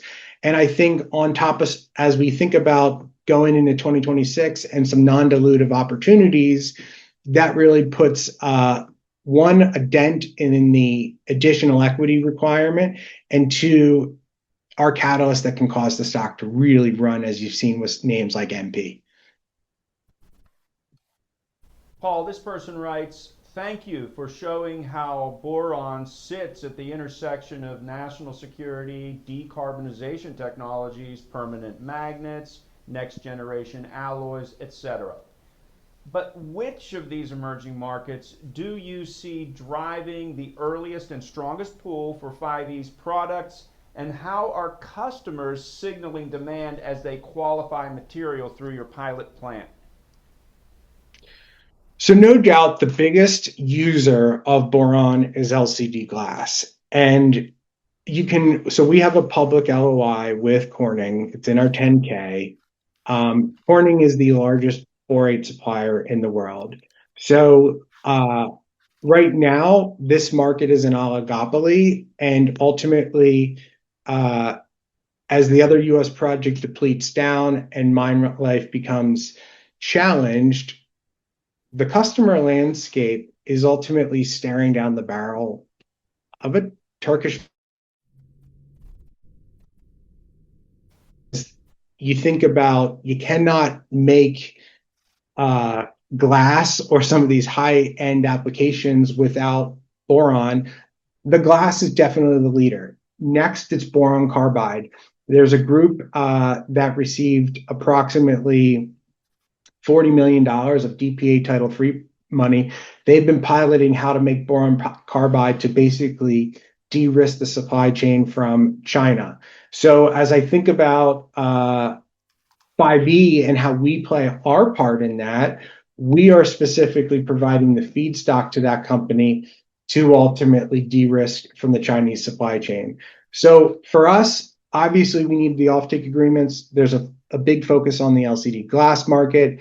We are talking to, in addition to Corning, some of the other producers, because they know ultimately this is a highly concentrated supplier market, and they need additional options to procure their materials to have a very viable business. Two, it's boron carbide. How can you underpin defense? And three, it's the permanent magnets. Paul, this person wants to know, how does your team foster innovation internally to stay ahead in such a specialized market? So it's definitely on the mining side. We have a full-time PhD chemist. We have an actual lab at our facility. It's a true pilot plant, as you saw from the pictures. That lab is supported by 2 full-time lab technicians. We have a full ICP analysis where we run our own tests. And as we think about that, that lab is our eyes and ears to de-risk our mining operations. We have very standardized operating procedures where we're catching samples of solution. We're looking at the concentrations of boron, of lithium, of calcium, of sodium, etc. in the solution, and constantly looking at the analytical and understanding and tying that back to, hey, what did we do here, and did it result in a more positive outcome? Additionally, we're talking to Los Alamos as an extension of our team. As we think about this, we're gearing up to go into FEED. We're going to apply for this NOFO, and we're then going to look to take our project from a basically TRL 6 and 7 up to TRL 9, and how can we partner with the DOE here and the US government to really be a springboard platform for other critical minerals project. ISL mining is a little bit unknown. A lot of companies do hard rock, and the way we mine is innovative of itself. We're the only company mining borates via ISL. We fully have de-risked this, and we're basically setting up as kind of a blueprint for how can you replicate this to other deposits to produce more critical minerals in the United States to either, one, have a less impactful environmental footprint, two, mine deposits that wouldn't normally be economic, and three, potentially extend mine life. Perfect way to end it, Paul. Thank you for an excellent presentation and for those excellent responses to our questions. For more information on 5E advanced materials, reach us at 1-800-REDCHIP or email us at feam@redchip.com. Thanks again, Paul. Now, our next company on today's RedChip Mining and Metals Virtual Investor Conference is Skyline Builders Group, SKBL, on the NASDAQ. Presenting today for the second time will be Paul Mann, who is the Executive Chairman of Skyline. Paul, are you there? Can you hear me okay? I can hear you just fine. Brilliant. Are you going to be showing a deck? I will do. Let me find the deck now and share it with you guys. So I think I'm showing my deck. Can you see it? Correct. Perfect. And fantastic. Actually, to just be precise, I'm not the executive chairman.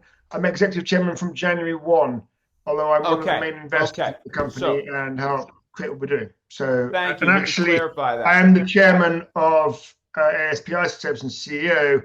Correct. And we have a controlling stake in the company. So I am kind of, I guess, the chairman in some way. Absolutely. So that's good. And Paul, let me just get a few little matters out of the way here. As I say every time here, we will keep your lines muted throughout the presentation, but we welcome your questions. To submit one, please click the Q&A button at the bottom of your Zoom window. If you're joining us from Zoom, please do it that way. You can also send an email to skbl@redchip.com and send your question that way.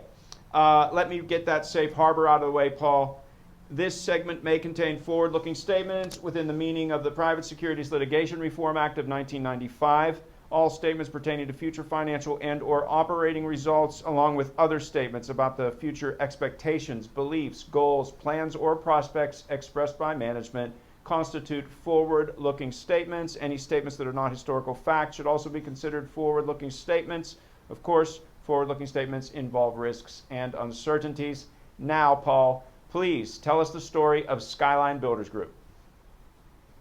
Thank you, Craig. It's great to be here for my second time today. Actually, Skyline Builders is a subsidiary of Quantum Leap Energy, which is a subsidiary of ASPI Isotopes.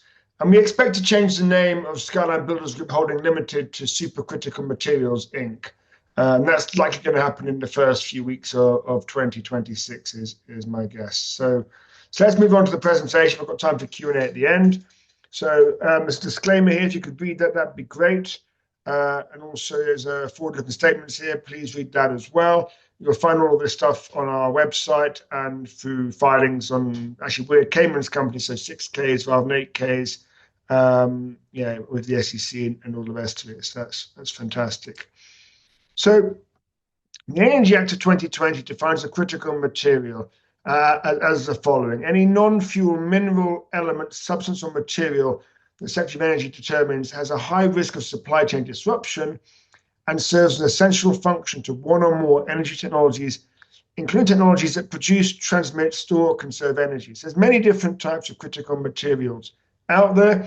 ASPI Isotopes, I presented about earlier, obviously focuses on isotopes and helium, both of which are classified as critical materials, both essential to many things like healthcare, nuclear fuel, and energy and semiconductors. But this company now here focuses much more on mining and production of feedstocks that may go into our enrichment processes further downstream. So here's an example of some of the critical materials. It just shows you how reliant the US is on imports of many materials that are totally reliant on on things such as magnets, electronics, aerospace, warfare, defense, and in some cases we're 100% reliant on other countries around the world to supply these materials to the United States. And given the way the world is right now, the US is desperately looking for alternative suppliers of these critical materials. We've seen supply side shocks on many of these over the last 10 years. That's seen prices skyrocket, but it's also curtailed certain industries who aren't able to carry on with their industries because they can't get hold of the materials. We'd like to think that we believe we're going to be able to produce 23 of the most critical and scarce materials needed by the United States. And we intend to do this using both well-proven mining technologies as well as less proven, more novel, potentially cheaper mining sources that we've developed, or our partners have developed over the last several years. So our goal as a company is to become the transformational change agent for the security of the supply of domestic nuclear fuels and critical materials on an industrial scale. It's very important we do this on an industrial scale, and research scales doesn't really satisfy the United States needs. It's an industrial scale. So how do we get to where we are today? You saw the name Skyline Builders. Well, so in late August, myself and a group of investors, we raised about $18 million. And we gained control of this Cayman Islands exempted company listed on NASDAQ. It has a Hong Kong-based civil engineering provider within it. We expect to divest that business in the future. The owners of the business didn't really want it to be listed on NASDAQ, so it's a pretty easy conversation. Company's currently headquartered in Hong Kong. We expect to relocate the headquarters to Washington, D.C. And during the acquisition or the take control, or whatever you want to call it, Quantum Leap Energy acquired a number of super preferred voting shares. So Quantum Leap Energy, which is a wholly owned subsidiary of ASPI Isotopes, acquired 78% of the voting control of SKBL. So we can kind of control it for the near term. Then in October, we raised an additional $24 million. I've personally put $3.5 million into the enterprise. And then a couple of days later, we announced that we had acquired a 20% stake in a Delaware LLC that has significant critical mineral assets in Asia. Now, we haven't announced exactly what those assets are yet. We have to get approval from the government before we can announce that, and so we are doing that at the moment. But we expect to announce the specific transaction in the coming weeks. On the same day, we also announced a strategic change in the company, and that I was going to become the executive chairman.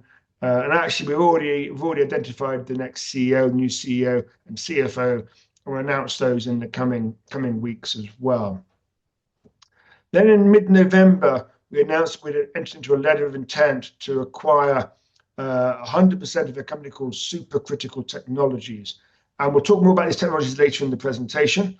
That's a company focused on the extraction of uranium from seawater, cost competitively at an industrial scale. And I think that's really unique. It's been funded by the DOE for the last 10 years. About $20 million has gone into it. And it's an incredible technology that we think will rapidly accelerate the speed it takes to get to build a new uranium mine, and also the cost of doing it. And finally, we recently acquired an 11% stake in an Australian company called Remag, and they're focused on recycling critical materials from magnets. And we expect to increase that stake to about 50% during the next few months or so. And it's really unique technology. Again, could become a very low-cost producer of rare earth metals that go into magnets, very cost competitively, very quickly. And we're also focused on many. I spent the last year meeting many companies in Africa and around the world. We've got really interesting resources that the US may find very, very useful. Things like tin, tantalum, lithium, copper, things like that, basically. And there's a lot of stuff I'm looking at in Africa. I travel in Africa a lot, and that's kind of where we're at. So just to summarize, we own 20% of a large tungsten, lithium, and rare earth metal mine in Asia.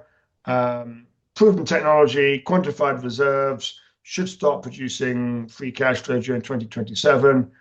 We have this uranium asset, an MOU, which we expect to be extremely interesting and really change the cost curve for uranium production. And then NRB, NEFB, a recycling business for rare earth magnets, and then tin. And as I said earlier, they produce 23 of the most critical and scarce metals that the world needs. So here's the management team, or as mentioned at the moment. So I'm the executive chairman. My background is I'm a chemical engineer by training. Spent most of my career in finance at Morgan Stanley, Soros, and Highbridge Capital Management, managing hedge fund money, basically. And last few years, I founded the company ASPI Isotopes. We acquired some assets out of bankruptcy in South Africa. We have built 3 manufacturing plants here in Africa, and we're listed on NASDAQ. Brandon Pretorius is a PhD in chemical engineering from University of Pretoria. He's actually the CEO of Quantum Leap Energy. Very interesting technologies in fluorination and other technologies, and he's run his own company before he became the CEO for Quantum Leap Energy. And Jacob Rowe is also an engineer, and he spent a lot of time working on many DOW type projects in the United States. And we expect to announce a couple more new directors and also a CEO and CFO in the next few weeks or so. So let's talk first about uranium. And so, it's fairly well known the electrification of data centers and AI is pushing demand for electricity well beyond supply capacity. Renewables, won't be able or unlikely to be able to supply a base load given the intermittent nature of wind and sun. Fossil fuels have historically been the main provider of energy, but there's clearly a demand to be net zero over the next 50 years, whilst doubling the energy capacity. And also, distribution is a real problem. Transmission of energy is a real problem around countries. Actually, having localized production would be an awful lot easier. To the right here, you see the IEA estimates of global energy demands versus installed capacity that's indexed. And you'll see there's a real supply side shortage. And the world has to sort this problem out over the next several years. It's widely believed that next generation nuclear power is the future to increase energy and electricity. The chart to the right here shows the producers of uranium. You'll see the USA right at the right-hand side without much production at all. And you'll notice that most of the countries here are not exactly allies of the United States. The reason nuclear energy will be the main provider is because it's reliable baseload, exceptional energy density, a low carbon footprint, and it's very scalable as well. So, if we're going to double or triple the amount of nuclear power, we likely need to double or triple the amount of uranium that is going to be produced to fuel those power stations. This chart here just kind of shows just how, what the current requirements for the US nuclear fleet is, 43 million pounds a year. And, given the policy that's currently in place, that will need to more than quadruple over the next 25 years. And, if we're going to see nuclear be 50% of the energy by the end of the century, probably it's going up 20-fold. So there's a huge supply side shortage, huge demand growth anticipated in nuclear power. And traditionally, you dig this out of the ground. So a traditional mine can take 15 years to build, cost billions of dollars. The world needs more uranium in the next sort of 5 to 10 years, not 30 years kind of thing. So there's an urgent need for more uranium. So the DOE over the last 20 years has developed techniques to use essentially ion exchange to absorb uranium from seawater, and this will involve putting submerged fibers into the sea and removing the uranium from seawater, and then taking it back to land and removing the uranium from the fibers, and then recycling the fibers back for second use. What's interesting is that the oceans have far more uranium in them than the land does, and we actually believe that we can probably get uranium out of seawater for a lot lower price than building a new mine, and also a lot quicker. So here are some of the main benefits. So very low capex to first production. We think for less than $50 million, we can actually get to our first production. Admittedly small scale, but we can prove technology works. Speed of ramping this up is also extremely quick.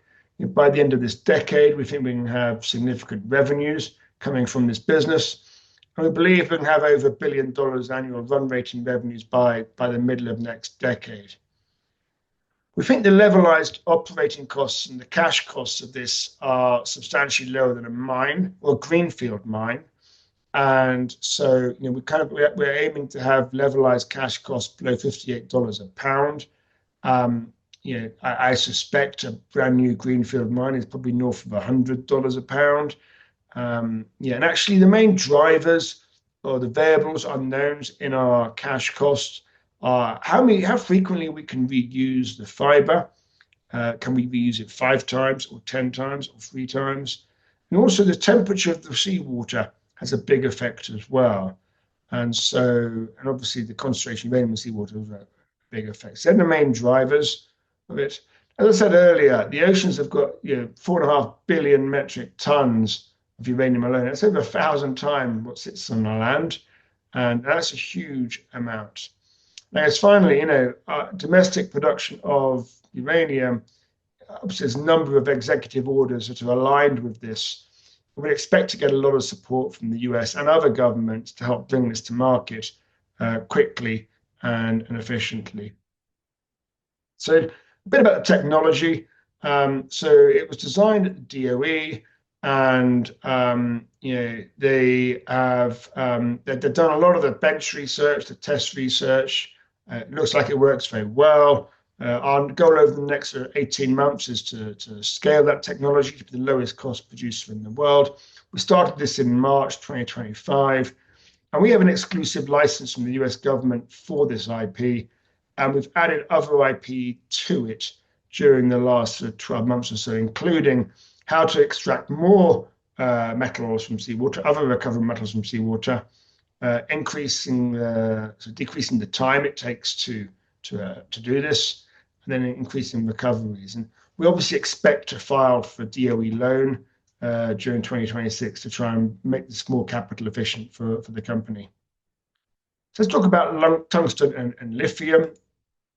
So in October, we acquired a 20% stake in a Delaware LLC, has significant mining assets in Asia. Initially, the company will focus on converting tailings facilities to produce lithium. Commercial production is targeted for 2026 and likely cash flow in 2027, that kind of time frame. And we kind of feel the NPV of this project is close to kind of $400 million using 3-year trailing lithium prices. At current prices, it's about sort of $300 million. And in addition to the lithium, we believe there's large tungsten deposits that are actually extremely valuable, as well as other rare earth oxides, and we think that's valuable as well. So why is tungsten important? Well, tungsten is one of the hardest and most dense materials on planet Earth. It's used a lot in military applications for bulletproof vehicles, armor-piercing bullets, hypersonic weapons, that kind of stuff. It's also used in semiconductors. It's used in various manufacturing processes as well as being used in electric vehicles. And so you're seeing great demand for tungsten right now. And I'd also add that about 90% of tungsten comes from China, Russia, and North Korea. And that's really put the supply side security of tungsten right at the forelight of the center of what the government's thinking about. And you'll see prices have gone up exponentially in the last few months, mainly because of the supply side problems and concerns about is there enough tungsten around. So we, where prices go, I can't comment. I don't have a crystal ball, but anywhere above 300 metric tons is a very good price for us, and 200 is not bad either. So finally, let's talk about rare earth metals, our third company that we've made an investment in. And so most magnets, when they're used today, are never recycled. They're just thrown away. And the reason for that is because it's very complex to recycle magnets, very strong atomic bonds, which makes separating them very challenging. There's not a lot of infrastructure. Historically, recycling them has required very harsh chemicals, high temperatures, and also recycled magnets typically have lower performance to new magnets. So that's why recycling of magnets has not been that attractive historically. So we've taken an 11% stake in a company in Australia, and we expect to grow it to 51% over the next few months. There's a proprietary magnet electrolytic process, and this basically has almost 100% recoverable material.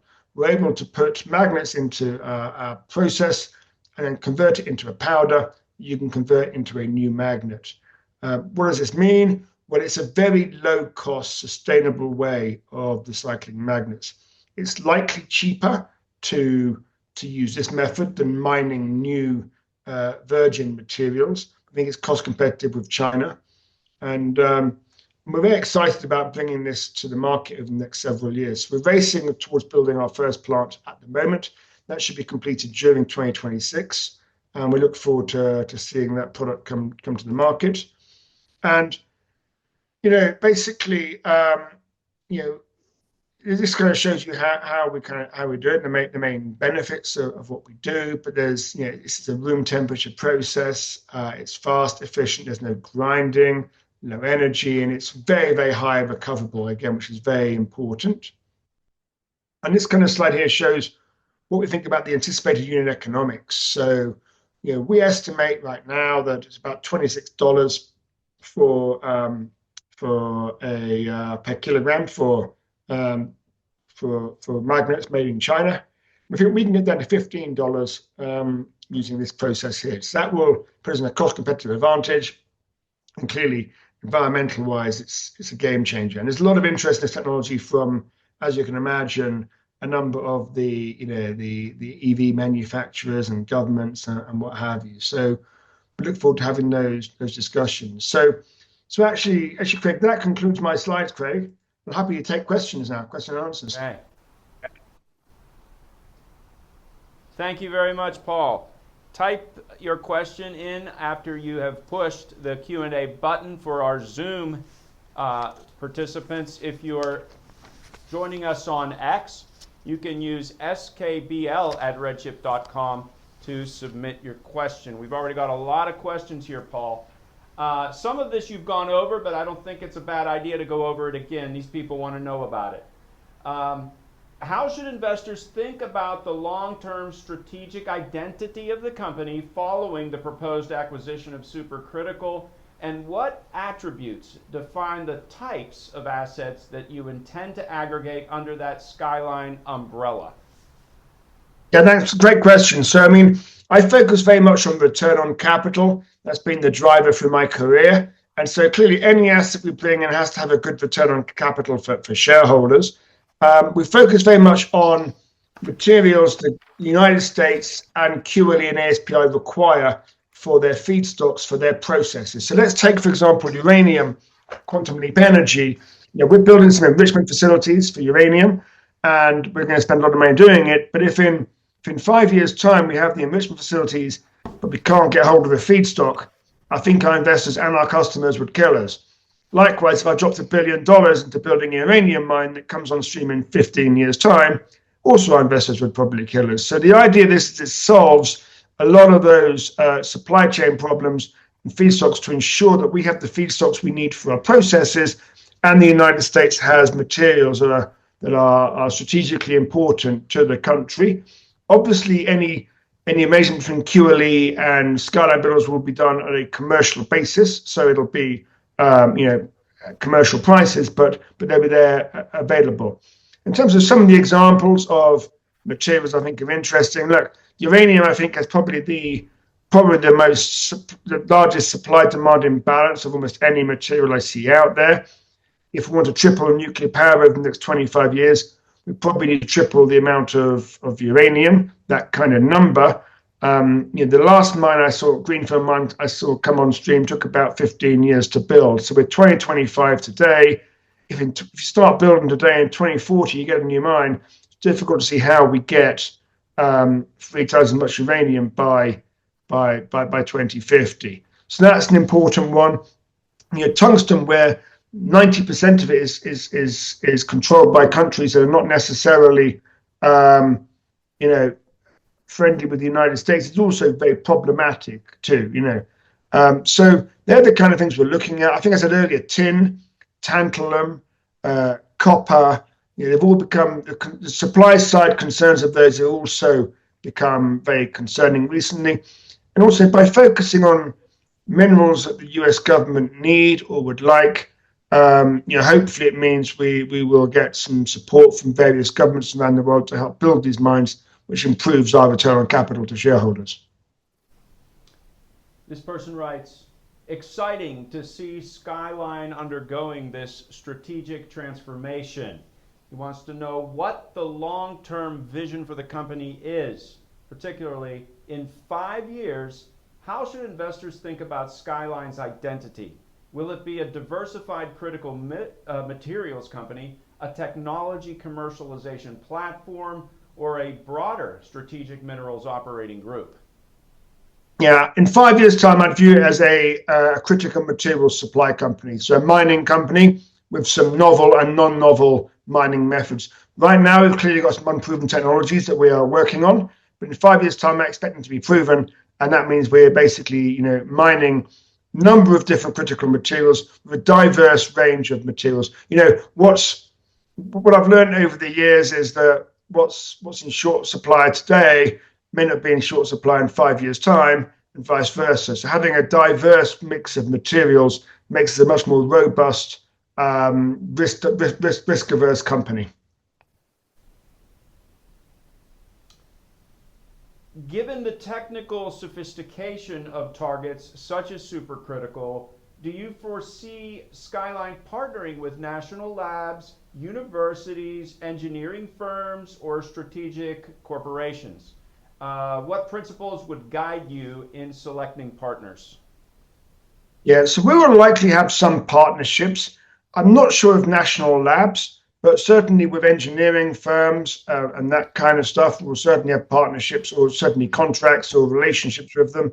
And I think in terms of rare earth metal recycling, battery recycling, it would make sense to have partnerships with a number of the EV manufacturers who require magnets, and maybe doing it on a tolling basis rather than on a cash basis. But we'll shape that out over the next sort of 12, 18 months or so.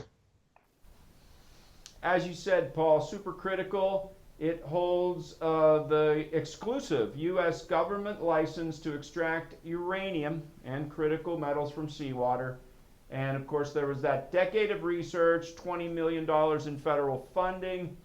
What were the key drivers that led Skyline to prioritize supercritical as your first major acquisition target?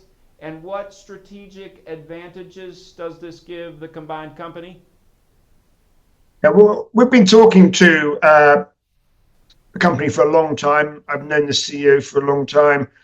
Since I've been had an interest in it for a very long time as well. And so it became obvious that we could help finance it, accelerate his plans to finance it, accelerate his plans to get to market. And so that was the main reason for doing it. And so yeah, I mean I think it looks an amazing technology. Let's bring it to market. Let's solve the supply side problem. Okay, Paul, we've got 30 seconds. Could you give us an answer to this one? the supercriticals engineering program. It's already underway to design platforms capable of producing 1 million pounds of uranium. With that scoping study expected by late 2025, what role will Skyline play for the resourcing, financing, and potentially accelerating that? Yeah, so we have the cash in our balance sheet to fund that, and the access to capital to fund that, and so we'll do that. And having proven that out, we'll then help fund the construction of a commercial platform, a commercial vessel to do this mining with. Paul, thank you very much. I know that was too short of an answer, but I do appreciate you trying. Thank you very much. Thank you for the great presentation. Very exciting what's happening with Skyline. Thanks a lot, Paul. Thanks for your interest. Have a good day, everyone. Thank you. All right, welcome again to the RedChip Mining and Metals Virtual Investor Conference. Our next company is Foremost Clean Energy, FMST on the NASDAQ. Presenting today will be Jason Barnard, CEO and President of Foremost. Jason, are you there? I am here. Okay, could we get your decks set up? Make sure everything's all right with that. Yes. Looking good. Perfect. Thank you. Okay, Jason will begin his presentation in just a moment, and then, of course, like always, we'll have your questions. I will keep everyone's lines muted throughout the presentation. To submit your question, please click the Q&A button at the bottom of your Zoom window and type in your question. And if you are joining us on X, for example, or other social media platforms, you can type in your question into an email and send it to fmst@redchip.com. Before we begin, please allow me to briefly read that safe harbor statement. This segment may contain forward-looking statements within the meaning of the Private Securities Litigation Reform Act of 1995. All statements pertaining to future financial and/or operating results, along with other statements about the future expectations, beliefs, goals, plans, or prospects expressed by management, constitute forward-looking statements. Any statements that are not historical facts should also be considered forward-looking statements. Of course, forward-looking statements involve risks and uncertainties. Jason, go right ahead. Hi, yes, thank you. And thanks for joining us, Foremost Clean Energy. We have 10 uranium properties in the Athabasca Basin, and we have partnered with Denison Mines, our most strategic partner. We hit the ground running. On our first inaugural drill program at Hatchet Lake, we actually hit uranium mineralization on a 600-meter step out, and that's pretty incredible on your first drill program with uranium with our partner. I'm going to just touch on forward-looking statements. You want to check out this slide. We're going to, here at Foremost Clean Energy, we're a high-grade, drill-ready, discovery-ready uranium explorer, and we have 10 properties in the Athabasca Basin. We have a extensive group of assets, though. If you've not heard of Foremost before, we have been around a while, and why we were able to do such a creative deal with Denison, who trades on the New York Stock Exchange, was because we have a great exploration team. Now we've hit in lithium. If you've heard of us before, we started to focus on uranium. We had found a lithium discovery, and so we've hit discoveries before, and now we're focused mainly on uranium. We have an industry where there's strong tailwinds. There's a lot of drivers. President Trump has declared nuclear power a security threat. So the lack of uranium coming from North America and nuclear power is something that administration is driving huge amounts of capital in, and we'll touch on those in the future. Denison Mines, who I've mentioned, is a $3 billion uranium developer. They'll have one of the next large uranium mines go into production here in the near future in the Athabasca Basin. So they've been at it for about 40 years. Great partner, and I'll touch on them as well. So one of the advantages to owning Foremost is we are somewhat de-risked compared to a lot of exploration companies because we have that Denison partnership. So they have world-class data that they've brought to the table with us and our partnership, and we can use that data and millions of dollars worth of exploration to go and find the next discovery, which we're supposed to do for Denison while they get ready to go into production with their mine in the Athabasca Basin. We have a tight float. There's only 14 million, just over 14 million shares outstanding.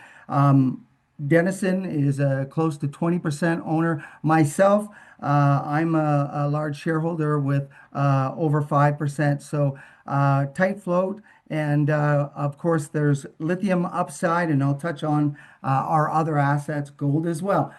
So Foremost in Denison, we did a partnership and a collaboration to earn an option into 10 properties where we will have 70% and they will have 30%. That's quite the endorsement, given that Denison doesn't choose many partners to go and deal with in the Athabasca, and they're taking properties that they've spent millions and millions of dollars on over the years and basically saying, okay, you guys go and explore on these and let's make a discovery together. That is quite incredible and somewhat de-risks the situation because you're using their technical data. The thinking is, well, you've already got a lot of exploration that's been done, some drilling on most properties. You should know a lot about where to put those drills and how to find uranium mineralization on your further exploration, and we've done so, and I'll touch on that. They're a very they've got deep pockets, Denison.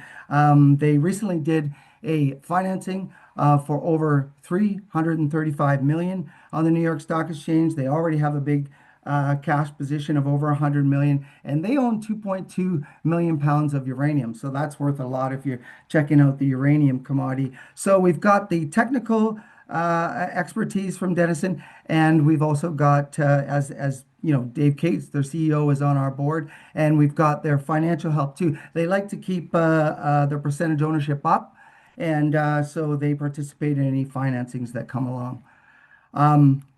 That I've touched on Denison. Yes, they have a strong balance sheet and a lot of cash in their treasury, and they've got a couple of deposits. One that'll be going in to production in the Athabasca Basin, and then they'll need more, and that's how you build a great uranium company, and that's what we're going to help them do. Value creation. We have a $6.5 million budget this year, and I'll touch on how successful we've been with our drills and our exploration. 10 properties. We've got a lot of historic work to deal with, so we're strongly positioned. And most recently, we were drilling on Murphy Lake, and Murphy Lake, well, it's within proximity of the IsoEnergy's Hurricane deposit. That's 38 million pounds of 34.5% uranium, highest grade deposit in the world, and we're lucky enough in the Athabasca Basin to be drilling within proximity of it. So this is high grade country. This is where all the mines are, and we're a discovery ready company that's going to keep exploring throughout 2026 to try to bring more uranium on stream. Uranium industry, well, uranium, nuclear power, one of the biggest mega trends on the planet. The need for power that comes from crypto, the data centers that will be required with the new AI world that we're in, there's just incredible need for power. So that's why the Trump administration has got a great push behind nuclear power. It's clean, it's 24/7 power, so great baseline power, and so there's a lot of tailwinds. And when you are in an industry with already a supply deficit, and I'm going to touch on that a bit, there's a supply deficit in uranium currently some say it's roughly about 25%. The world needs about 200 million pounds of uranium a year, and we're only producing 1.6. So there's the supply deficit and growing. So with these new needs, with the small nuclear reactors that will come on stream, that will power the data centers that will come on stream, that's just going to make the situation worse. So we know there's huge demand, supply deficit, and we're looking for where do you get that supply, but it has a very positive effect on the commodity itself, which I think is heading nothing but north. Athabasca Basin, this is where all the high-grade deposits are in the world. You've got your larger mines, Cigar Lake, and all the situations that Cameco, Orano have and are in production. This creates 15% of the world's supply and gaining, and it's a sought-after destination, that's for sure, for uranium exploration and uranium mine development. Companies all over the world come there, and we're lucky enough to have 10 properties and a partner like Denison. So in this area, you've got mills, the McLean Lake mill that Orano and Denison have recently put on stream, and you've got, of course, corridors of where the uranium are. So it's all about grade, sometimes 10 to 100%. 100 times more than the rest of the world. I can give you statistics in the world. The average grade mined of uranium is about 0.1%. And I just mentioned to you the Hurricane deposit, which is 38 million pounds of 34.5% uranium. So you can see what you can find in the Athabasca and why many companies are there. This slide shows you our 10 properties. And you can see that there's a lot of them on the eastern side of the basin, where you've got the MacArthur River mine, the Phoenix deposit of Denison's, McLean Lake Mills. Cameco is a very large company, been producing a long time, along with your Orano and other companies that are producing there. So this is where you want to be. Our 10 properties, you can see most of them are on the eastern side of the basin, where most of the development is. I just mentioned the eastern side of the basin, so I'll just go on. So I mentioned earlier on in the presentation Hatchet Lake. We came out and on our first inaugural drill program, we stepped out and hit 600-meter step out uranium mineralization. And this was 0.1, 0.10, 0.20, up to 0.58% uranium. And this is significant because this was a step out. Denison and other companies had drilled in other parts of the property upwards of 2% uranium. But in our first inaugural program, we stepped out and showed that over a large area at the unconformity, we are hitting uranium. And the idea now, those grades, we want to increase them. We want to increase the intersections and increase the grades and keep vectoring back to the unconformity, which hopefully we can hit uranium discovery. So that was number one drill program, hitting mineralization. That's almost unheard of. So there's a lot of excitement to go back to Hatchet Lake. There's a slide with some of the grades that we hit. And we are now, or we've just finished drilling at Murphy Lake. We'd like to duplicate our success at Hatchet Lake at Murphy.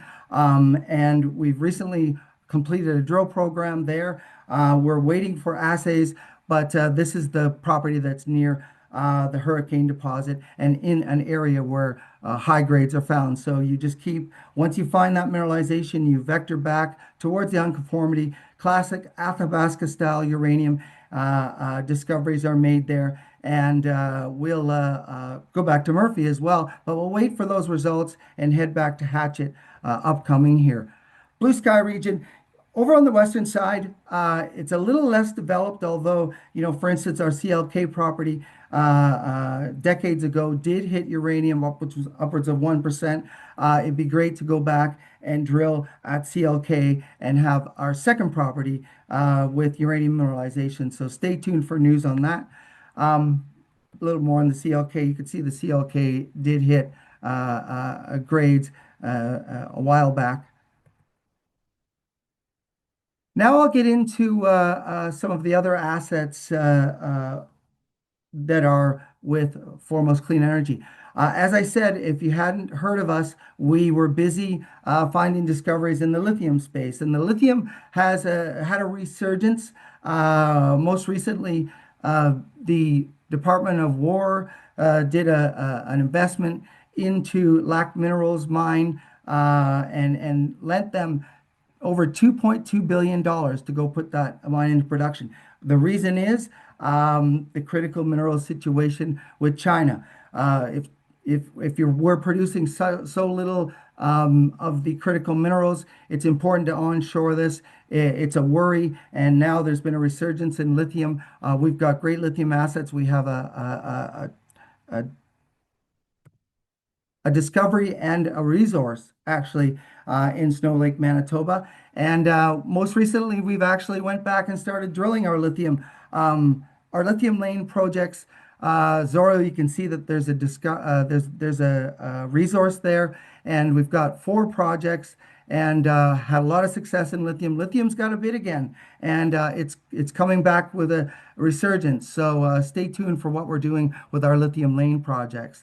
Now, right now, we are drilling in Manitoba at our lithium lane projects. Interestingly enough, we were able to hit in 2023 lithium, 1.2% and higher lithium, but we also hit a gold hit, and essentially a discovery, 7.5 grams over 7.5 meters back in 2023. So we went back there and we started hitting gold again. Now, you know where the gold market is. We're excited to bring to you an actual gold system because we keep stepping out and we keep hitting.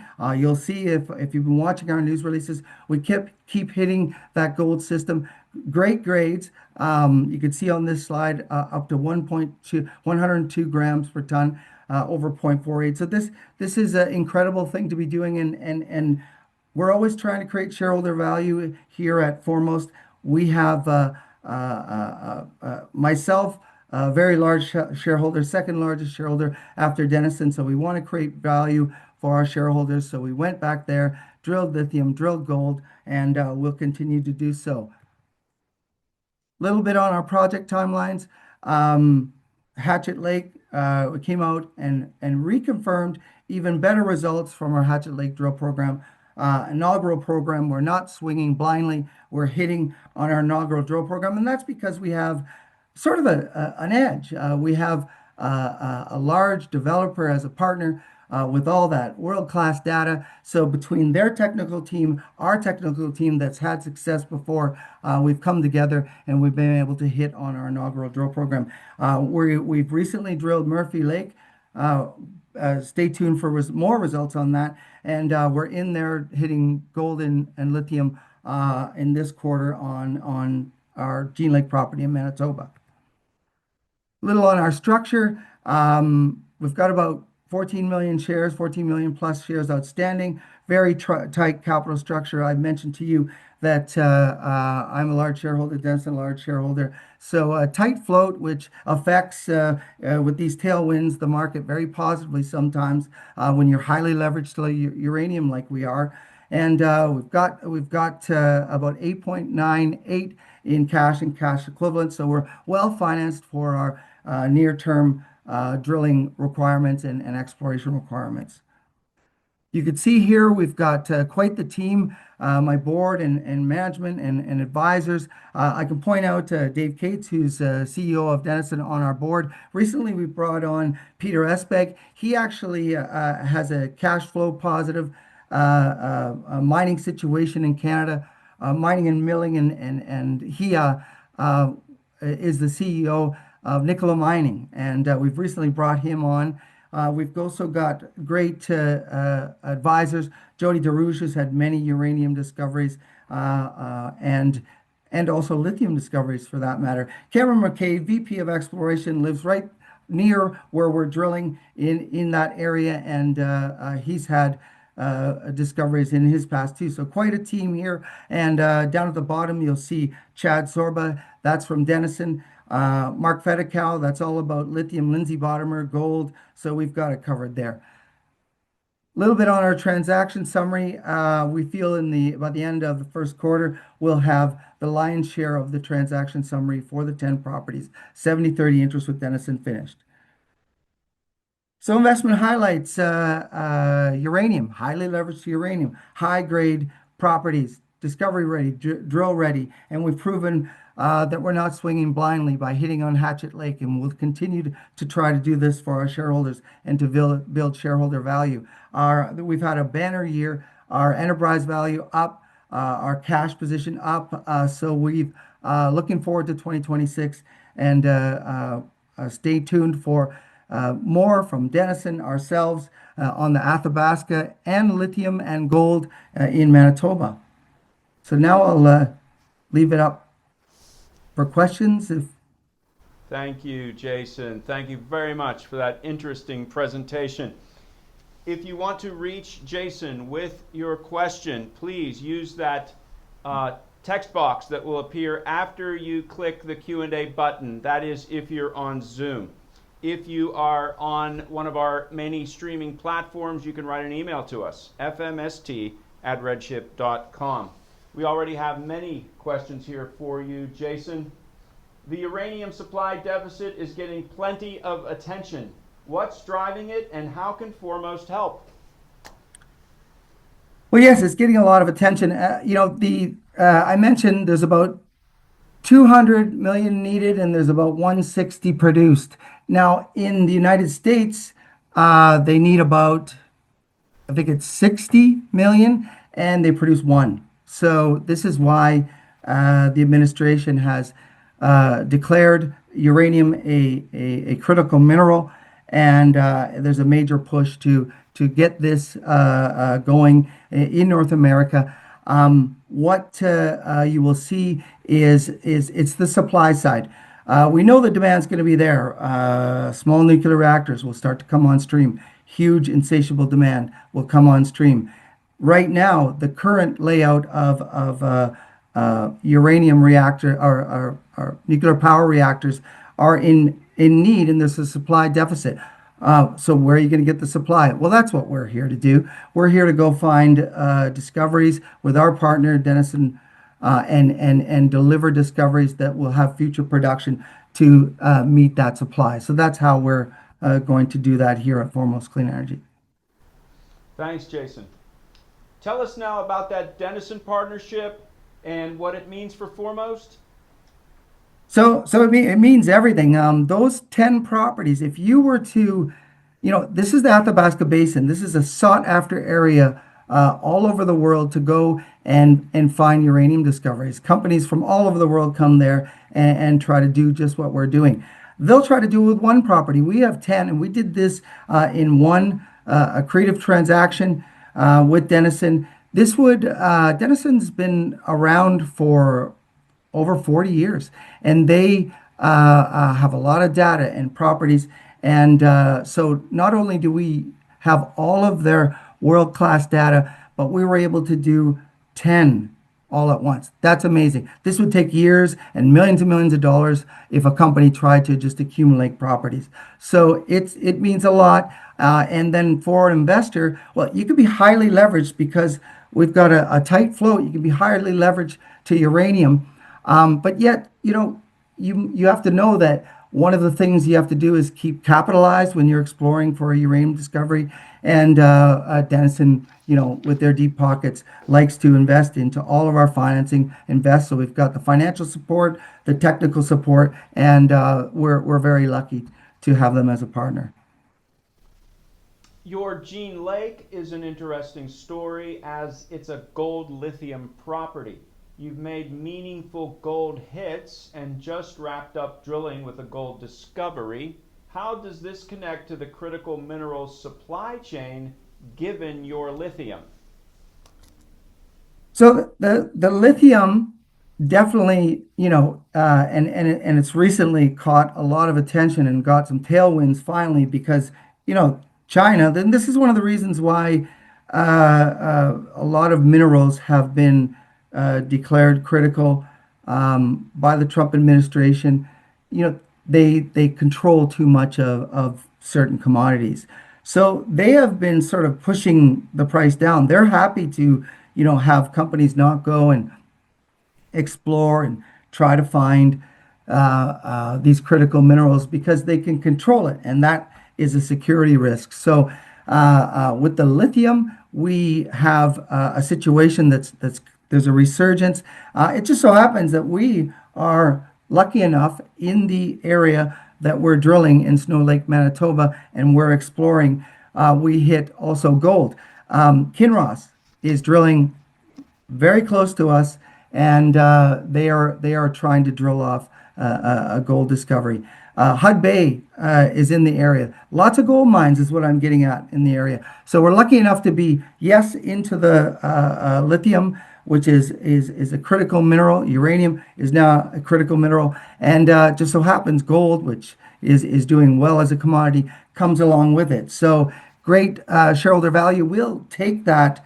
And we keep stepping out, we keep hitting, we have a gold system. We'll take that and turn it into shareholder value for our companies. And if we need to, use it for future uranium and lithium drilling because it's actually very valuable.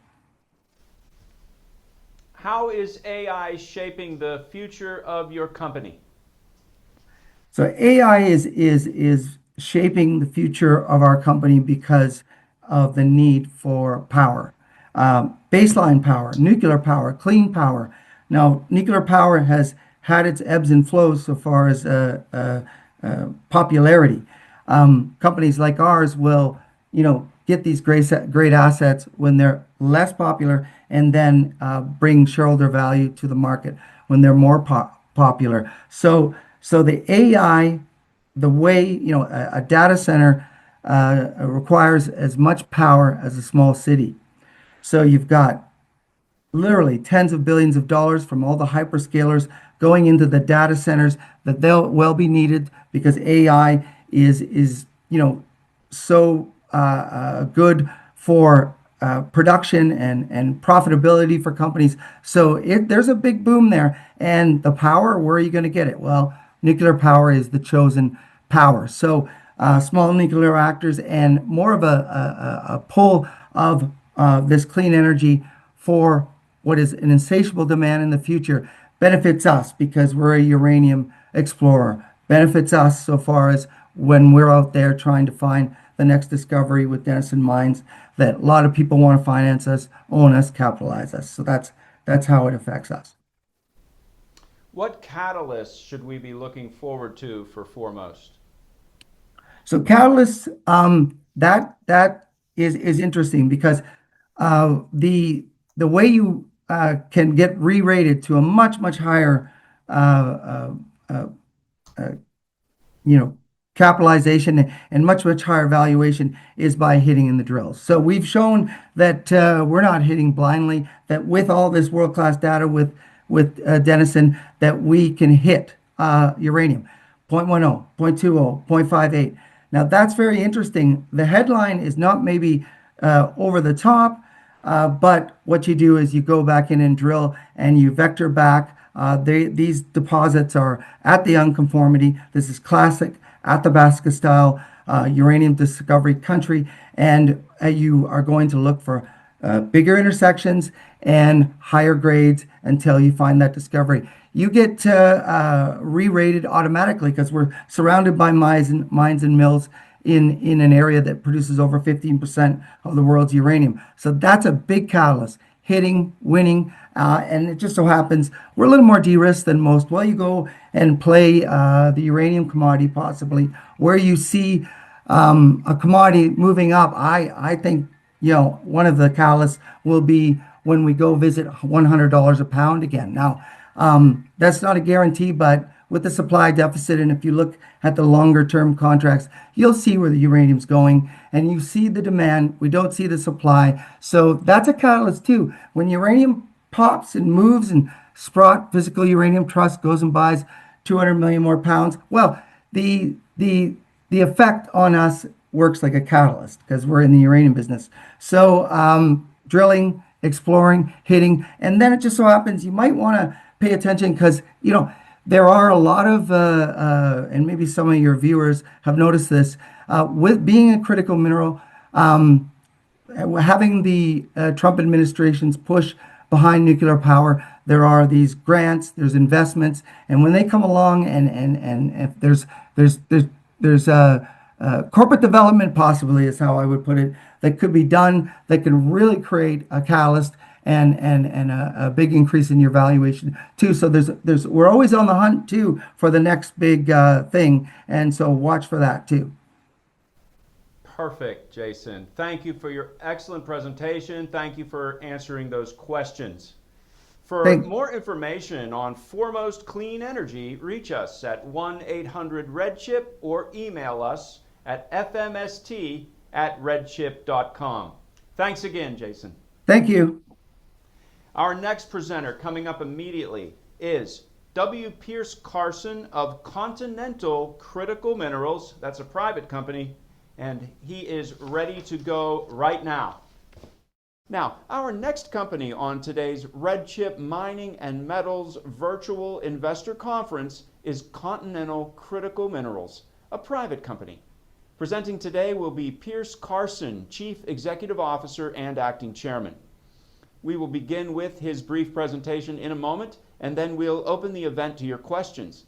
I will keep everyone's lines muted throughout this presentation. To submit a question, please click the Q&A button at the bottom of the Zoom window and type in your question. Before we begin, please allow me to read the Safe Harbor Statement. This segment may contain forward-looking statements within the meaning of the Private Securities Litigation Reform Act of 1995. All statements pertaining to future financial and/or operating results, along with other statements about the future expectations, beliefs, goals, plans, or prospects expressed by management, constitute forward-looking statements. Any statements that are not historical fact should also be considered forward-looking statements. Of course, forward-looking statements involve risks and uncertainties. I now turn the webinar over to Dr. Carson. Please go ahead. Well, thanks so much for the introduction, and I'd like to take the opportunity to also thank RedChip for allowing me to, or for inviting me to present Continental Critical Minerals. Next slide. Next slide.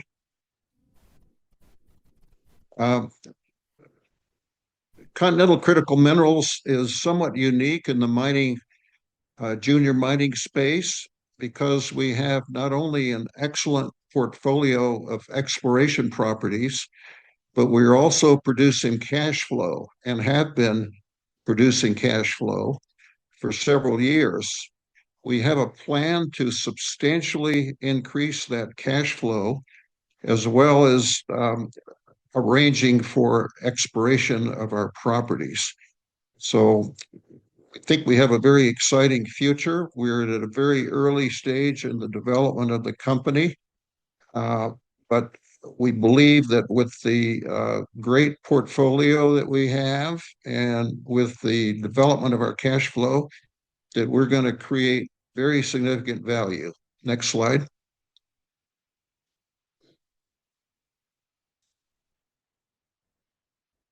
Continental Critical Minerals owns Continental Lithium in Nigeria, where our properties are. We have very experienced U.S. Directors, as well as Nigerian founders as directors. We have an operating team in Nigeria of several high-level managers and about 60 employees. Next slide.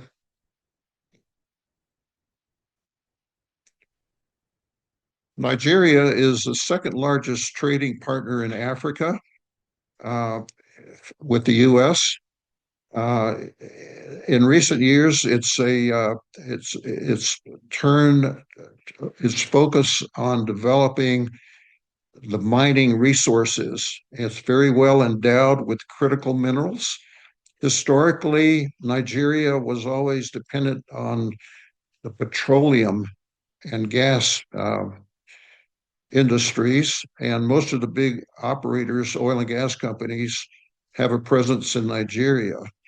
But the government has now turned its focus onto the mining sector and is very supportive of mining in the future.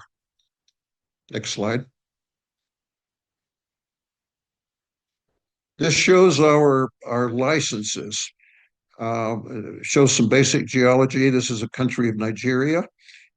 And we've got 34 mineral licenses spanning 787 square kilometers. 13 of those licenses are focused on monazite, tin, columbite, tantalum, and zircon.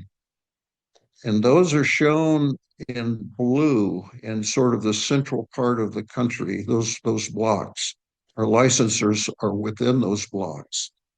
We have 14 licenses respective for hard rock lithium pegmatite deposits. And those are shown in green within the green blocks. That's mainly in the southwestern part of the country. We also have 5 licenses with identified gold potential and mineralization, which you can see there. We own 100% of these assets, and we're in a position to scale what we've done previously into a larger company where we would increase not only our production, but we would explore these licenses that we have. Next slide.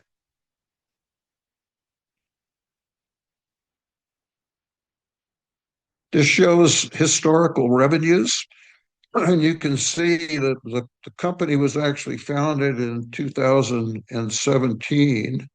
And you can see starting in 2018, 2019, the revenues build up through 2022.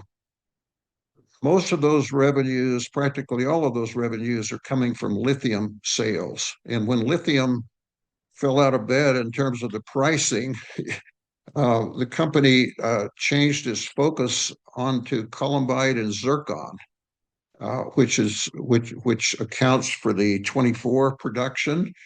25 is going to look pretty similar to 24, and it'll all be based on zircon and columbite and a little bit of tin. Next slide.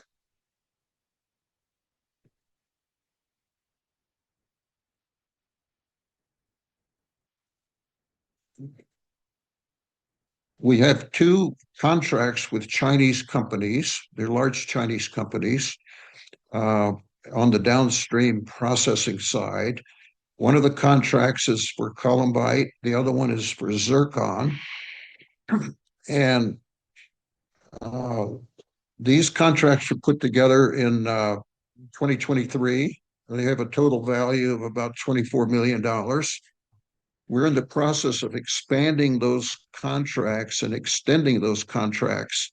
And in early 2026, they'll be much larger. So we see a fairly large future there in being able to continue to increase our production and to sell to these 2 companies.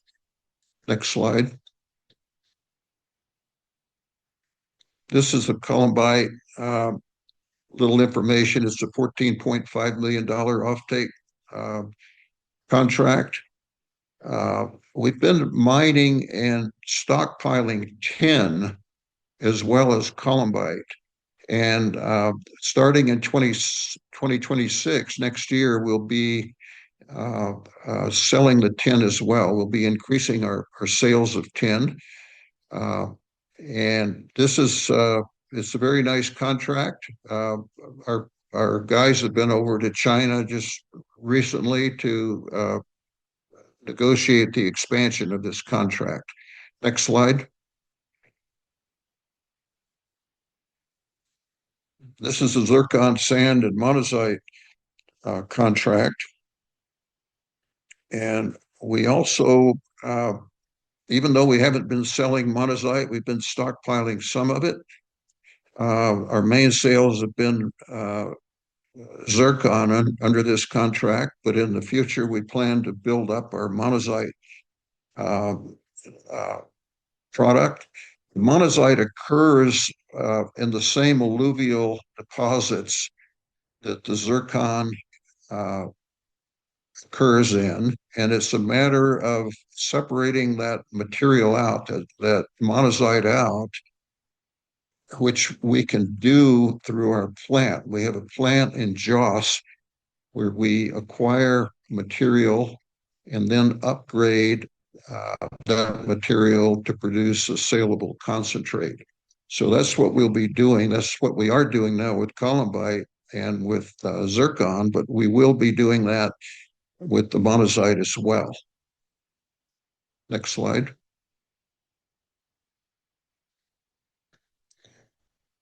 This is an important joint venture with Chariot Corporation that we arranged earlier this year. The announcement came out in July of 2025. It's a joint venture that covers 10 exploration licenses in the southwestern part of the country. It's the joint venture will be executed through a mutually controlled company called CNC Minerals, a Nigerian company. It'll be owned 2/3 by Chariot, 1/3 by Continental.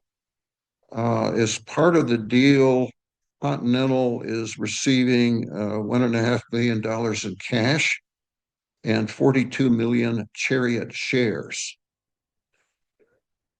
The minimum exploration commitment, minimum commitment that Chariot has made to explore these licenses is $10 million over the next 5 years. And Continental gets free carried through production until the initial $50 million of joint venture revenue. So even though we're giving up some equity, it's up to Chariot to take these projects forward and to get them into production.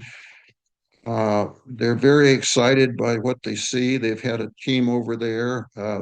They've got some very high-grade values from their sampling.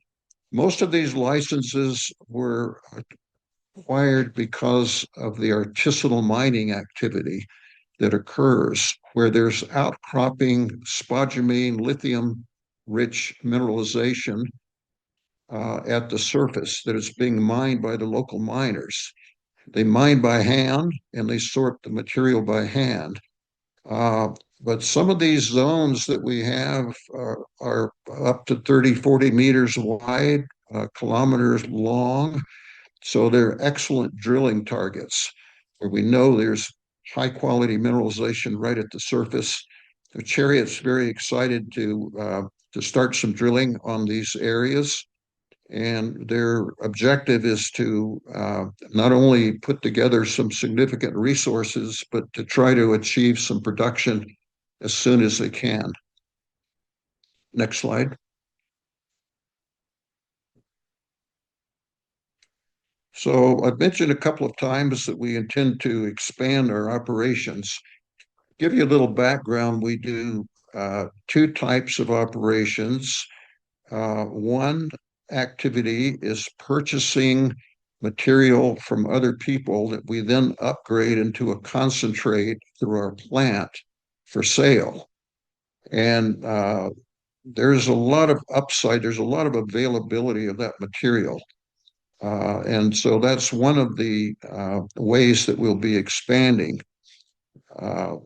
Our objective is to go from about $5 million where we are right now up to about $45 million over the next 3 years.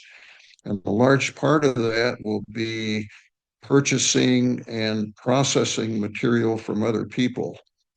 To do that, we'll need some capital. We estimate we need about $8 million of capital. We're arranging that now, and it should be available in early 2026.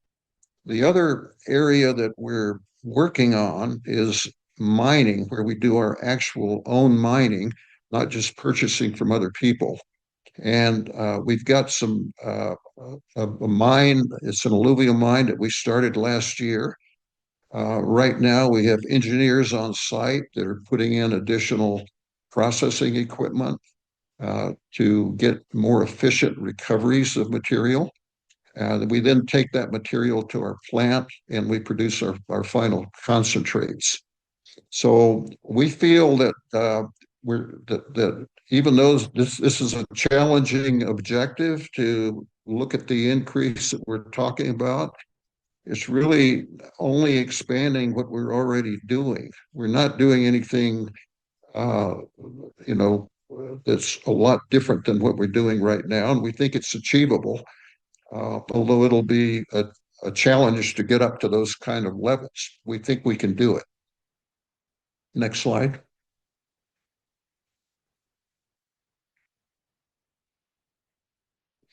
This is just a little snapshot of some of the transactions and sort of valuation benchmarks that have been happening in Africa recently. And we only show this if you look at what we have in Continental Lithium compared to some of these other deals, we feel that we could attract a very significant valuation in the assets that we have, and in particular with our cash flows. Next slide.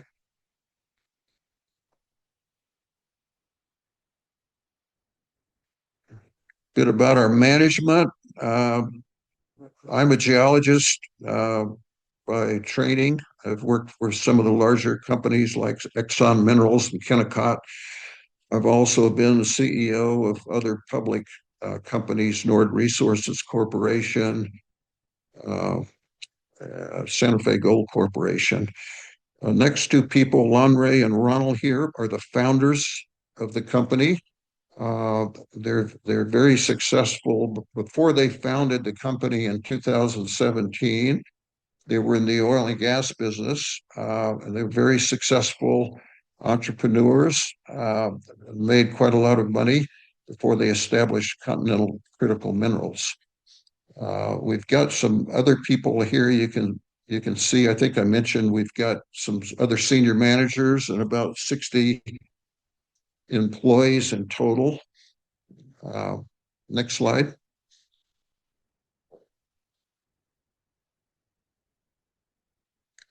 And our board of directors, the first three people there we've talked about. We have some other very significant to us non-executive directors. The first one is Dr. Israel Oviri. He's the chairman of Bank-Link Africa Group. He's raised a lot of money for infrastructure and oil and gas in Nigeria. He's a great guy. He's got a lot of good connections in Nigeria and worldwide. We have Panna Sharma, who's the CEO and chairman of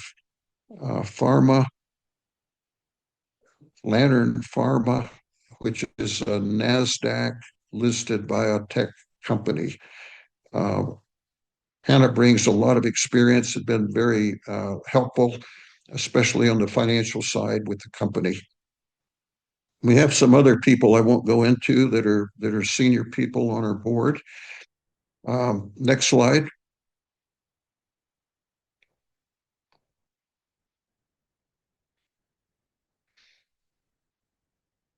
So as an investment summary, the company has contracts in place of about $24 million right now with the zircon and the columbite. We'll be expanding that to also produce tin and monazite. We have a growth platform that we feel is achievable in terms of increasing our cash flow. We also have an excellent exploration portfolio of properties. We have Chariot Corporation carrying out exploration for lithium mainly on probably our best lithium properties. And we've got a plan to, in the future, not only sell to China, but also attempt to get good contracts in the U.S. and with the U.S. government, and also into Europe. Both the U.S. and Europe recognize that they're very far behind in terms of critical minerals, but they're doing their best to catch up, and they're allocating significant funds to deals with other companies to bring in resources, critical mineral resources, into the United States and into Europe. Next slide. So that's a brief thumbnail of Continental Critical Minerals, and I understand there may be some questions. Thank you, Pierce. We are now going to take your questions. Press the Q&A button and type in your question. As we can take only your written questions today, we ask that you please not use the raise hand button. Dr. Carson, we've already received several questions here. Number one is this one. Continental is already generating revenue from columbite, zircon, and tin exports out of Nigeria with contracted offtakes in place. How should investors think about your path from today's circa $5 million annualized run rate to that revenue potential that you have outlined over the next 2 years? Well, as we talked about, it's going to be challenging for us, but given some working capital, about $8 million that we're currently arranging, we think our objectives of expanding the production are quite achievable. Thank you for that, Dr. Carson. Your licenses are rich in monazite and other rare earth-bearing minerals, giving Continental leverage as relates to demand for those vital rare earth elements, neodymium, praseodymium, dysprosium, and terbium. Hope I pronounced those right.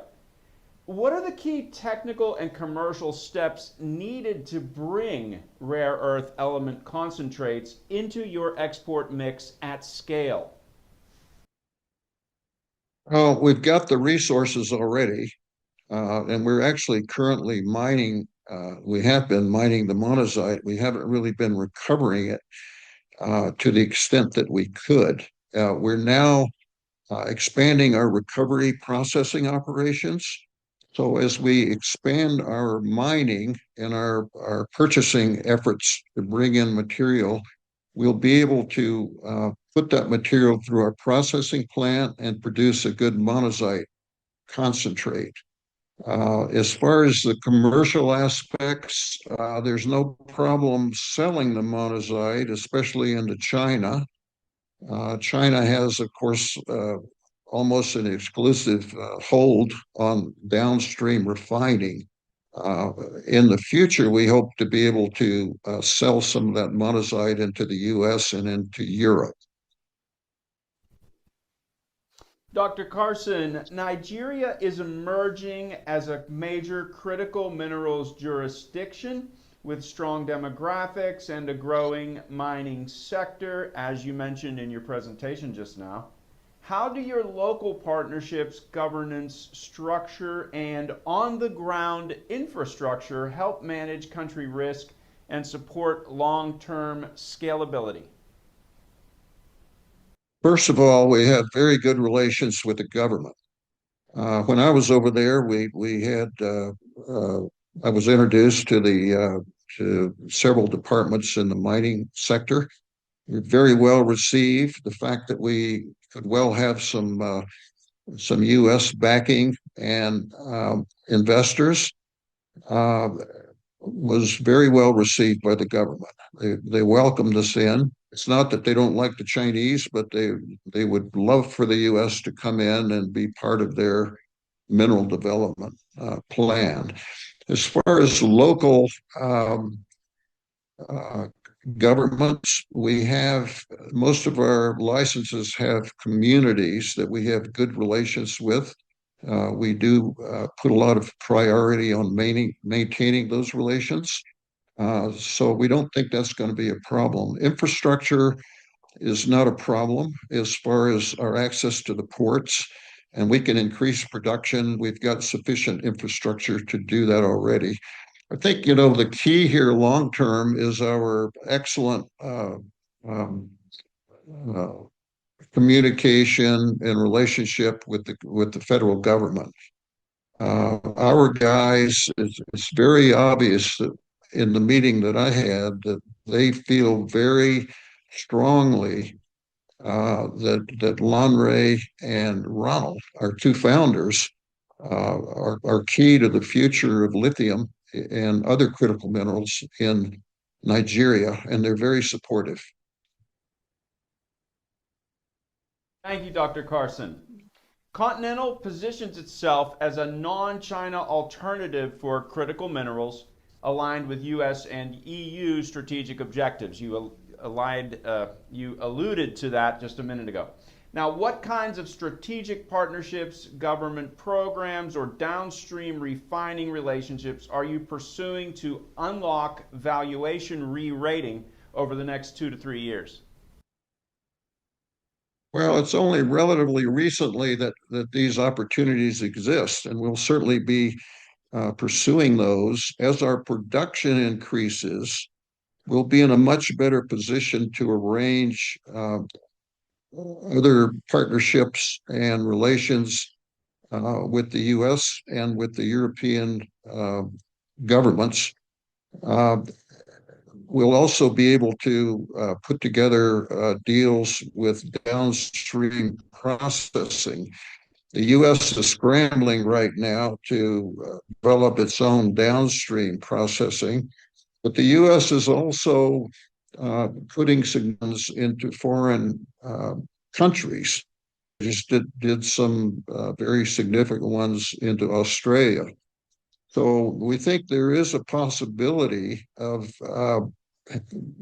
arranging funding from the U.S. government, as well as possibly European government, to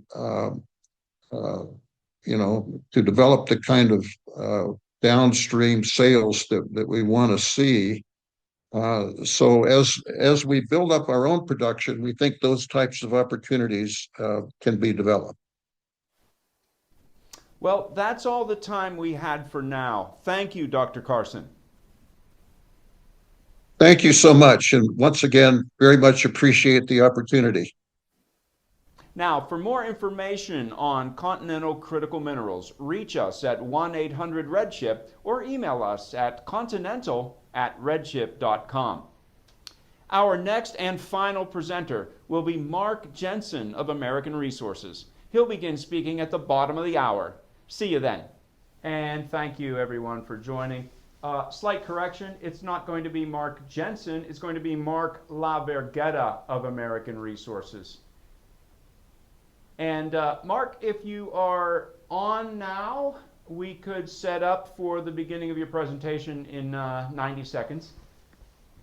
All right, well, we are almost at 3:30 p.m. U.S. Eastern, and might as well start right now. And this is our final company on today's RedChip Mining and Metals Virtual Investor Conference. We are pleased to give you American Resources, ticker AREC on the NASDAQ. Presenting today is Mark LaVerghetta, Vice President of Corporate Finance and Communications. We will begin with Mark's presentation in just a moment. Then we're going to open up this event, as always, to your questions. I'm going to keep your lines muted throughout the presentation, of course.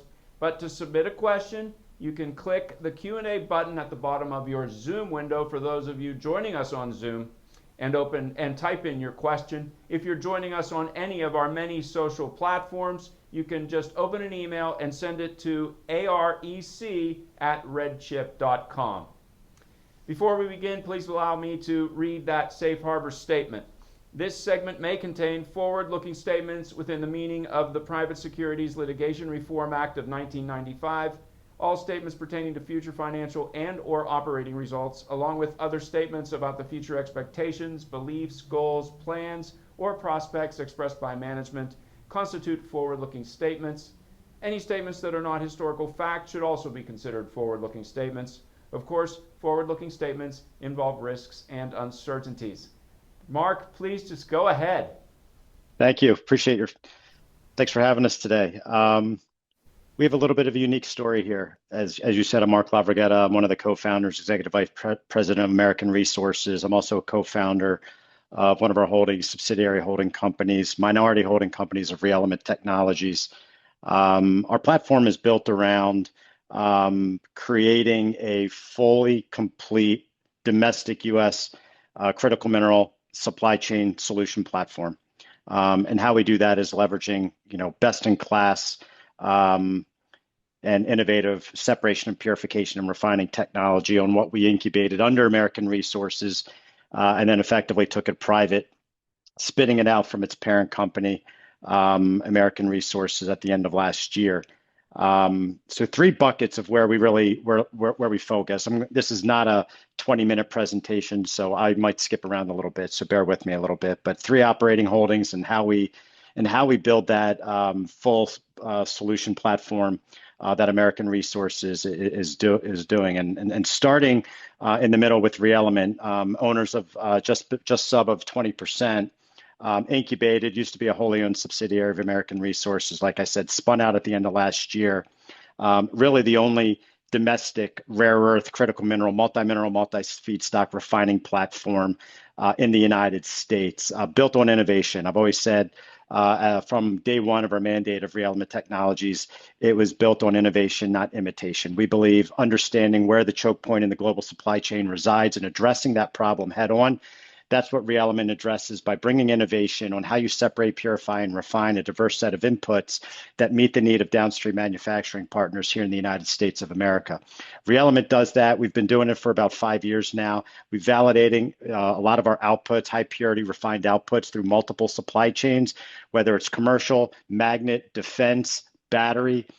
We've been spending our time bringing in a diverse set of feedstocks, both virgin ores, concentrates, recycled feedstocks, to produce high purity products and validate them with downstream manufacturing partners, allowing to leverage the attributes of ReElement, which is a very versatile, very flexible, using intrinsic operating parameters to be able to scale very quickly at any scale to meet the needs of the market.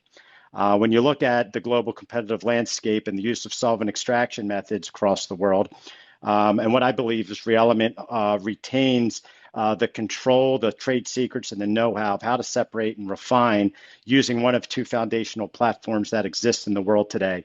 One being solvent extraction methods dominated by China. I think most of the people here today on the phone are going to broadly understand that.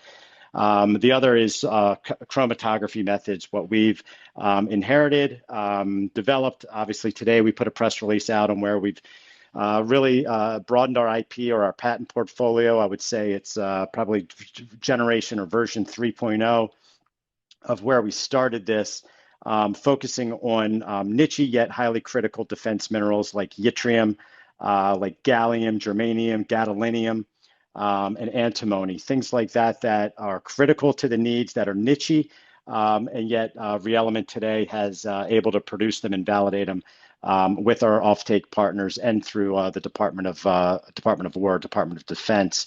Also leveraging a recent announcement that we've made in collaboration with the Department of Defense with a total project budget of $1.4 billion deal.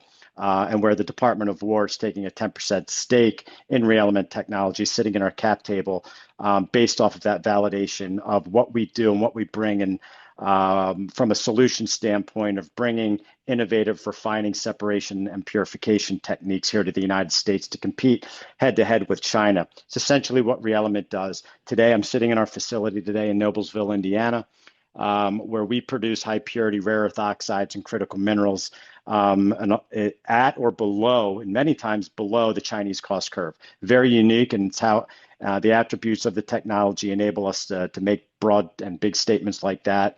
And the lens that we've been able to look through and how we approach from American Resources standpoint, how we approach the value chain of the critical mineral ecosystem very uniquely by leveraging this unique technology that we control and that we have.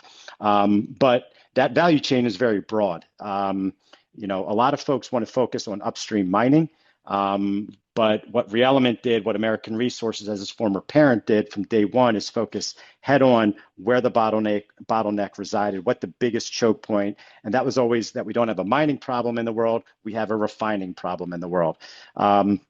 Now that we've validated and we've proven out our concept, it's now coming full circle back around leveraging that and using American Resources Corporation as a full suite solution platform to not only source feedstock, but align it with downstream manufacturing offtake partners as well. While at the same time, if you look at American Resources and its critical mineral holdings, we look at to really bridge that full suite of solution platform, it's leveraging three pillars.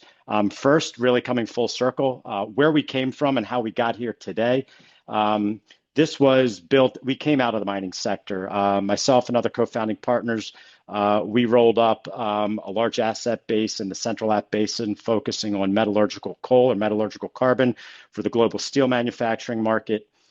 We closed on 9 acquisitions, did 5 bankruptcies, became one of the largest owners of mining infrastructure, understanding the mining game, understanding commodities, understanding that cost matter at the end of the day.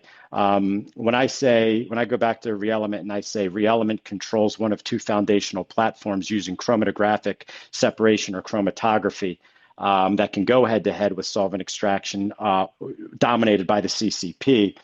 And being able to do it at a cost structure that is highly competitive in the global markets, not needing taxpayer-induced price floors. We need to produce and compete in a global market today. Going back to American Resources, through the acquisitions, becoming one of the largest owners of mining infrastructure, through the assumption of about 60 million worth of environmental liabilities or environmental reclamation bonds, we did a broad restructuring effort.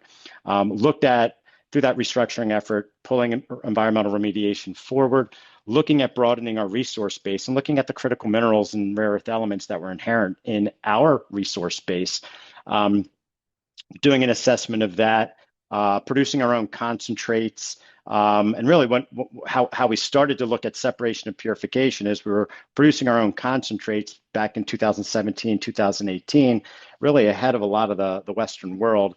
But we knew that we needed to reside on China to do that final stage separation and purification. So we continued down that path of driving innovation under a global economic cost structure that can compete head to head through innovation. So producing our own concentrates at American Resources through our over 120 million tons of controlled coal-based byproduct resource that it has inherent critical mineral and rare earth elements in it, refocusing on that, as well as investing in best-in-class upstream mining operations around the world and partnerships to source high-quality feedstock that can come into the United States and flow through the ReElement Technologies platform to bring high-purity products here to the United States for commercial and defense use. That's what we're able to do. Again, looking through that unique lens of actually doing it today, not putting it on a spreadsheet and saying that we're going to do it in the future. We've found that getting a hold of high quality feedstocks is not necessarily a critical or I wouldn't say critical, a challenging or large choke point in the supply chain. The entire Earth's crust is full of mineral. There are a lot of rare earth projects. I'm sure you guys have been listening to a lot of upstream mining ventures going on today. Where American Resources is focused on is partnering with high quality resource that's being mined today, coming out of Southeast Asia, coming out of South America. Everybody's seen headlines. You've seen the administration doing mineral deals across the world with resource-rich nations that are actually producing these today. American Resources sits right in the middle of that to broker some of these deals for the United States of America to put it through innovative refining technology at ReElement. And finally, the last pillar at American Resources, besides producing our own concentrates, brokering upstream mineral deal, and the last pillar would be aligning high purity inputs and bringing in refining and then matching that with downstream manufacturing. I would say when you look at a lot of these rare earth and critical minerals, the markets are opaque. Some are small and some are niche. So you have to think very nimble. Sometimes you have to think smaller. A lot of people want to talk about mine to magnet. On the magnet minerals and the magnet metals, what we're focused on is a broader, more diverse set of inputs, like the heavy rare earths, the terbiums, like yttriums, thermal heat coatings, gadolinium, germanium for optics, things that are critical, things like gallium, tungsten even. That is moving up the hierarchy, being able to align those. And a lot of times there's subsegments. Are you going to a 2.9 purity or are you going to a 5.9 purity? A lot of those have different end uses. A lot of those have different prices in the market. A lot of them are very opaque, niche. And what we're able to do through our ability to produce high purity products to spec is align supply and demand. Our last wholly owned subsidiary under American Resources would be Electrified Materials, being an aggregator of processor of recycled feedstock. ReElement wants to focus on what it does really well, separation and purification. Electrified Materials focuses on the pre-processing of end-of-life or manufacturing scrap, recycled inputs, like battery or magnet, like hard disk drives that are coming out of hyperscalers and data centers. To produce a product that can go into ReElement to be efficiently refined. So when you look at all three pillars and developing that full suite solution platform, aggregating and pre-processing recycled feedstocks, aggregating natural ores or concentrates that are being mined, and then lastly, matching that with downstream demand. Other value creating initiatives that we have, starting on the right with Sagient. Again, pulling together that full platform solution using blockchain technology, understanding where the market is moving from full traceability and sovereignty for inputs, and whether you're dealing with the Department of Defense or auto, they want to know exactly the full supply chain, where the origins are from. Again, the unique aspects around that is bolting that onto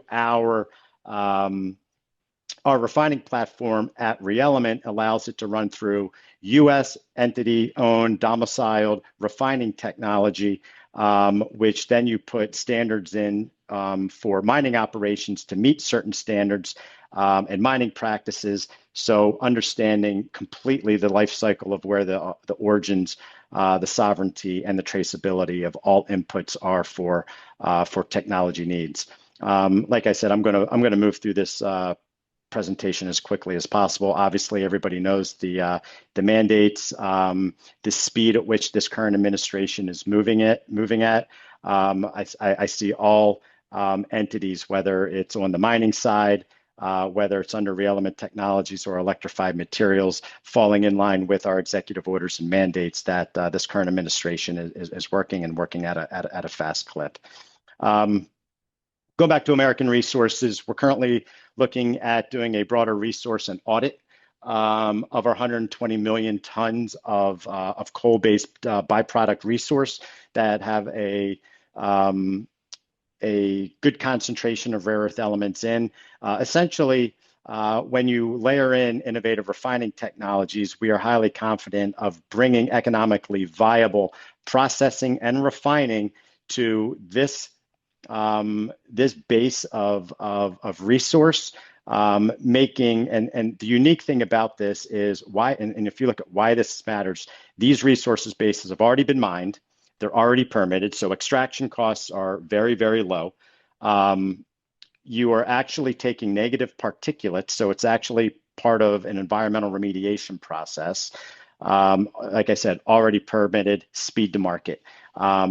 Having innovative refining technologies, looking at how you innovatively concentrate this stuff, turn it into a pregnant leachate solution or an input that goes into ReElement to do separation and purification, would be absolutely game changer. Focusing on doing this inside of American resources and then partnering with other coal mining companies or other mining companies that have byproducts in their waste streams.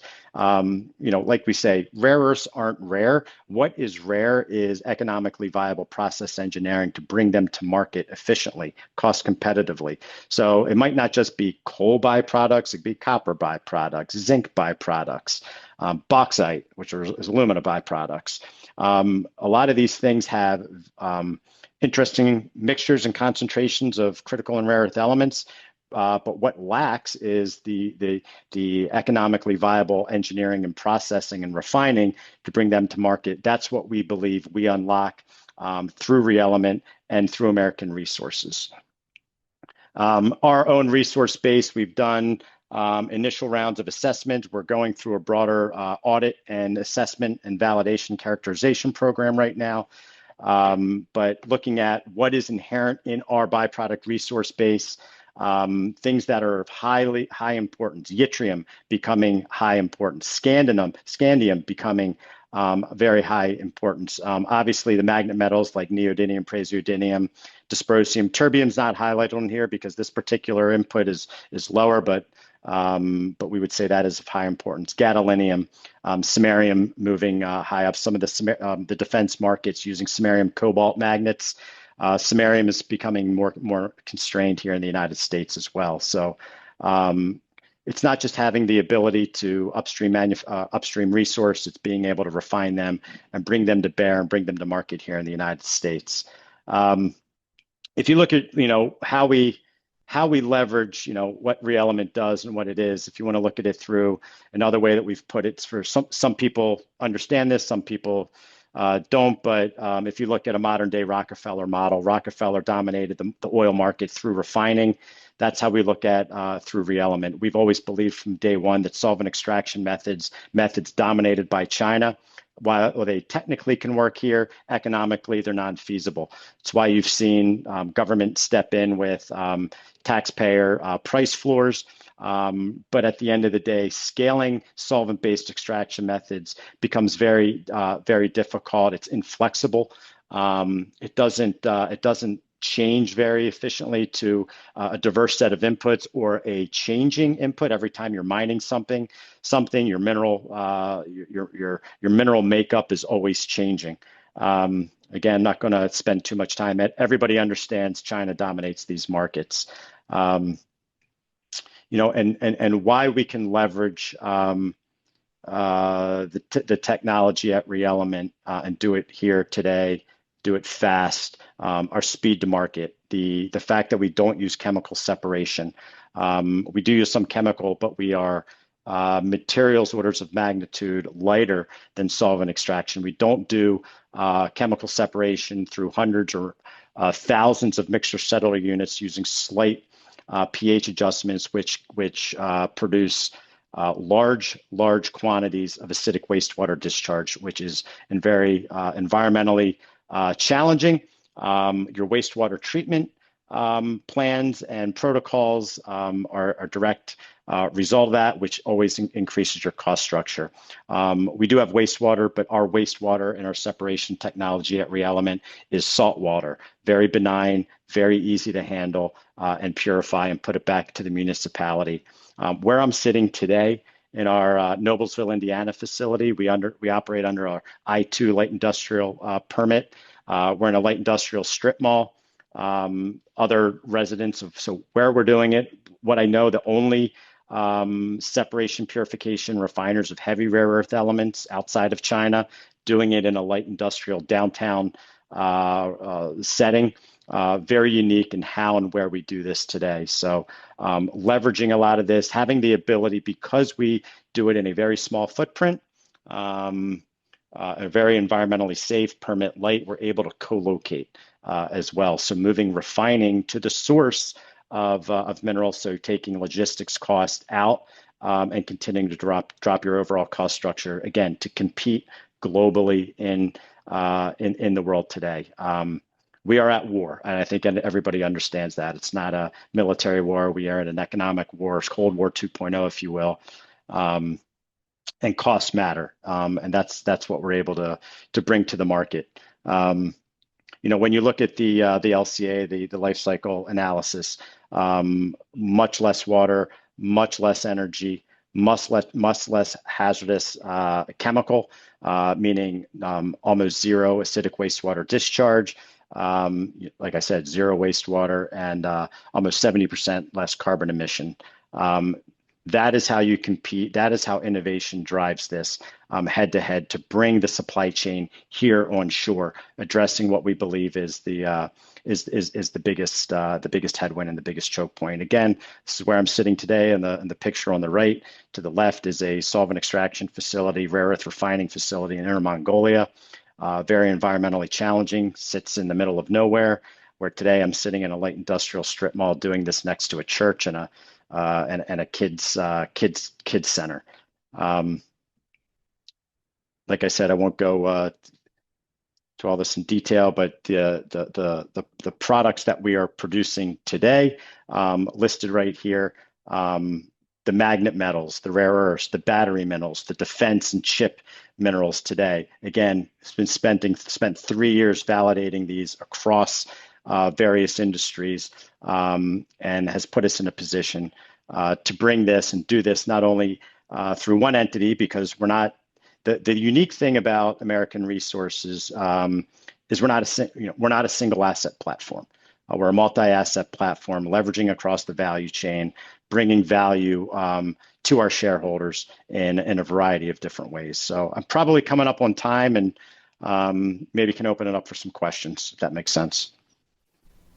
Perfect, Mark. Thank you very much for that excellent presentation. You can reach us in two main ways, participants. If you're on the Zoom with us, you can click the Q&A button and type in your question. If you're on one of our many social media platforms, just write us an email with your question and send it to arec@redchip.com. Mark, as you prepare for large-scale commercialization, how do you plan to balance non-dilutive financing, project-level capital, and potential strategic equity to support rapid growth in ReElement without, of course, compromising shareholder value? Yeah, we think about it all the time. It was part of the reason why we did the strategy that we did from separating ReElement from American Resources, different capital structures. We knew we were early with ReElement. We didn't want to dilute American Resources or raise capital at the expense of American Resources. It was hard rolling up to a micro cap pubco parent. We knew it was a private equity story.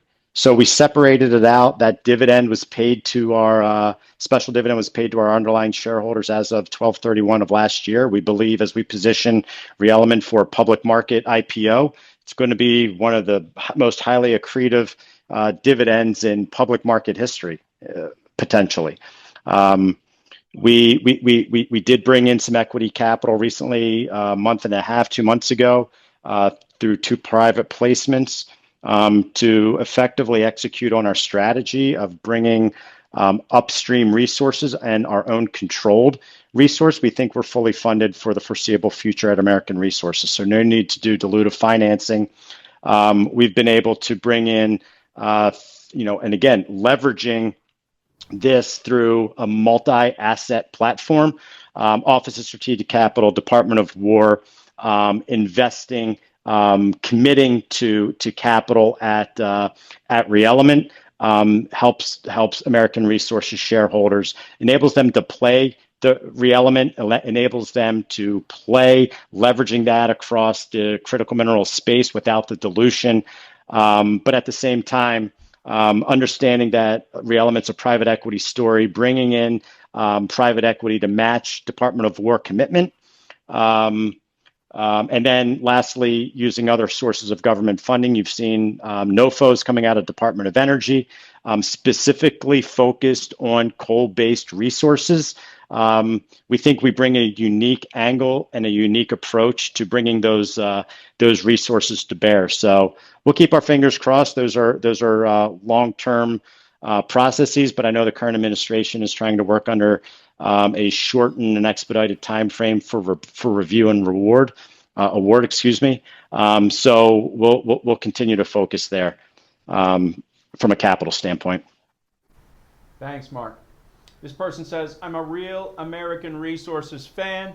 I particularly love ReElement. I think it's positioned for exponential growth, but carbon and metals generate consistent revenues today. Mark, which business line do you expect to reach sustained profitability earliest at commercial scale, and what are the key levers that would determine the timing?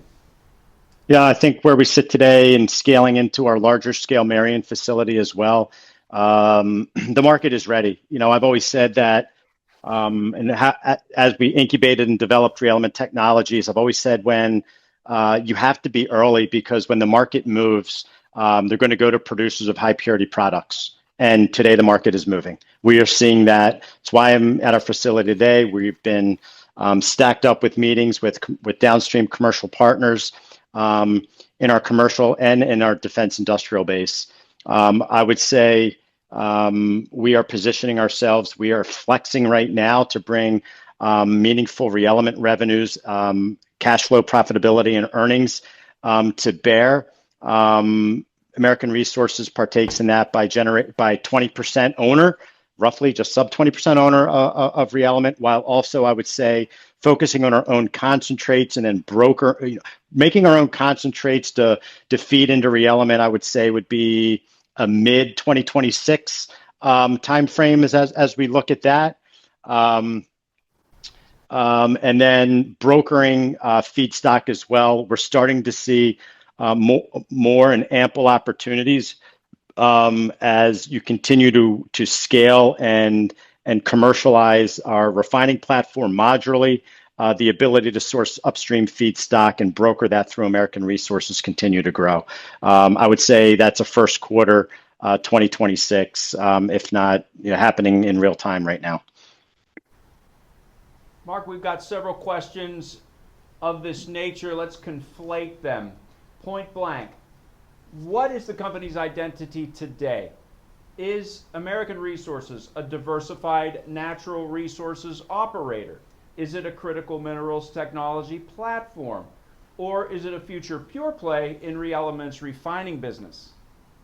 Yeah, I think it's somewhere in the middle of the second and third bucket that you just described. It's a critical mineral solutions platform, leveraging ReElement's unique ability to separate, purify, and refine like nobody else can do really in this world, leveraging American innovation to be able to do that.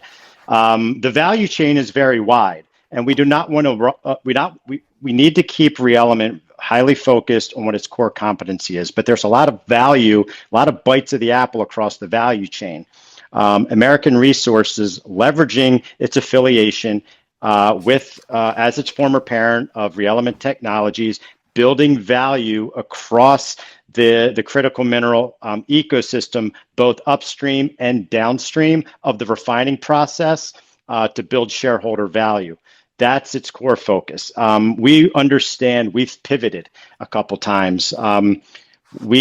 We started extracting coal and operating coal mining assets at the same time we were developing innovation for critical mineral refining. Well, that technology just happened to work and work really, really well. You couldn't develop both at the same time. You had to do one. We had to go full speed ahead. So we've pivoted. I think we're at another pivot point right now because of the validation that ReElement has had through the Department of War, through the U.S. government, through its commercial offtake partners like POSCO, all across the world. We're pivoting to bring that full suite solution, whether it's traceability with Sagent, making investments in that, producing our own concentrates, brokering mineral. It's building value across the entire value chain. Thank you very much for that, Mark. Unfortunately, we have run out of time. You made a great presentation, and those were great answers to those two questions. we will forward to Mark any questions that were not answered today. He definitely wants to hear from you. Absolutely. Mark, thank you very much again. Thank you, everyone. Thanks for having me. Yes, and as I said, for more information on American Resources, you can call us, 1-800-REDCHIP, or email us at that address, arec@redchip.com. And that does it for today's RedChip Mining and Metals Virtual Investor Conference. I want to thank all of the CEOs and company representatives who appeared today. Thank you very much for that. Every presentation was just excellent. And of course, we thank the thousands of people who have joined us on Zoom and on our various social media platforms. Thank you very much for making this conference such a success. If you want any more information about any of the companies we saw today, write us at info@redchip.com or email us or call us, at 1-800-REDCHIP.